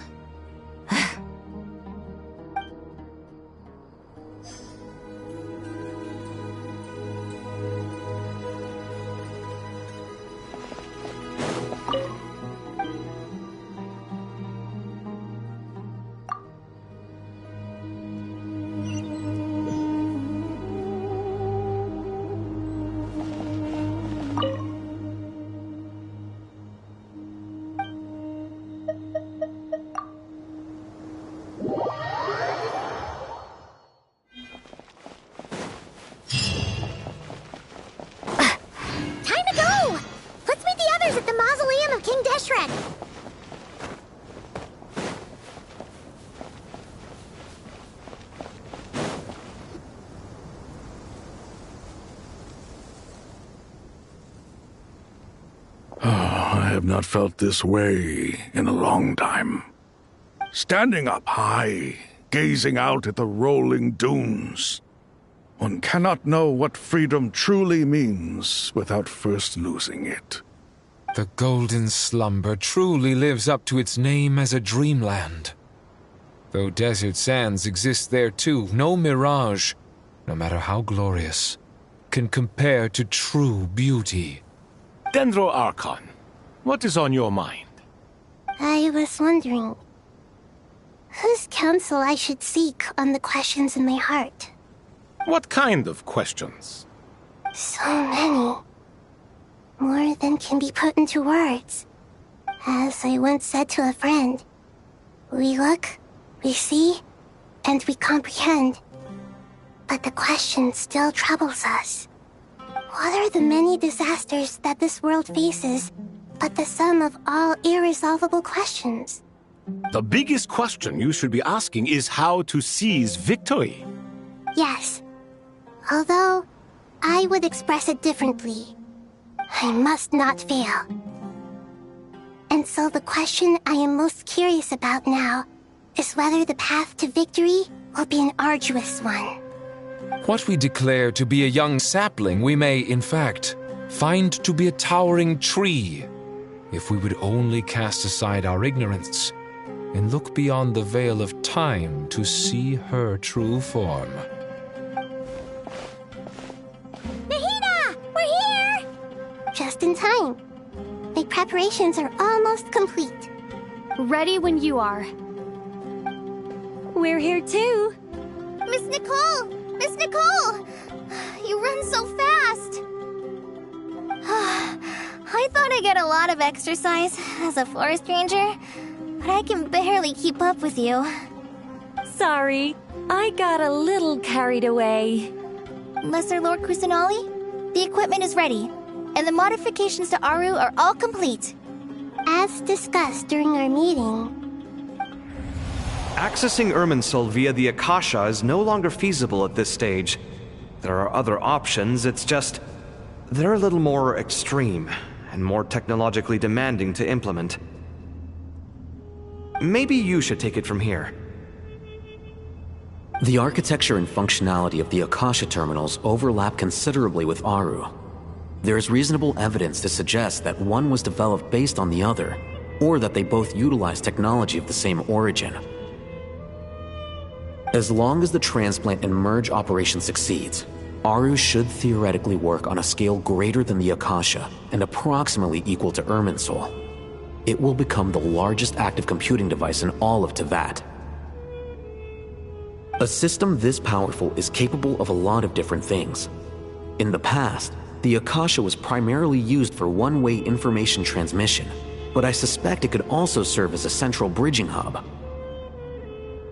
In the pursuit of greater knowledge, some scholars have attempted to connect their consciousness to Irminsul through the use of terminals, incense, and meditation. Correct. In academic language, scholars who reach that stage are said to have entered Satyavada life. Hypatia has performed this practice many times in the past, and she was once under my care for a period of time. Right. And this at least proves that there is a zone within Irminsul that can be connected to. That's right. Providing wisdom to the people is one of the very reasons for Irminsul's existence. I think I understand where you're going. Please, continue. In that case, I'll skip to the conclusion then.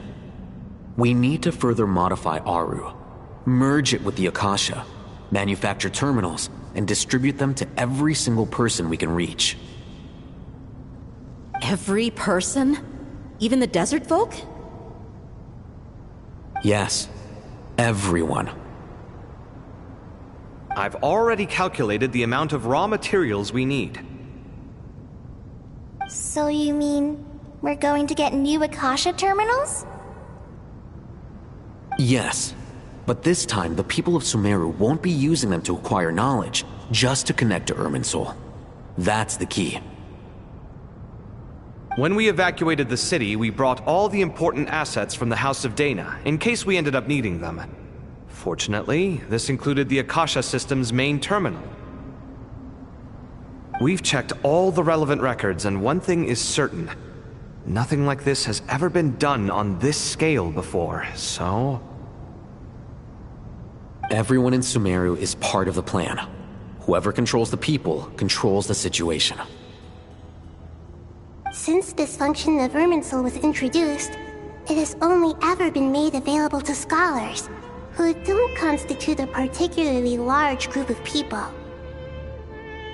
But by expanding the scale to include all the people of Sumeru, all the individual connections will stack up to create a significant load on the system. Under normal circumstances, Irminsul would be able to cope with the additional load. But with it already being under strain from other activities, its remaining capacity is limited. Thus, it might be possible to shut it down completely by overloading it.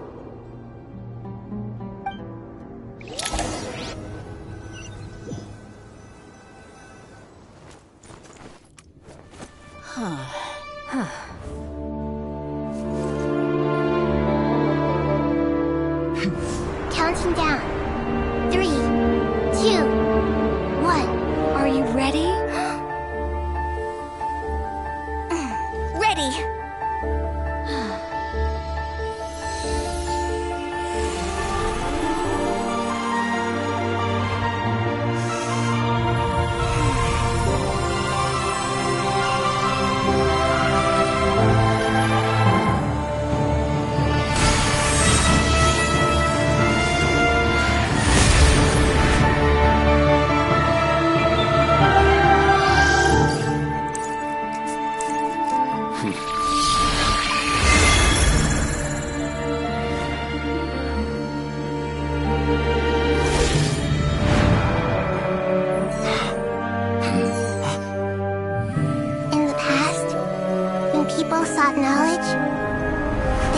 To the Tree of Wisdom.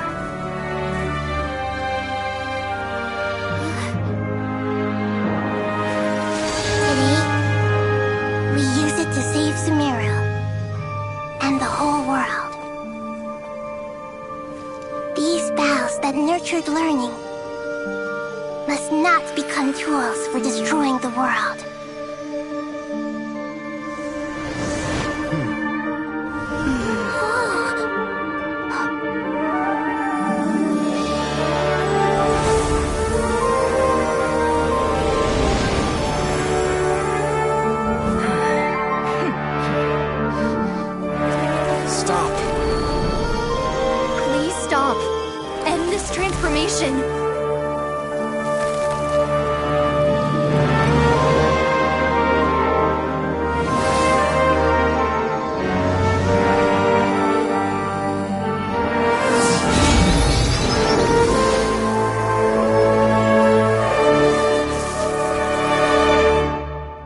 Shut down Irminsul just to stop me? You fools.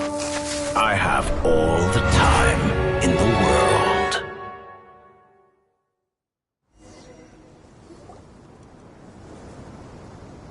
Success! The evil Irminsul tree is stepped growing! Great!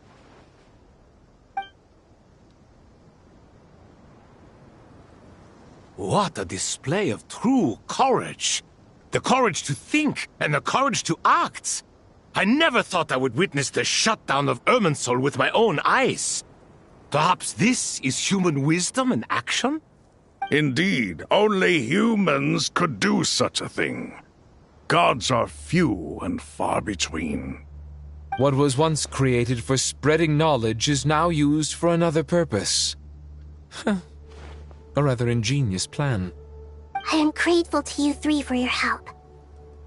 Only thanks to you were we able to extend Aru's interference capabilities to cover all terminals. Now, nobody who wears a terminal will have their activity accurately tracked by Irminsul. No matter how many eyes Dottore possesses, he will not be able to see us clearly. Now for the next step. I will need the help of your supreme powers once again. How might we be of service, Lord of Dendro? to reach the Eternal Oasis immediately. Right now? In that case, Ibis King, would you agree that this is a fine opportunity to dust off our old tricks? Never. I assume you have that chess set with you? You mean the one you gave to me as a gift? Asking for it back, are you? How could I? You misjudge me. I just wanted to show you another way you can use it. Connect to Safei Shatranj.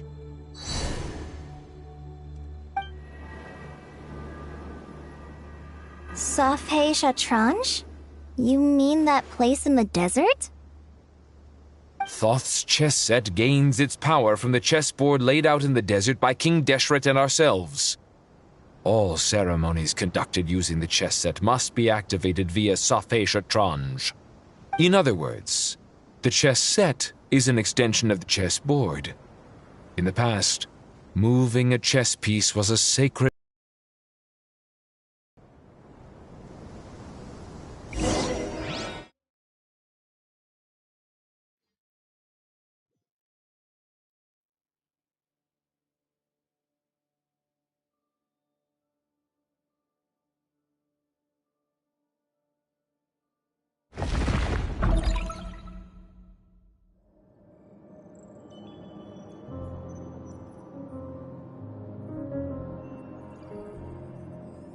We haven't heard a single word from our spy in the desert.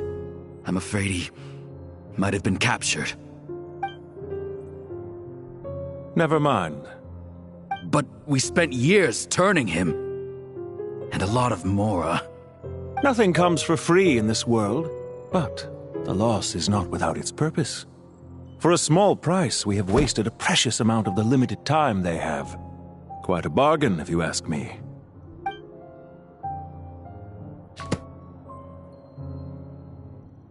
Understood. Weighing profit against loss is a necessary part of life. But to tell the truth, I have been operating at a loss since this all began. Since many centuries ago, in fact. For instance, why would a banker act as the executor of a will? If you hadn't deposited your personal belongings at Northland Bank, I would have no reason to be here right now.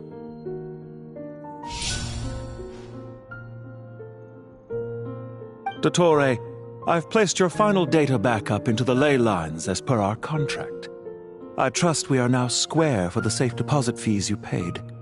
Is it not a little petty to split hairs like this, given our amicable relationship? I consider sound bookkeeping a matter of principle. Do not forget that you only live to see this day thanks to me. In fact, every day of your life since you met me, you've been living on borrowed time. Why, that's hardly a fair assessment. I will concede that my survival was perhaps at your whim, but I became a harbinger on my own merits. Managing money is not like other professions. Mine is not a role I could have acquired based on your recommendation alone, and certainly not one I could have lasted so long in without genuine ability. The information stored in the ley lines is quite comprehensive. Rest assured, I have not forgotten how strong your pride is. Well, I presume you have no sense of fragmentation while talking with me. How could anything possibly go wrong with such strict measures in place? The remainder of your soul was split in two, with one half sent to Nodcry and the other stored in the most secure vault of the Northland Bank. Though I must say, your disdain for the other segments is quite amusing. Zandik is you, and you are Zandik.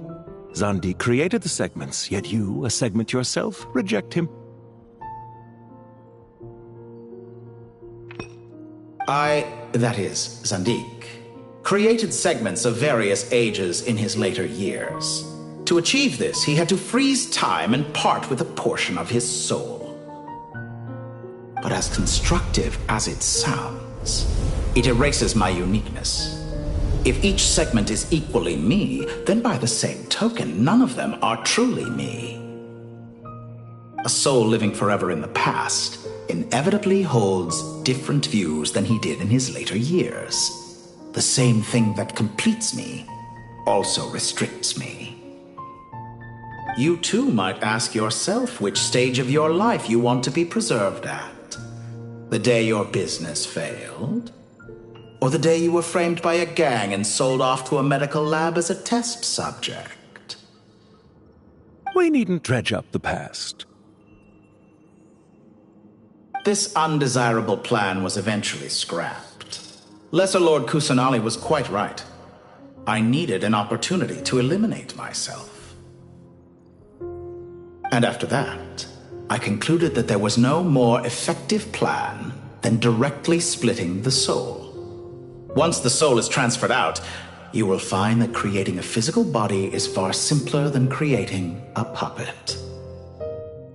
The other half of your soul suffered a crushing defeat in Nodcry, you know. And yet in the process, I obtained the information I always wanted, did I not? Because now we finally know where the best testing ground truly lies. I once thought your ultimate goal was to ascend to godhood. But as it turns out, that was merely one of your experiments. Experiments take many forms.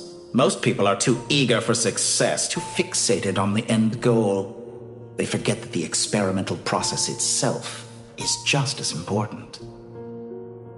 A suspiciously vacant seat, a new face. I trust you can put two and two together. The reason it doesn't exist is because someone tampered with the record. What can I say? After all your efforts, you really did uncover the world's secrets. So, is the new world you promised a lie? No, it never was. I am glad to be able to control Irmin's soul from within. Now I shall attempt to create a new world inside the existing one. Almost everyone faces the prospect of death. But not a single person has ever been able to experiment unrestrained in the afterlife through sheer force of will. I am the only one to have overcome this enormous challenge. Would I not be letting the world down if I didn't make the most of the opportunity to experiment? Clearly, the dividing of your soul did not affect the magnitude of your ego. Out of all the versions of you that have ever existed, this you is the most insane and the most radical. Is that why you chose to work with me? Which was it then? My insanity? Or my radicalism? Could I call myself a venture capitalist without a suitably ambitious plan to invest in? Yours happened to fit the bill quite perfectly. Well then, I must say, while I am surprised enough that you showed up at all, what surprises me more is that you chose to present yourself as my former subordinate, and not as the banker Pantalone. Why make things harder than they need to be? Exposing my true identity in a situation like this would only serve to destroy diplomatic relations between Snezhnaya and Sumeru. I daren't imagine the consequences. Showing up in the name of the original antagonist gives you the recognition you rightly deserve, while also being sensitive to Snezhnaya's predicament. It was an easy win. As for why I'm here, if you're suggesting that your credit is in the negative, I won't argue with that. Many people say that about you. I'd argue that a significant factor in your willingness to cooperate is the fact that you have but a few years of life left after my death. Living and dying together has a way of binding two parties together rather closely. Is it not true that a relationship should be judged by both the positive and negative returns it yields? So some of what I said actually made it into your head after all. It's true that I hope you don't die too soon, but don't you find that a strange thing for me to say? After all, you've already had quite a long life, especially for a human being. Let's not pretend that you're any more innocent than I am. Are we not the same in this regard? We both despise the existing laws of this world, and neither of us enjoy being under anyone else's control. Is it really so greedy to want the world to operate by a new set of rules? Of course not, my dear friend. And as I've said before, mutual interest is the foundation for the most reliable of relationships. You can attest to that. I just hope there never comes a day when I have to work too hard to prove that. Regrader, sir. People have been spotted approaching Sumeru City. How strange. Despite your access to Irminsol's data, it appears the soldiers noticed before you did. They must have found a workaround. Well, Dottore, I trust you know what this means. The fact is... They're coming. They'll breach the city gates any moment now. But even so, I would say Irminsol is a wonderfully convenient thing on the whole. If you do manage to create a new world, perhaps you could plant one outside my office, too. I'll consider it. What do you need me to do? Stall them? The experiment will take time. Stall them for as long as possible. Very well. But you're really asking for the moon here. Have you heard this story? There was once a guilty man, kneeling in the center of a church while an angry mob outside waited to bring him to justice. He pleaded with the gods, begging them to grant him one final request, the chance to finish confessing his sins before he was sentenced. Many suns and moons passed, seasons changed, and still his confession continued, as if he intended to speak until the end of time. Are you suggesting I worship you as a god? Or were you hoping that I might confess my sins to you? Certainly not the latter. That would make my life miserable indeed.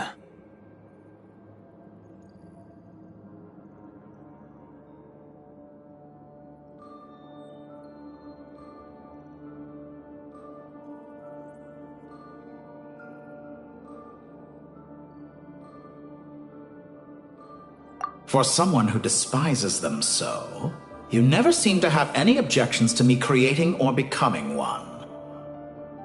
At first, I thought you'd be furious. Concerned I would terminate our partnership, were you? Not at all. You had reasons why our partnership must continue. Don't you find people's attitudes toward gods amusing? A god descends from the heavens and people worship it unreservedly, blindly following whatever rules are given to them. And yet, when they see an ordinary person gain godlike levels of power by virtue of their own hard work, they treat him with nothing but suspicion, even if he is a compatriot. Is that supposed to be a compliment? No. I was just thinking. I pity the man who would call you a compatriot. There's no need to be so self-critical.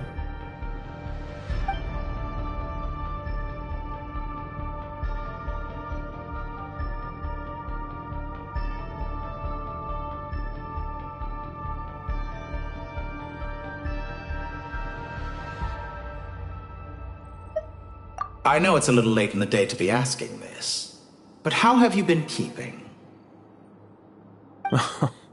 I'm flattered that you would take the time out of your busy schedule to consider my well-being, Doctor. The part of your soul that went to Nodcry caused quite a stir, sending our organization back to the drawing board on numerous fronts. It was quite a headache for everyone involved. Dear me, I must have caused you no end of trouble. You certainly did.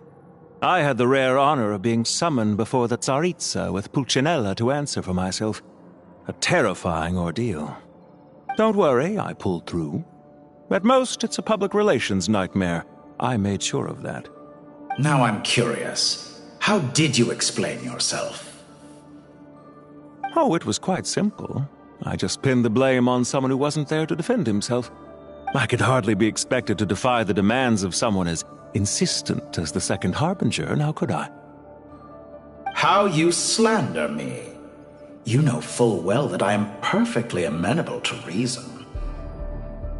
There's no question that you are partly to blame for the ruin of my reputation over the years.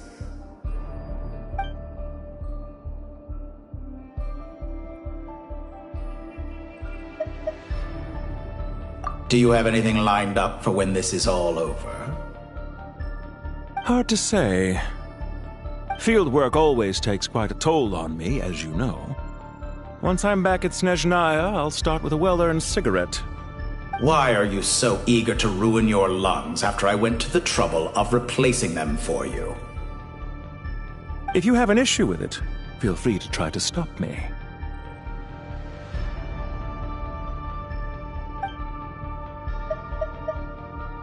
What's on your mind? The limits of humanity. It's a pity. Despite running countless calculations, I find there is simply no way to reduce any further the amount of one's soul required to sustain an individual. It's rare to hear you admit to being unable to achieve something. I beg to differ. For instance, as I've told you before, the original me was prone to motion sickness and couldn't make long train rides. Ah, yes, of course. One of the reasons you often sent yourself out on errands. What are you thinking about now? A new experiment. In the event that my soul was depleted, say we extracted my data from someone else's memories, yours for instance, and then combined it with your intact soul as the base material, what would we create? Such a scenario would be impossible. Oh? As long as your current soul survives, there will be no need to create a new individual. Don't forget, you were the one who approved of the present situation wherein only one Dottore remains.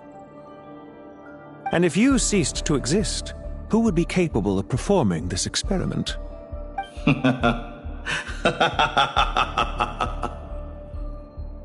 Since the day I met you, you've always excelled at talking your way out of a quandary.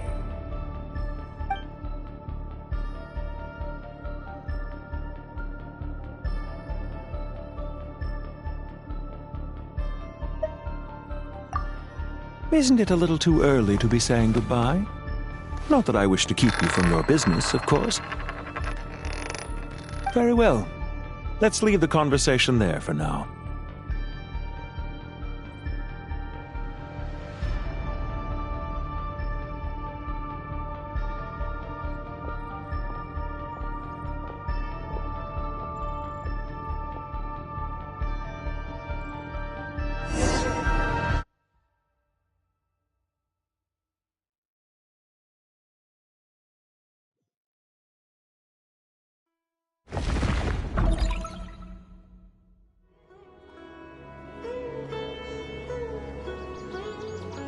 The power of King Deshret's 7 pillars is truly remarkable. With just a chessboard, you can move an entire unit across the material plane. Yeah, sets us up for a much easier fight. Really makes my day. The last time we stormed the city, it involved a lot more running around. I wonder how many people can say they stormed a city twice in their lifetime. I was just thinking that. I've definitely had more than my fair share of unusual experiences in my life. This is my first time here, actually. We never usually leave Gandharvaville. I hope this will be my last time. Does everyone have to chime in? Can't we just fight? What an amusing comment, my dear lady. Yet humans often alleviate tension via small talk, do they not? Whoa! Why is Candace's shield talking? Because the image on her shield is one of me. And I, of course, can appear wherever I wish to. Huh. Well, la-dee-da. Isn't that fancy? Could I get in on this? You wish for your gauntlet to speak? Why, certainly. Ahem. I think you'll find that it is I whose image is carved hereupon. Thanks. Definitely feel stronger now. You're welcome, my lady. I am glad to lend you my power. Sino, what's the situation? There are troops stationed at every entrance. As we expected. A frontal assault will suffice. Everyone, stick to the plan. We'll take the main entrance. You head for the House of Dana's side door.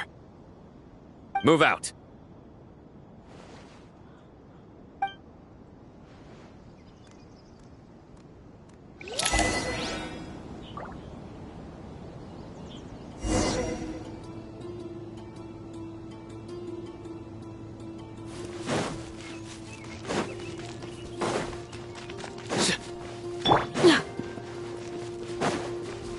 Out of my way! Now Take this! Watch out! Get lost! Thank you, Jed. You gotta be more careful. If you're not ready to put your life on the line, you can't be certain of defeating your opponent. She's right. Keep your wits about you, Rana.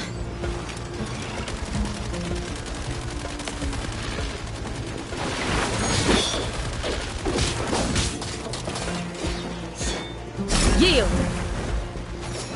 Grant us your blessing! Judgment is upon you.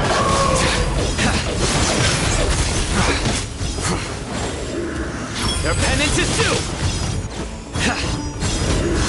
You stay condemned! Can't run from death. Take them out and secure the harbor. Reinforcements will arrive by water. Have a load of this! Consider it done. Show no mercy! Let us have space. We shall prevail! Do your work!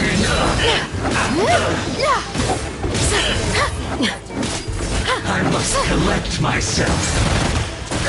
Too easy! Well done. Gloves off! This is true. This one's nowhere to run! Yield! Your Majesty, I still...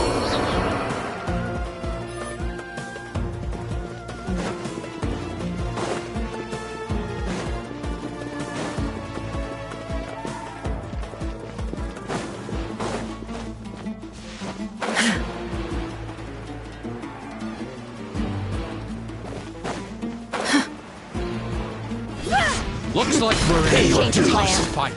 Grant us your blessing! Leave! Here, mommy, let's get it on! Your sins weigh upon your soul. Your penance is due. You stay condemned. Use the force authorized. Guilty. Your penance is due. Resistance is futile. Please! We shall prevail! Look alive! Joe!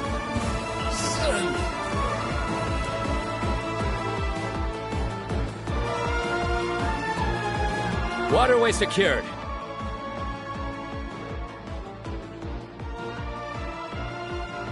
Brothers! Sisters! Perfect. Just in time. Welcome. Once we've linked up, we'll continue the advance. The team has arrived at the north entrance, as planned. Good. Press on.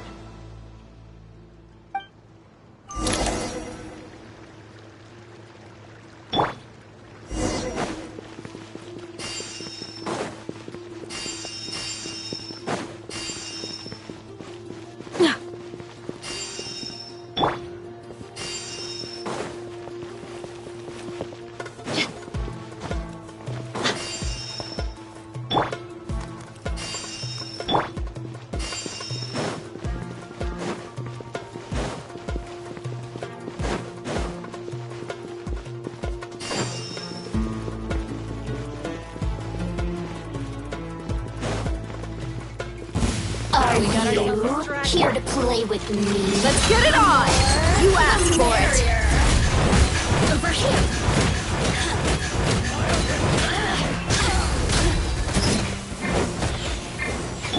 Do your work! Let me amuse myself a little.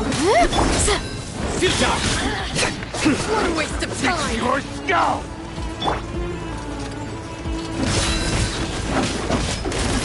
Grant us your blessing! Pin them down!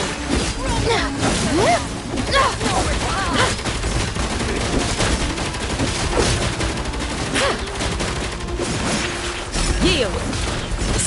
Judgment Judgment is upon you. Guilty!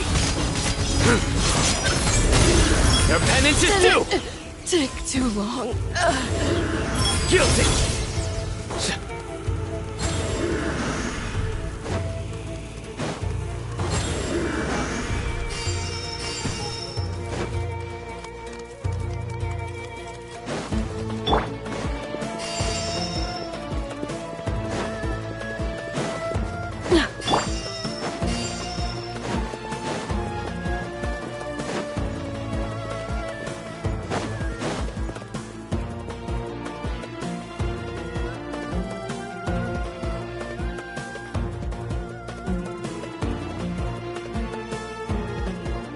Look out! It's an ambush! Finally. We need to hurry. Take the middle road now. Mahamacha Sino, area clear. Don't relax just yet. More Fatui approaching from the right.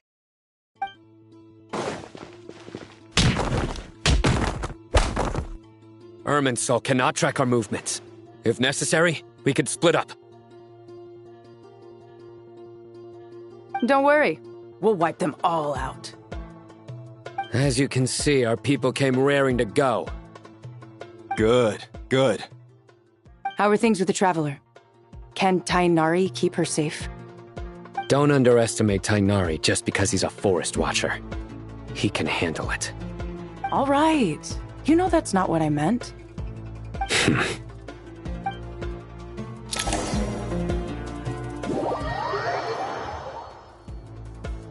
Sino and the reinforcements have drawn the Fatui's fire away.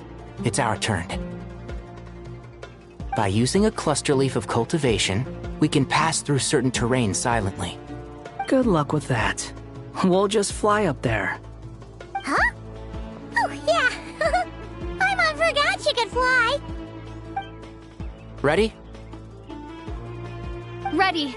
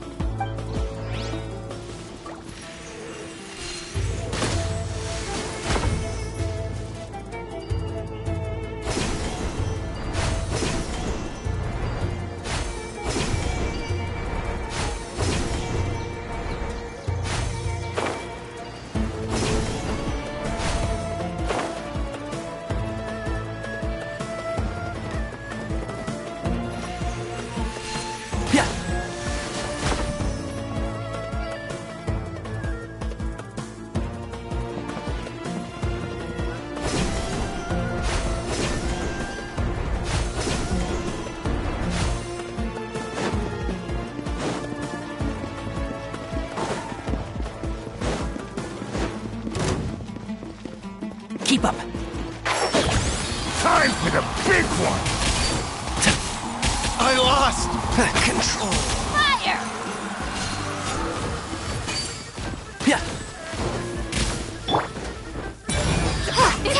A new dawn rises!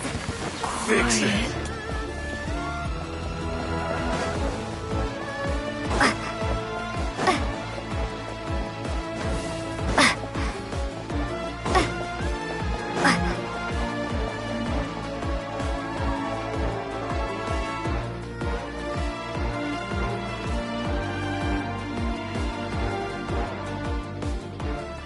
Fatui soldiers up ahead.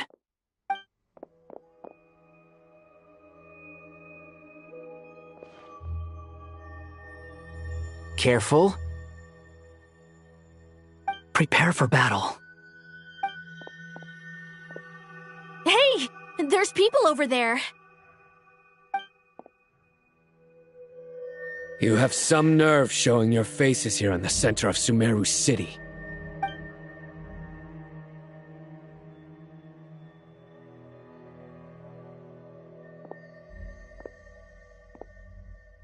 You're right on schedule. Well, this guy sure as heck isn't your average Fatui sergeant. They've stationed quite a few people nearby. It definitely looks like they were waiting for us. But Something feels off. Everything about this guy feels too deliberate. I highly doubt he's just a subordinate of Dottores.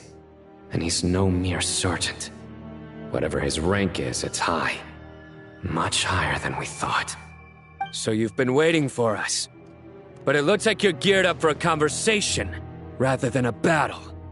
Very clever, General Mahamatra Sino. I know you're the one in charge of this siege, and I look forward to making a deal with you. A siege? Sumeru City belongs to us! Historically, yes. But things can always change. We have quite a sizable force with us, you know.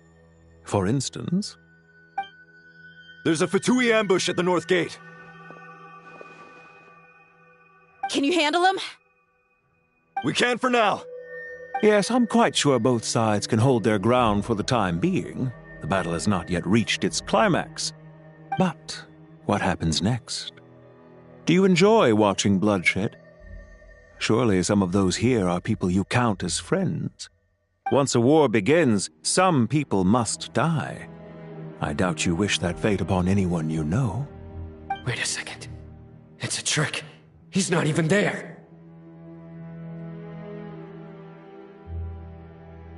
Silence! He disappeared. What was that? A ghost? Curses. He was never there to begin with. That was just a shadow projected there to lure us in. Enough talk! Attack! I apologize for being unable to accompany you at this crucial moment, but I am compelled to leave for reasons beyond my control. Please excuse me. Sumeru's General Mahamatra is quite ruthless. It's a good thing I wasn't there in person. Your illusion held them up for a time just fine. But now that they have seen through it, they will realize you were just a decoy. Decoy or not, what matters now is that they will be heading your way imminently. Not imminently. They are already here.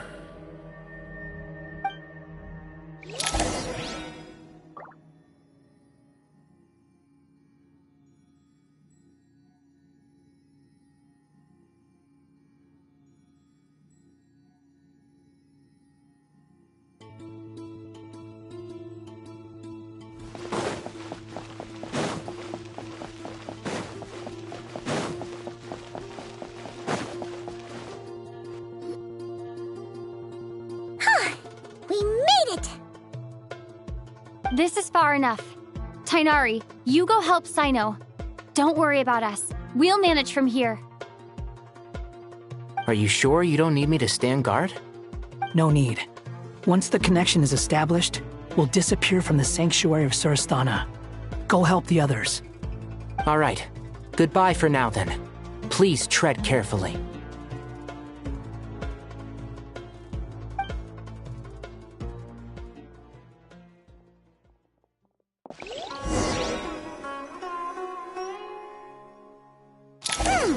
Now where's the interface Nahida mentioned?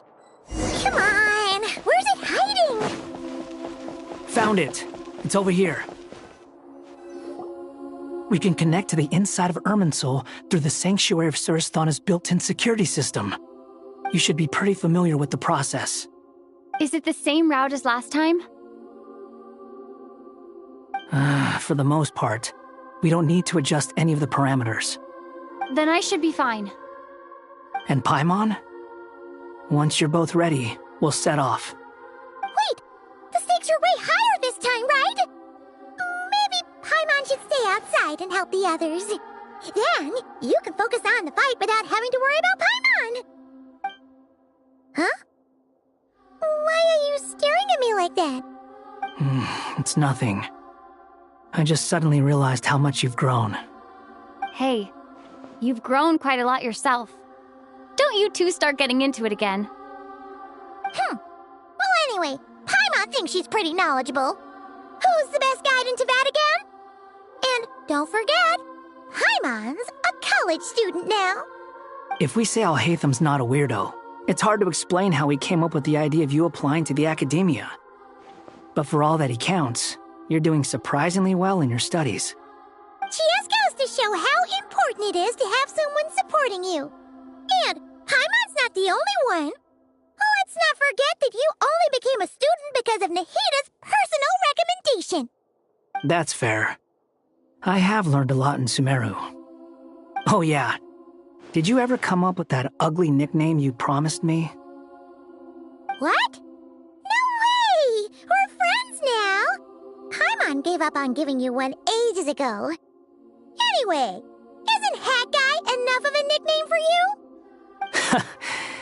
Fine. Suit yourself. We need to go. Paimon, if you're staying, look after yourself. Will do. Paimon's gonna link up with Tainari and Sino. You guys are the ones who need to be careful. We will be. Bye for now.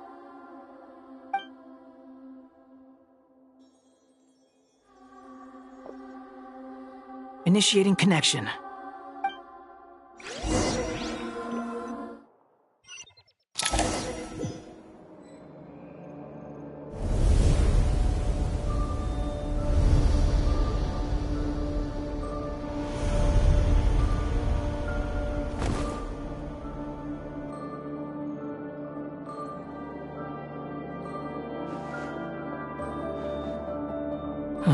Well, here we are again. Come to think of it, I still don't even know where we're going.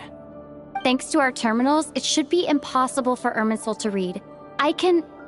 Don't tell me. Only you need to know. That way, whatever happens to me next, it won't affect your progress. Listen to me. Your safety is just as important as mine. Don't even think about sacrificing yourself for the greater good.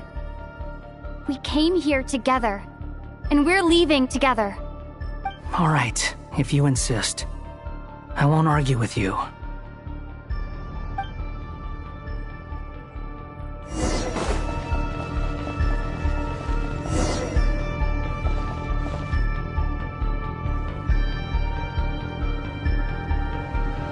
This place looks so different from how I remember.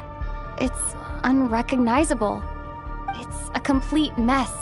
Like someone's turned the place upside down. Must be Dottoro's doing. Either he's searching for some information he needs, or... It's still changing.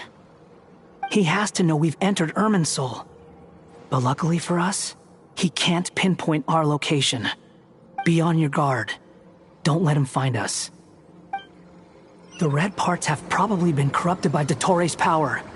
Don't touch them, or you might alert him.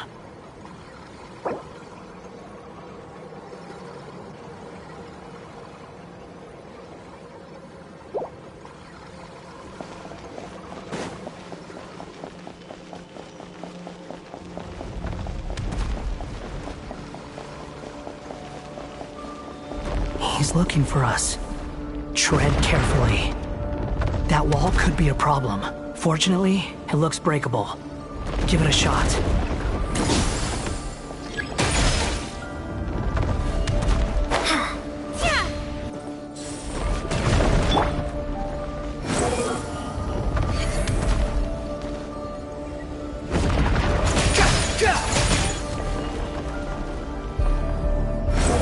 Upon the gale.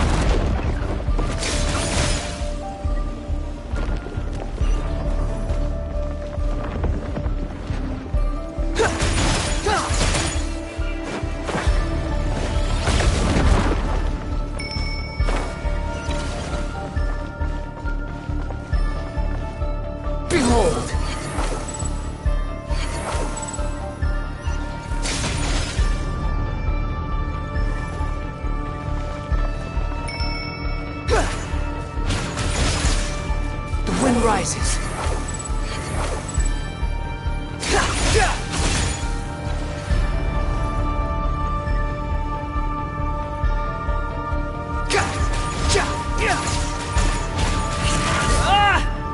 Behold.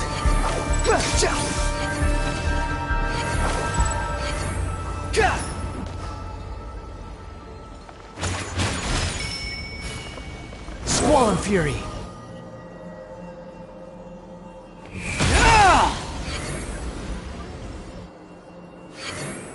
The same old trick again?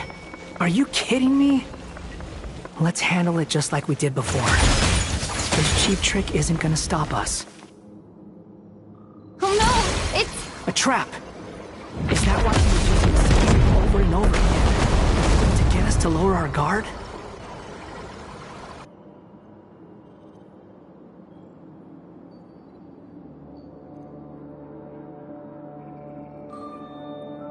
I'm trapped!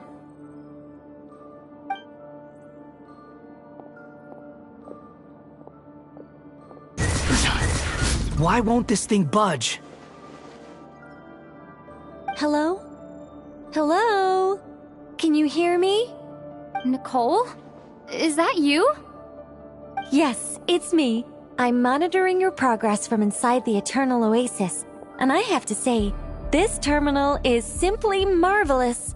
It makes tracking you so much easier.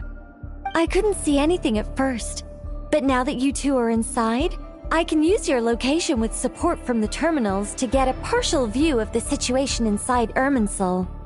It's not the clearest image, but it's better than not being able to help at all. So, here I am. I can't intervene directly, but I can help to guide you out of the jam you're currently in. So please, just follow my lead. Dottore in his current form is a blight upon both Irminsul and the ley lines. Pay attention to your surroundings. There must be sources of his contamination nearby. The corrupted information is his means of manipulating the... Is that one of them? Precisely. Good work. But we're not done yet. Stay close, and let's see if we can find any others like it nearby.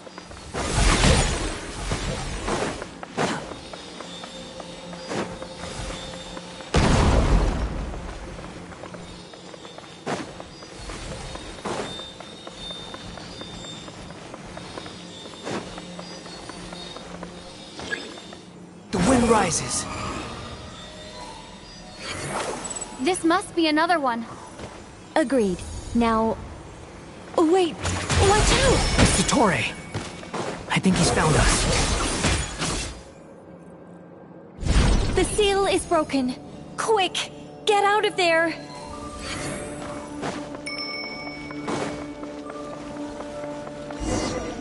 And where exactly do you think you can run to? Wait, what is that? Pursuers. That's gotta be it. Run! Don't let that thing touch you. Dodge that attack.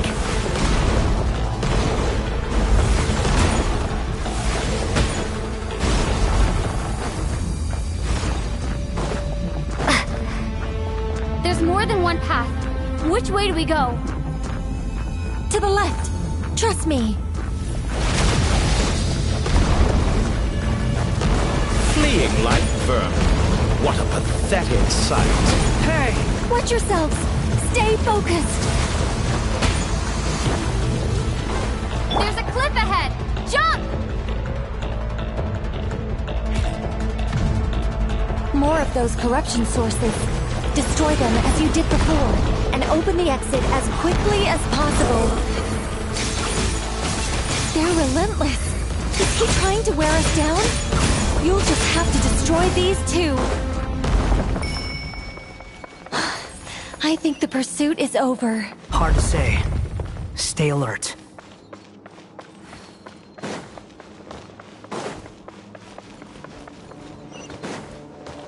Squall and Fury.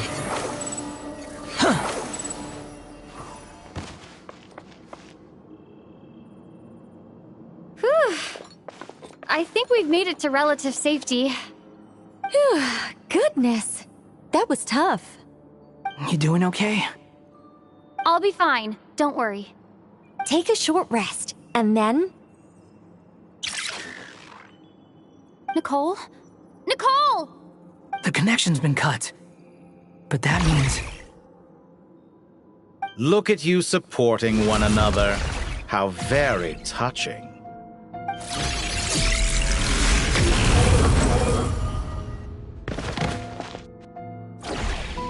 Dottore!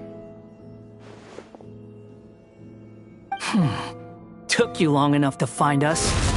You're more useless than I thought. Oh, really? I think I deserve a little more credit for my methods than that.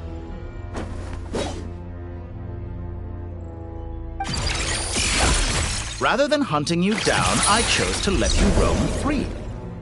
I indulged your presumption that I was unable to track your movements, played along with your clever little plan. Fleeing is for animals, but I rather enjoy watching you flee. Some things lose the will to run altogether as soon as you put them in a cage. If that's true, then why did you come looking for us? Because I wanted to observe you up close, of course. Don't misunderstand me, I'm not here for a fight. Is it so unusual that I wish to greet my old acquaintances in person? After all, it's been a while. Scaramouche.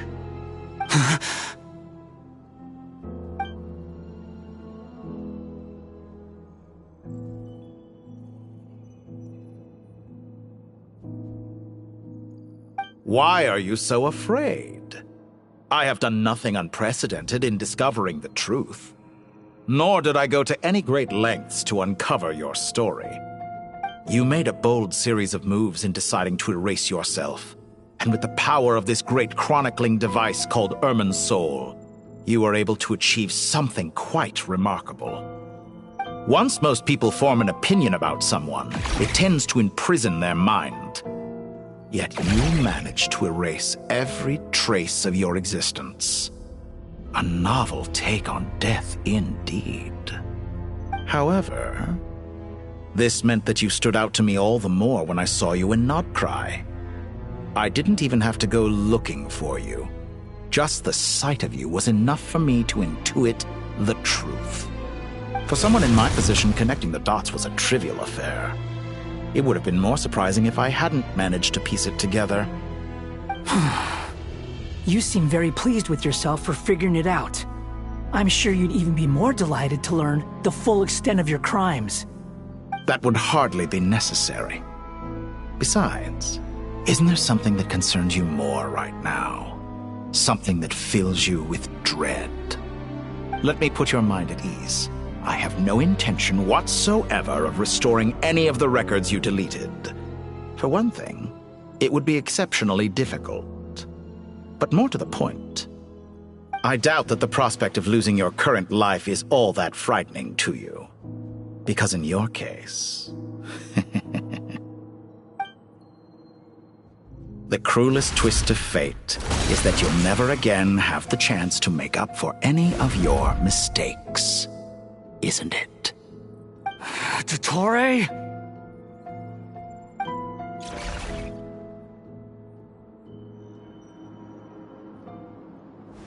All here shall bend to my will.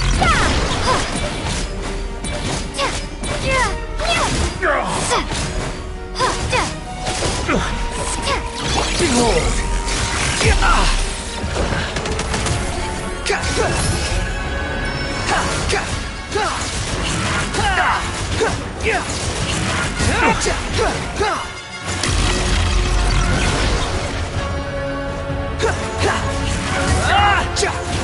I'm afraid you'll need to do better than that to take down. I expected you to have grown stronger. Ah, how foolish of me.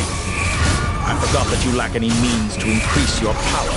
You will pay for everything you've done. Oh, will I now?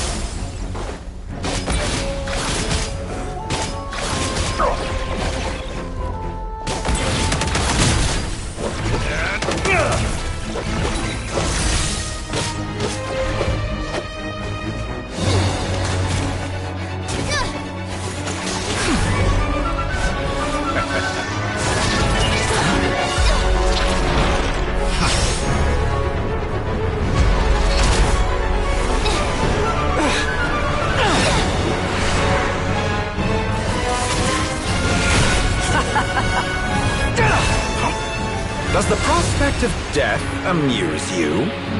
I could ask you the same question!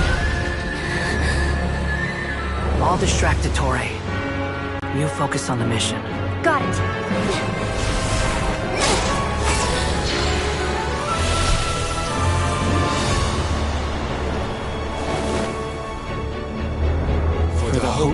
dreams of the masses.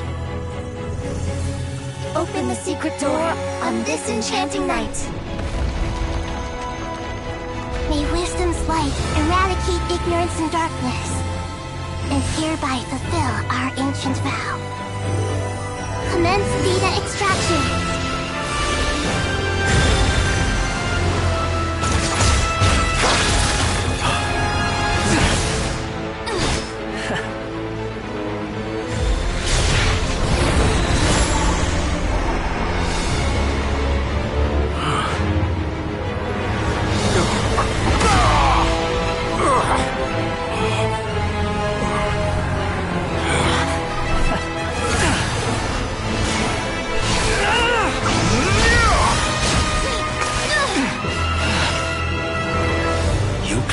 Outdated ideals and stand in the way of progress. You will pay for interfering with the grandest experiment of all time.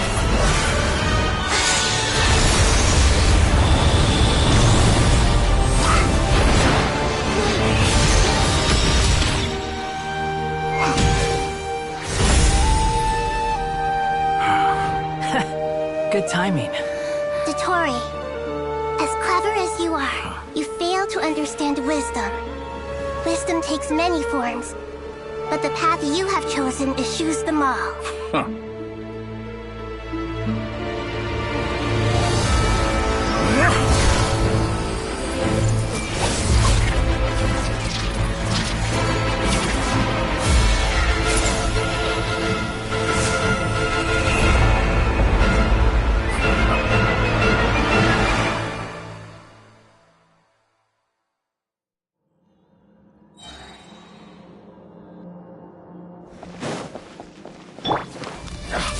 Strength is fading! Since you are within Irmin's soul, it stands to reason that any power you wield comes from it. You're extracting the information from Irmin's soul, just to strip me of my power. I will find his weakness.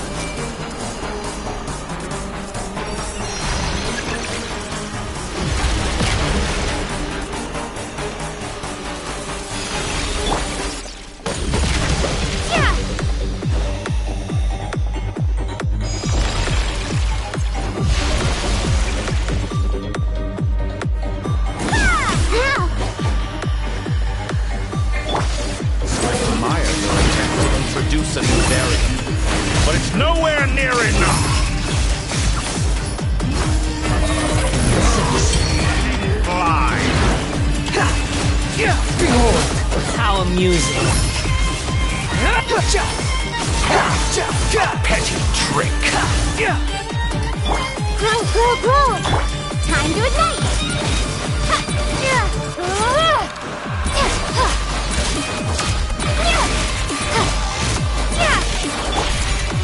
Commit to memory!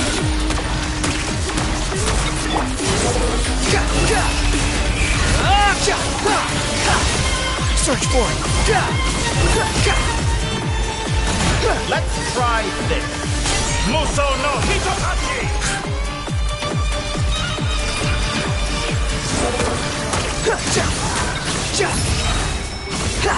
You dare to gaze upon me? You're so close. Just hold on a little longer. I'll hold him up. Traveler, Hat Guy, the rest is up to you. We certainly have a knack for surprising each other, don't we? I'm just getting started. It's time! Say your prayers! Stay on the offensive, but watch your back. Wind rises.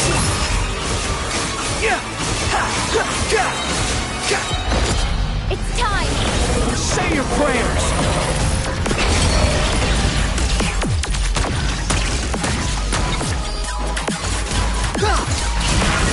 Try this. Muso no Swallow Fury. It's time. Say your prayers. Follow me.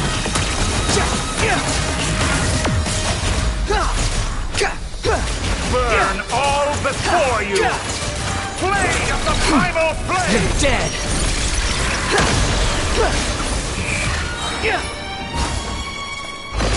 It's time! Say your prayers!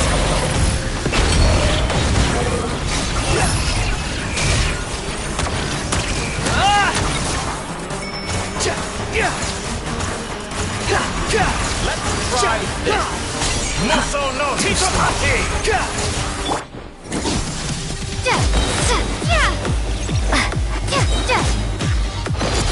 It's time! Say your prayers! Finally, time for you to die. Excited? Time for me to die? How could I have listened to this place if death were something I feared? The last gasp struggle of a dying man is a pretty pathetic sight. And I know it when I see it. We shall see about that. It's time! Say your prayers!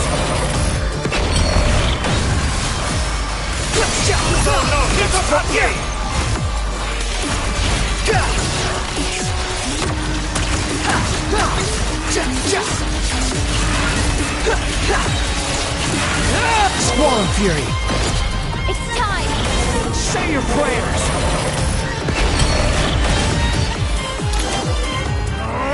That's enough!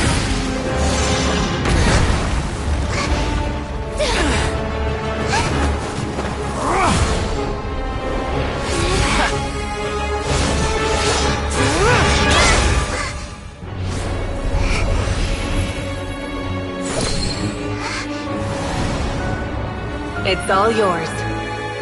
Do with it as you see fit.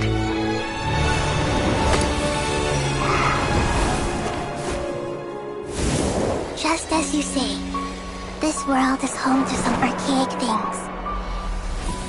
And as you suppose, you are a formidable opponent. You have long coveted the secrets of wisdom. So now, I will demonstrate true wisdom in action. I invoke my supreme authority as the keeper of Irminsul. Commend me or condemn me. But give your verdict now!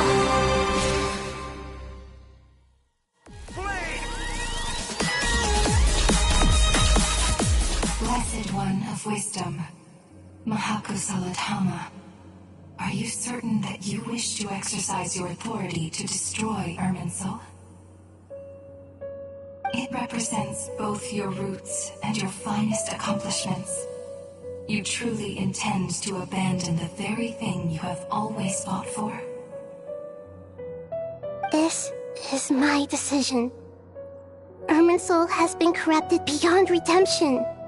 Irminsul is the original tree of Teyvat. It is the means by which the heavenly principles maintains fate itself. The 7 Archons should honor and revere it, for their authority was bestowed upon them by the heavenly principles. It is precisely because I honor and revere it that I fight for the humanity it exists to protect. Wisdom is knowing how to weigh the options and make the right decision. If you truly care about the fortunes of this world, then it is me you should seek to preserve. Planting a seed begins the chain of cause and effect. Since you have become a great tree yourself, why should the loss of another tree be anything to fear? Till we meet again, Lord of Dendro.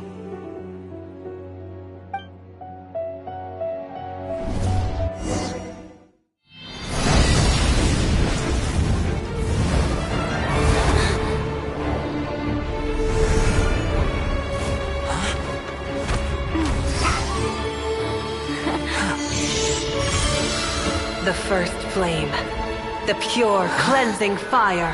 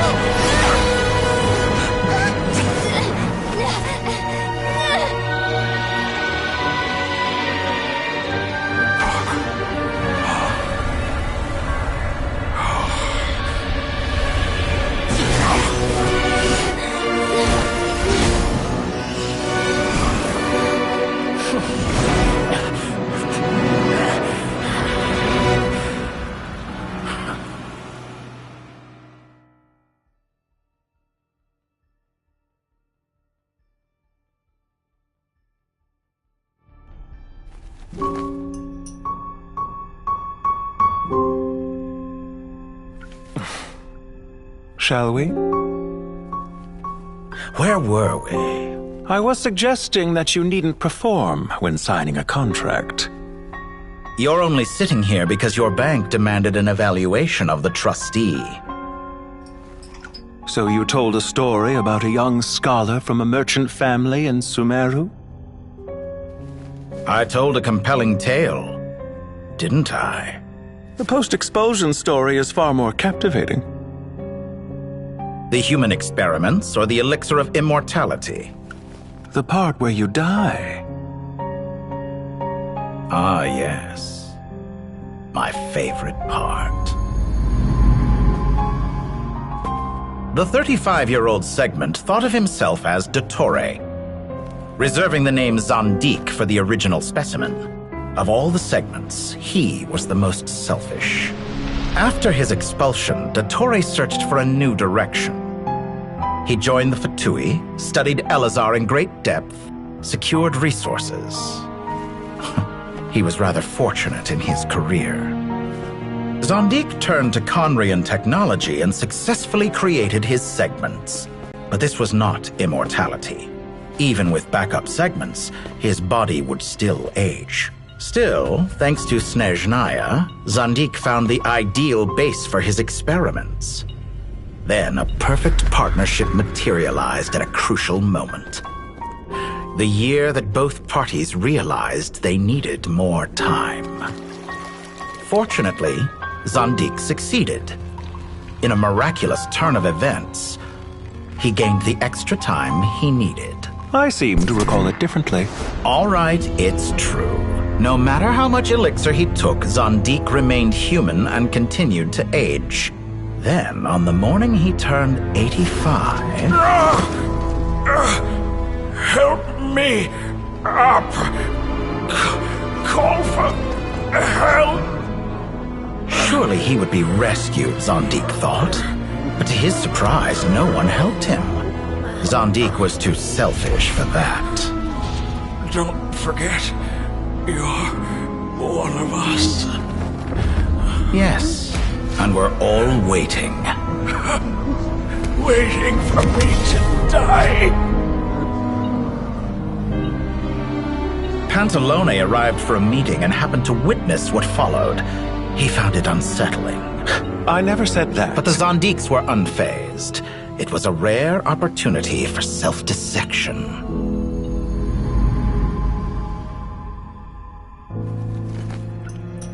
What does all that have to do with you depositing your data at Northland Bank? It has made me cherish my time in this world all the more. Fair enough. So you do have a sense of self-preservation.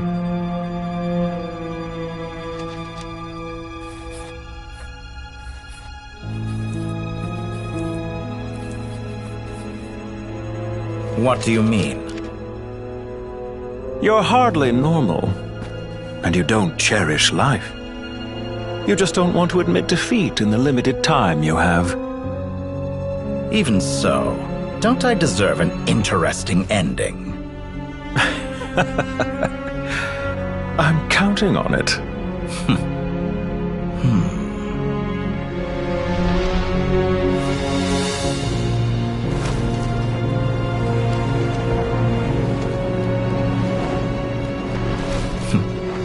If nothing else, I expect my funeral will be a grand affair indeed.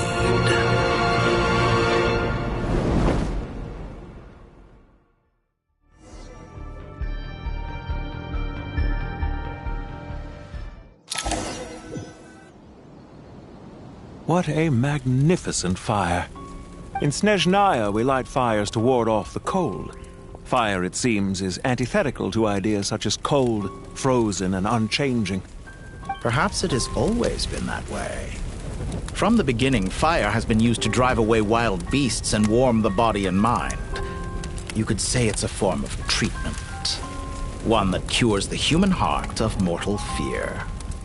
Mortal fear? Something you haven't been acquainted with in a long time, by the sounds of it.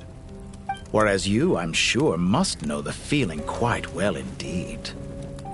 I remember when we first discussed the elixir of immortality, you claimed that extending your lifespan was about buying more time. But was that really the truth?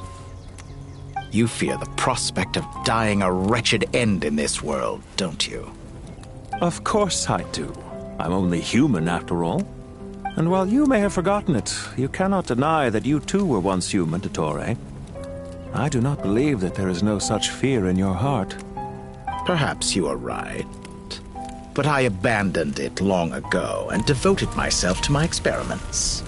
I have felt no fear since.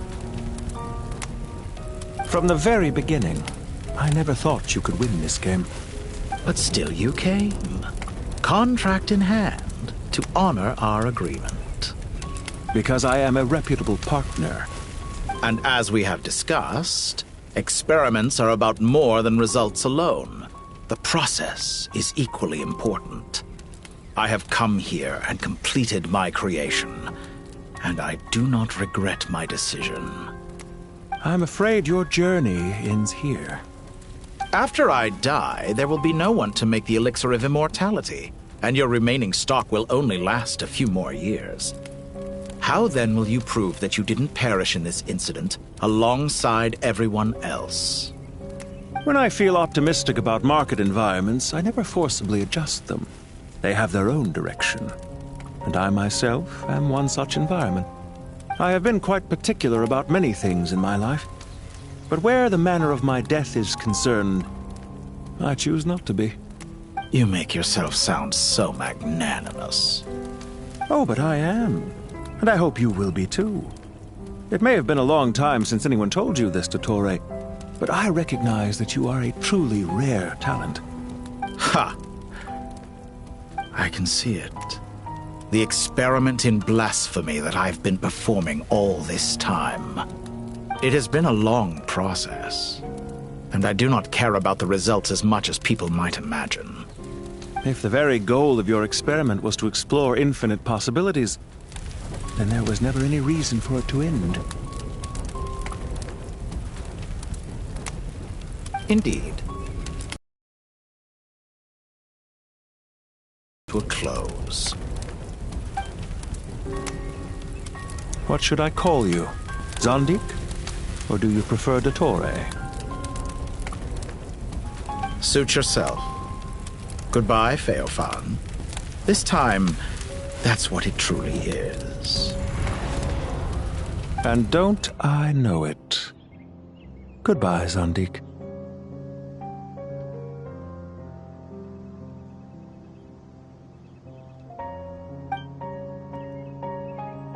I could have carried out many more experiments, but to me, Lord of Dendro, this outcome is certainly not the worst.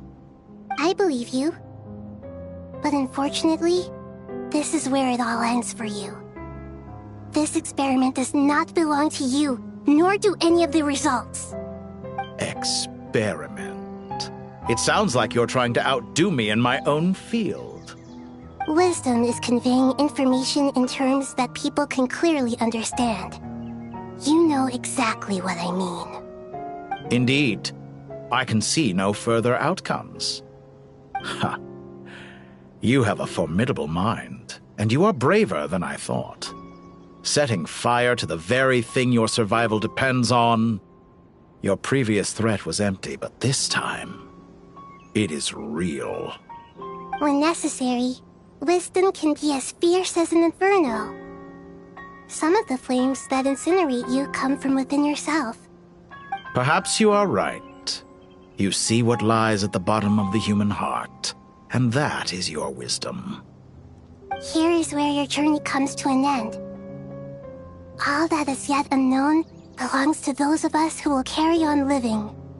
It seems I have unwittingly been your arch-enemy all along. But now, it's all over. I do not deny your intelligence. But what you refer to as experiments, I would never describe in those terms. They are events that take place in the real world, and they are so much more than mere data. Goodbye. We will never meet again.